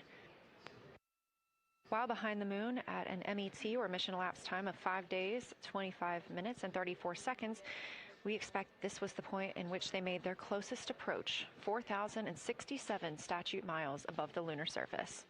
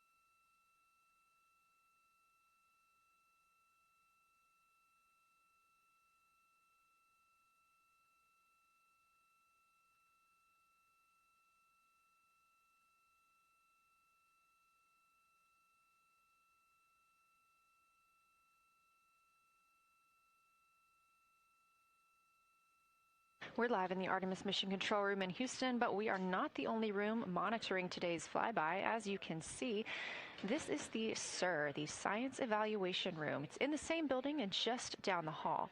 It's a multidisciplinary science team supporting the Artemis II crew in real time, including experts in lunar geology, impact cratering, volcanism, polar science, imaging, and visualization. You can see the SIR here. That's the Science Evaluation Room. It's embedded within Mission Control to provide science input during live operations like what we see today. But additionally, the Science Mission Operations Room is a back room that processes data, evaluates imagery, and supports rapid analysis. We also have our science officer, Kelsey Young, here on console today.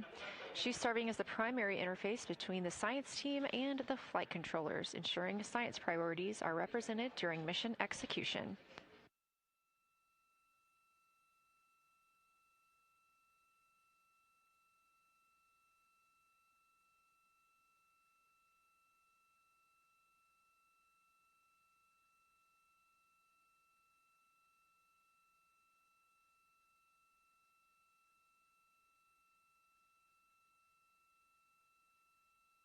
Coming up on 1 minute and 36 seconds until we contact Orion.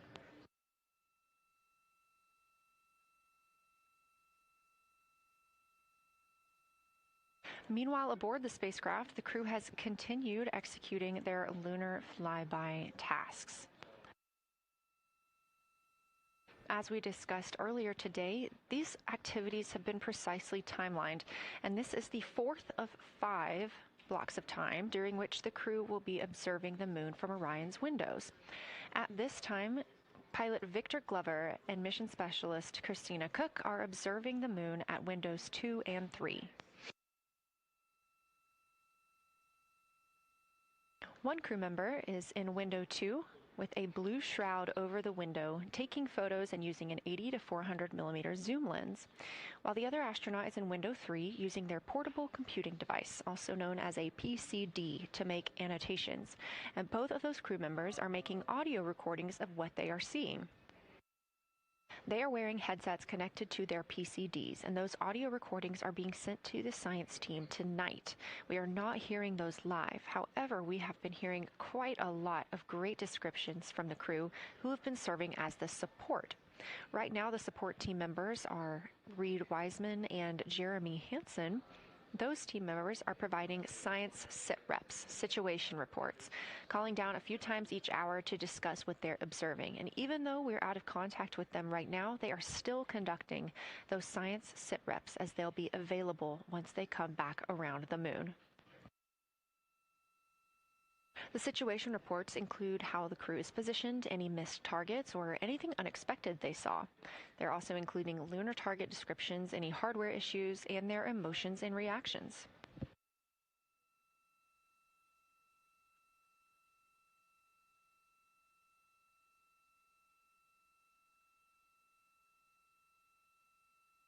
Again, we are standing by to acquire signal from the Orion spacecraft.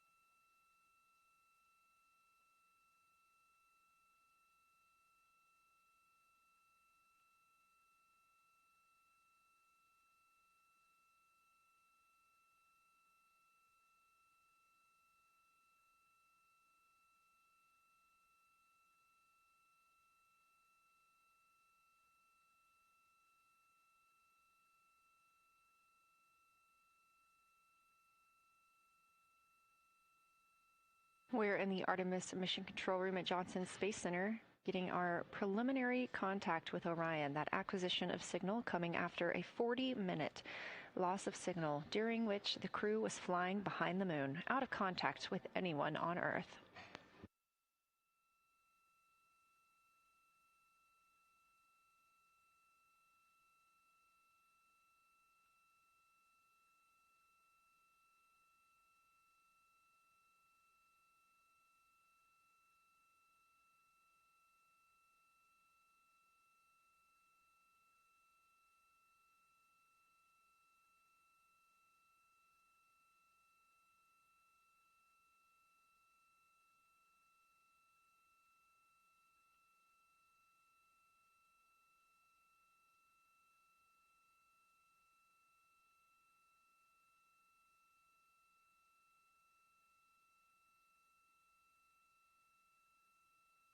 We are getting our first views from Orion after the loss of signal. Orion has come back around the other side of the moon, and that little crescent that you see is Earth, over 252,000 miles away.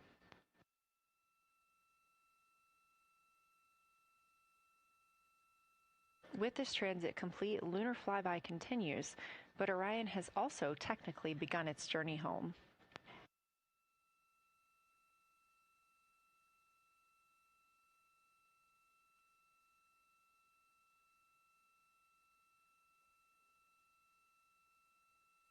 Right now, the crew are getting a few moments to enjoy and take photos of Earthrise for themselves, and we expect to contact them shortly. But we do have good signal coming from Orion.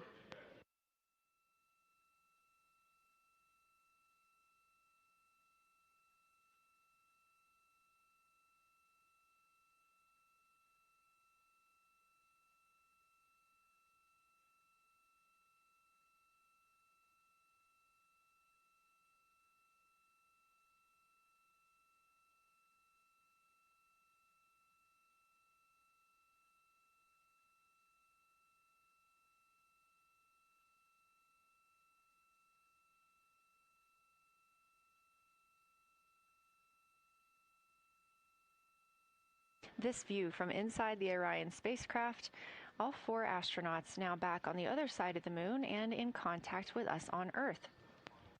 Their tasks for Lunar Flyby did not stop as they went behind the moon and out of contact with us.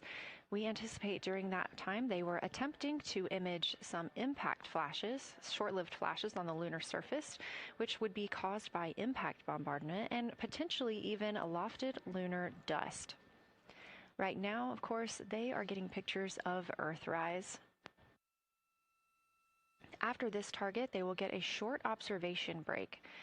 It's about an hour long, actually. Houston, integrity, comm check. Integrity, we have you loud and clear. How many?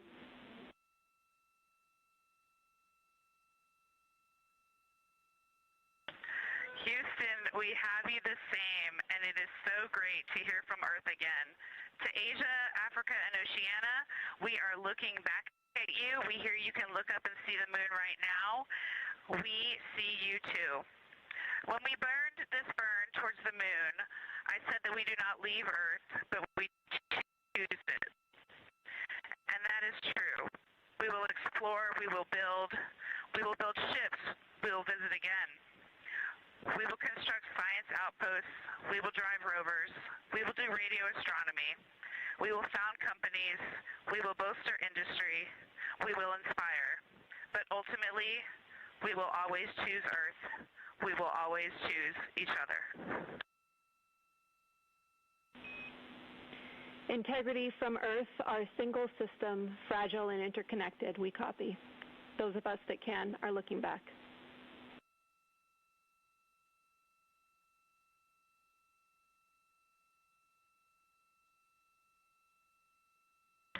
We are happy to say we copy.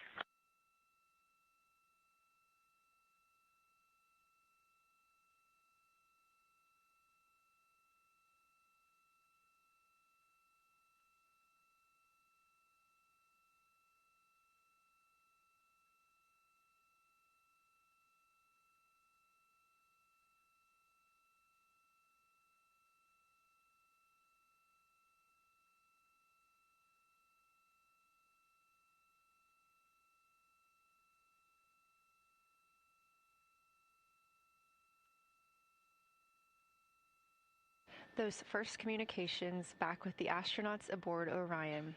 Christina Cook calling back to what she said just before translunar injection burn, that with this burn, we do not leave Earth, we choose it. The translunar injection burn served as not only what put them on this trajectory to fly around the moon, but what also committed them to splashing down in the Pacific Ocean on Flight Day 10.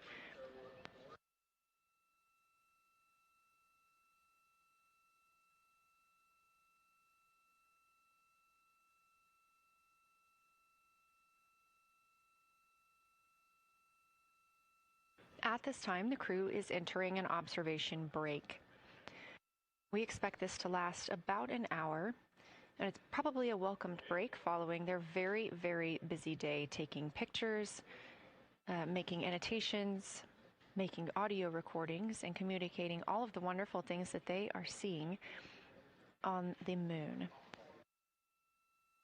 This observation break is also partially due to the fact that we will be entering an eclipse later. This will be the first solar eclipse that humans have seen from the moon.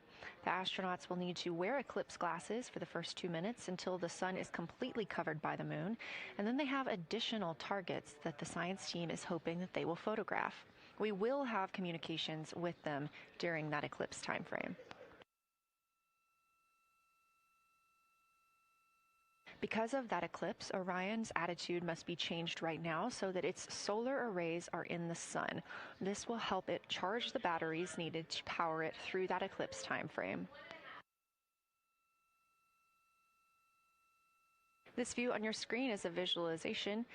The spacecraft now 4,224 miles away from the moon, and that number will now continue to grow, while the number of distance from Earth, 252,699 miles, will continue to shrink all the way until our crew is back home.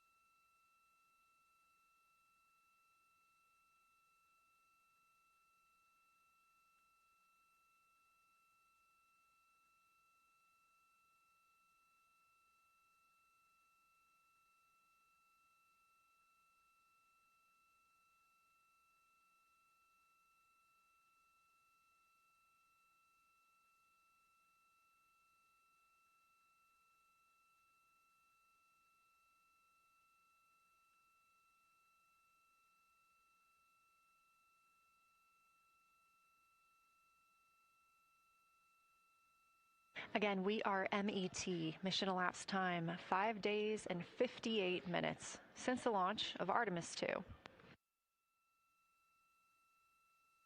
We have reestablished communications with the crew and the Orion spacecraft, now entering a little bit of a break while they are out of visibility, or the moon is out of their visibility. The spacecraft will be reoriented to view the moon ahead of an upcoming eclipse. This current attitude maneuver helps charge the solar arrays and batteries aboard Orion that will power them through the eclipse.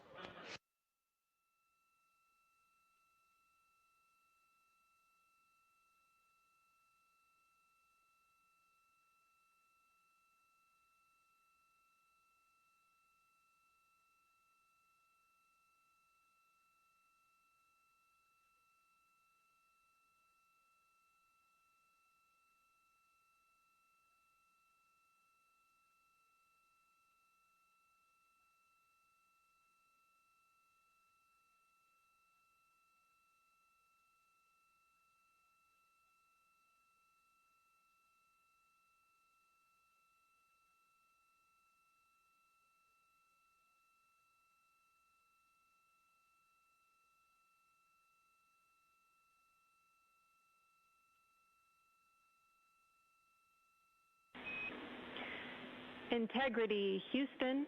In mission control, all of your flight controllers and your flight director have flipped there Artemis II patches around. We are earthbound and ready to bring you home.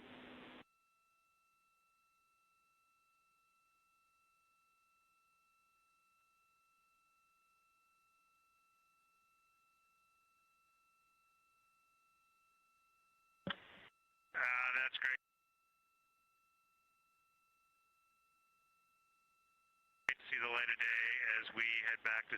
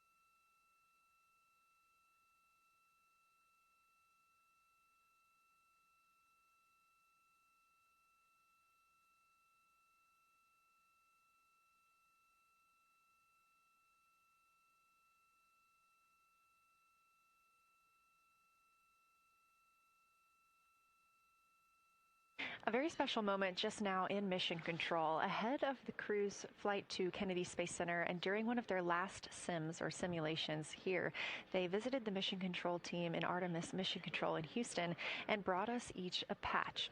Everyone in the flight control room has had these on their signifiers at their console. On one side of the patch that you've probably seen is the moon with the Earth behind it. Now that we've passed behind the moon and we are returning home, the flight control team has instructed everyone in the room to switch their patch around so that the Earth is closer and the moon is behind us. We are really looking forward to seeing the Artemis II crew, and the Capcom Jenny Gibbons did call that update up to the crew that the flight control team here has turned their patches around as was instructed by the crew during that last sim, and we are counting down the days until they get home. They are now 5 days, 1 hour, and 3 minutes mission elapsed time into the Artemis II mission.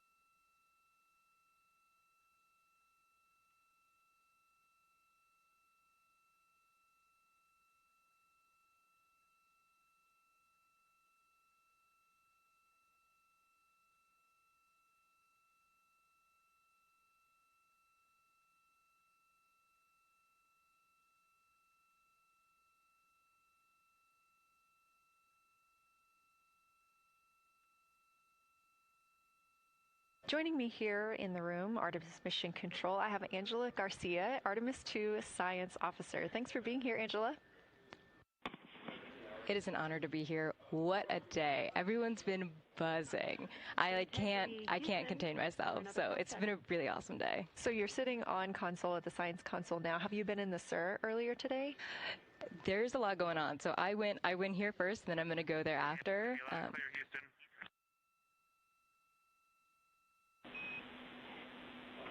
All right, Integrity, we hear you. That was a little clipped, but I think we have a better link now. We experienced some blockage from a solar array. We moved it, and we are in bias tail to sun.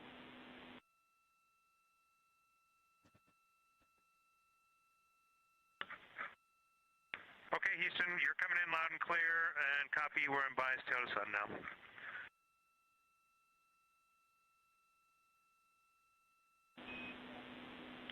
Affirm and Integrity, just so you know, we did not hear your response once we flipped our patches. Jeremy, we heard you call down, but you were clipped, and then we briefly lost comm. Clapper back.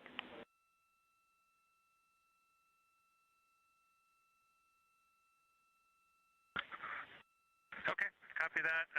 We were just excited that we got to share in that you, the MER, and Mission Control have flipped your patches around, and that side of the patch is getting to see the light of day. Thanks for sharing that with us. Our pleasure.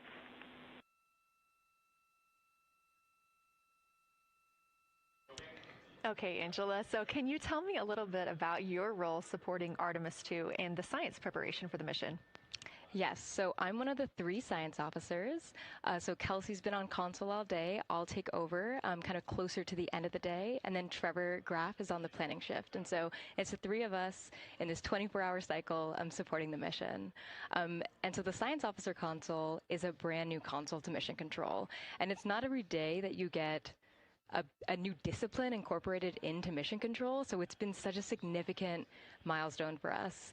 And it's just a testament to like the commitment that the Flight Operations Directorate and NASA have, that they're going to be integrating science and maximizing science throughout Artemis. So it's really exciting.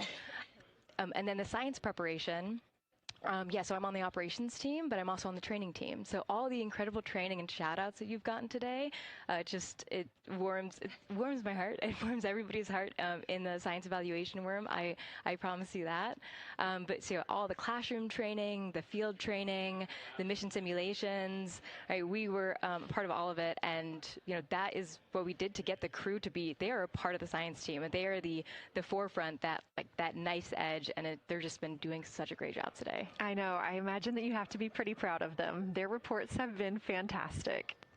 So I would like to know a little bit about how you have developed procedures for this crew. What kind of science activities are they carrying out inside the spacecraft?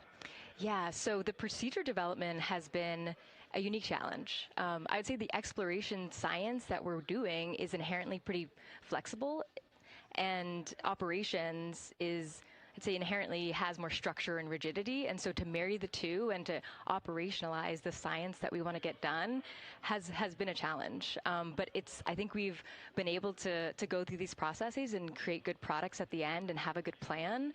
And yeah, it's been really great. What was the second part of your question?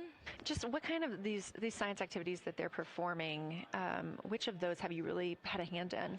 Yeah, so a lot of the procedures help organize what the crew is doing in the cabin. And I know we've talked a lot about what they've been doing, and they've been doing a lot, and it's been a little dark, so I can re-explain what some of those things that they're doing. So the observation blocks are about an hour long, and the crew is organized, the 4 crew members are organized into 2 pairs of 2, the window team and the cabin team. And the lunar targeting package that you've been showing up and that the crew have on their handheld tablets is really the instructions for the window team.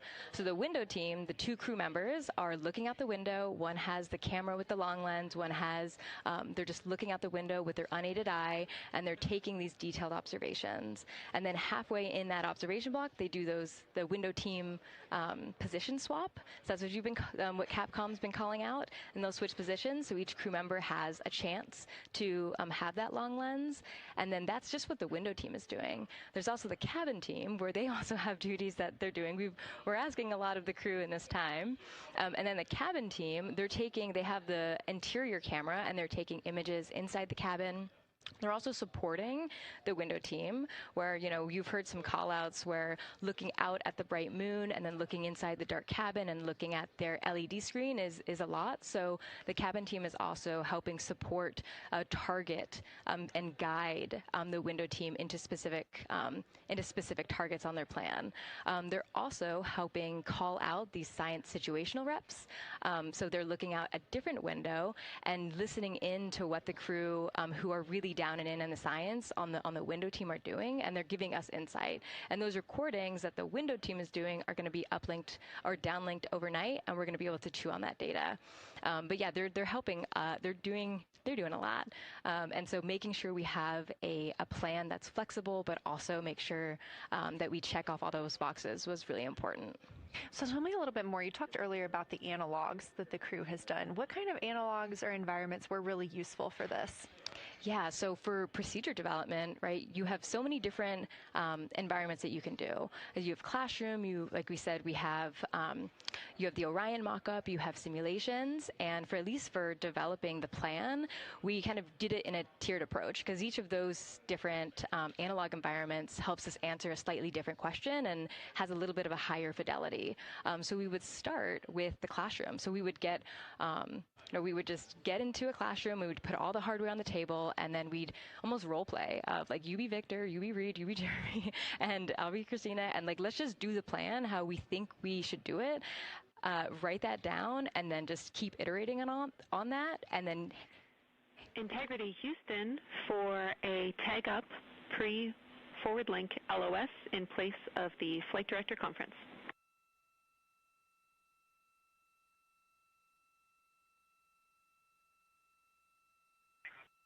Okay, Jenny, we're ready. All right, crew, I'm going to roll through a couple of topics here. The first two are for timeline. First of all, read for your toilet maintenance. It is a shortened toilet maintenance where you do not have to do the oxone changeout. That portion of the procedure is canceled. Victor, you have an HHP stop activity on your timeline. We need you to perform that as scheduled for bandwidth reasons. For your next portion of the flyby, in particular the Eclipse, we want to remind you that you can take off the Eclipse glasses when the sun sets and you are simply looking at the corona. And then finally, for the D5 with the long or zoom lens, which is set for solar corona, we want to remind you that when you are capturing Earth shine, you will likely have to adjust the exposure. That's all I have for you. Let me know if you have anything for us.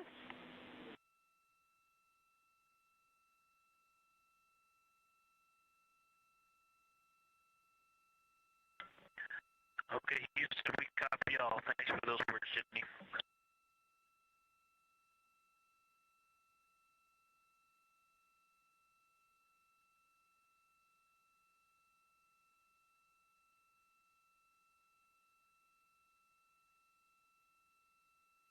All right, just a quick call up to the crew ahead of a forward link LOS, meaning that we won't be communicating with them, but we will be receiving their communications and data during that time frame. So, Angela, we were talking about analog environments. You were telling me about the classroom and getting in there and pretending who's Victor, who's Reed. Tell me more about this. Yeah, it works pretty well. So you're going to do the plan how you expect it to be, and then once we finalize that plan, we'll give it to a completely new group of people and have them practice it, and then they'll be like, these steps don't make sense, and we'll reiterate on it over and over. then we'll take it to a higher fidelity environment like the Orion mockup, and we'll do the same thing because that volume is smaller, the window placement, their seating, what things have we forgotten with this, addition of this this environment.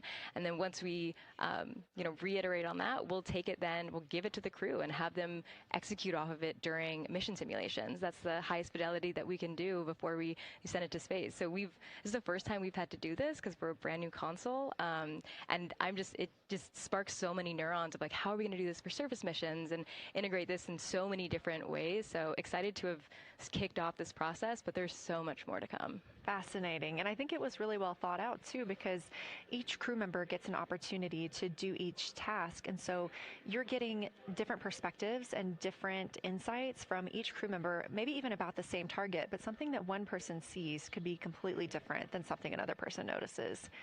So we also know that Artemis II has traveled. They're now on their way home, but they traveled farther from the moon than the Apollo missions did. So what makes that vantage point scientifically interesting? Yeah, observations are so fundamental in the scientific toolkit, particularly observations from different perspectives, different scales, and with different techniques. And so for this, so we really tried to make the plan to optimize those.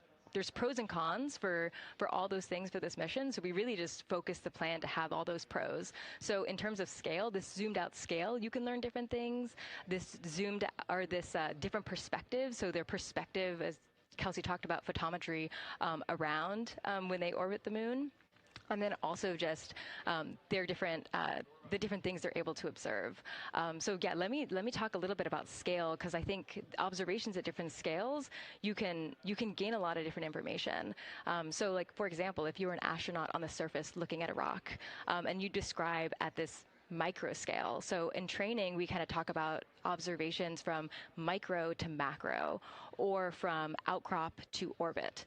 So looking at, a rock at this scale, you can describe its components, you can describe what it's made of and its colors and its minerals. And you're like, okay, and this rock came from this boulder, and it's this part of this boulder, and these are the different things that I'm observing around, that gives me context to this sample. And then you zoom out a little bit more and you're like, okay, well, I can see that this boulder came from, it rolled from this mountain ridge, or this high ridge feature. And then because I can see the trail that it came from, okay, now let me describe this ridge, and different parts in it, and maybe other boulders that I'm seeing. And then you zoom out further of the orbit scale, and you're like, this ridge is a part of this larger crater. So all of those different steps give you different information, and so that's why observations at these different scales and these different perspectives are so important. So this zoomed out kind of far view is this full lunar disk view. It's the full lunar. On Earth, we see the full lunar disk as well, but now we're able to see it on the far side, and we're able to see it, all at the same time, which enables the astronauts to compare very quickly to different parts of the surface. And the color particularly is very compelling, because you can just be able to very quickly compare from 3 different regions. Is it in the same family? Is this actually a little bit different? Compare that to what they see in their orbital data that they have access to on their portable computers, and really just be able to tease out that nuance and information. Yeah, we heard them make a lot of those connections today, and especially the color. We talked with Kelsey about this a little bit, just how exciting it was to hear the browns and greens and things like that. I cannot wait to see those pictures. Yeah.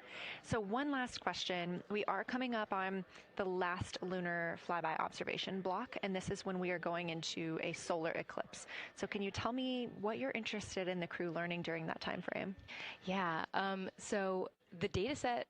So yes, there's so many things. How to pick one. So I'd say the thing that I'm most interested in seeing is some of their annotations that they're taking. So in this opportunity, it's a very dynamic type of experience, in that we don't normally see this activity. And so being able to have crew observe the solar corona, and then also annotate it in their on their portable computing device is just such a unique thing that humans can give to missions, and also particularly being able to annotate what they're observing while they're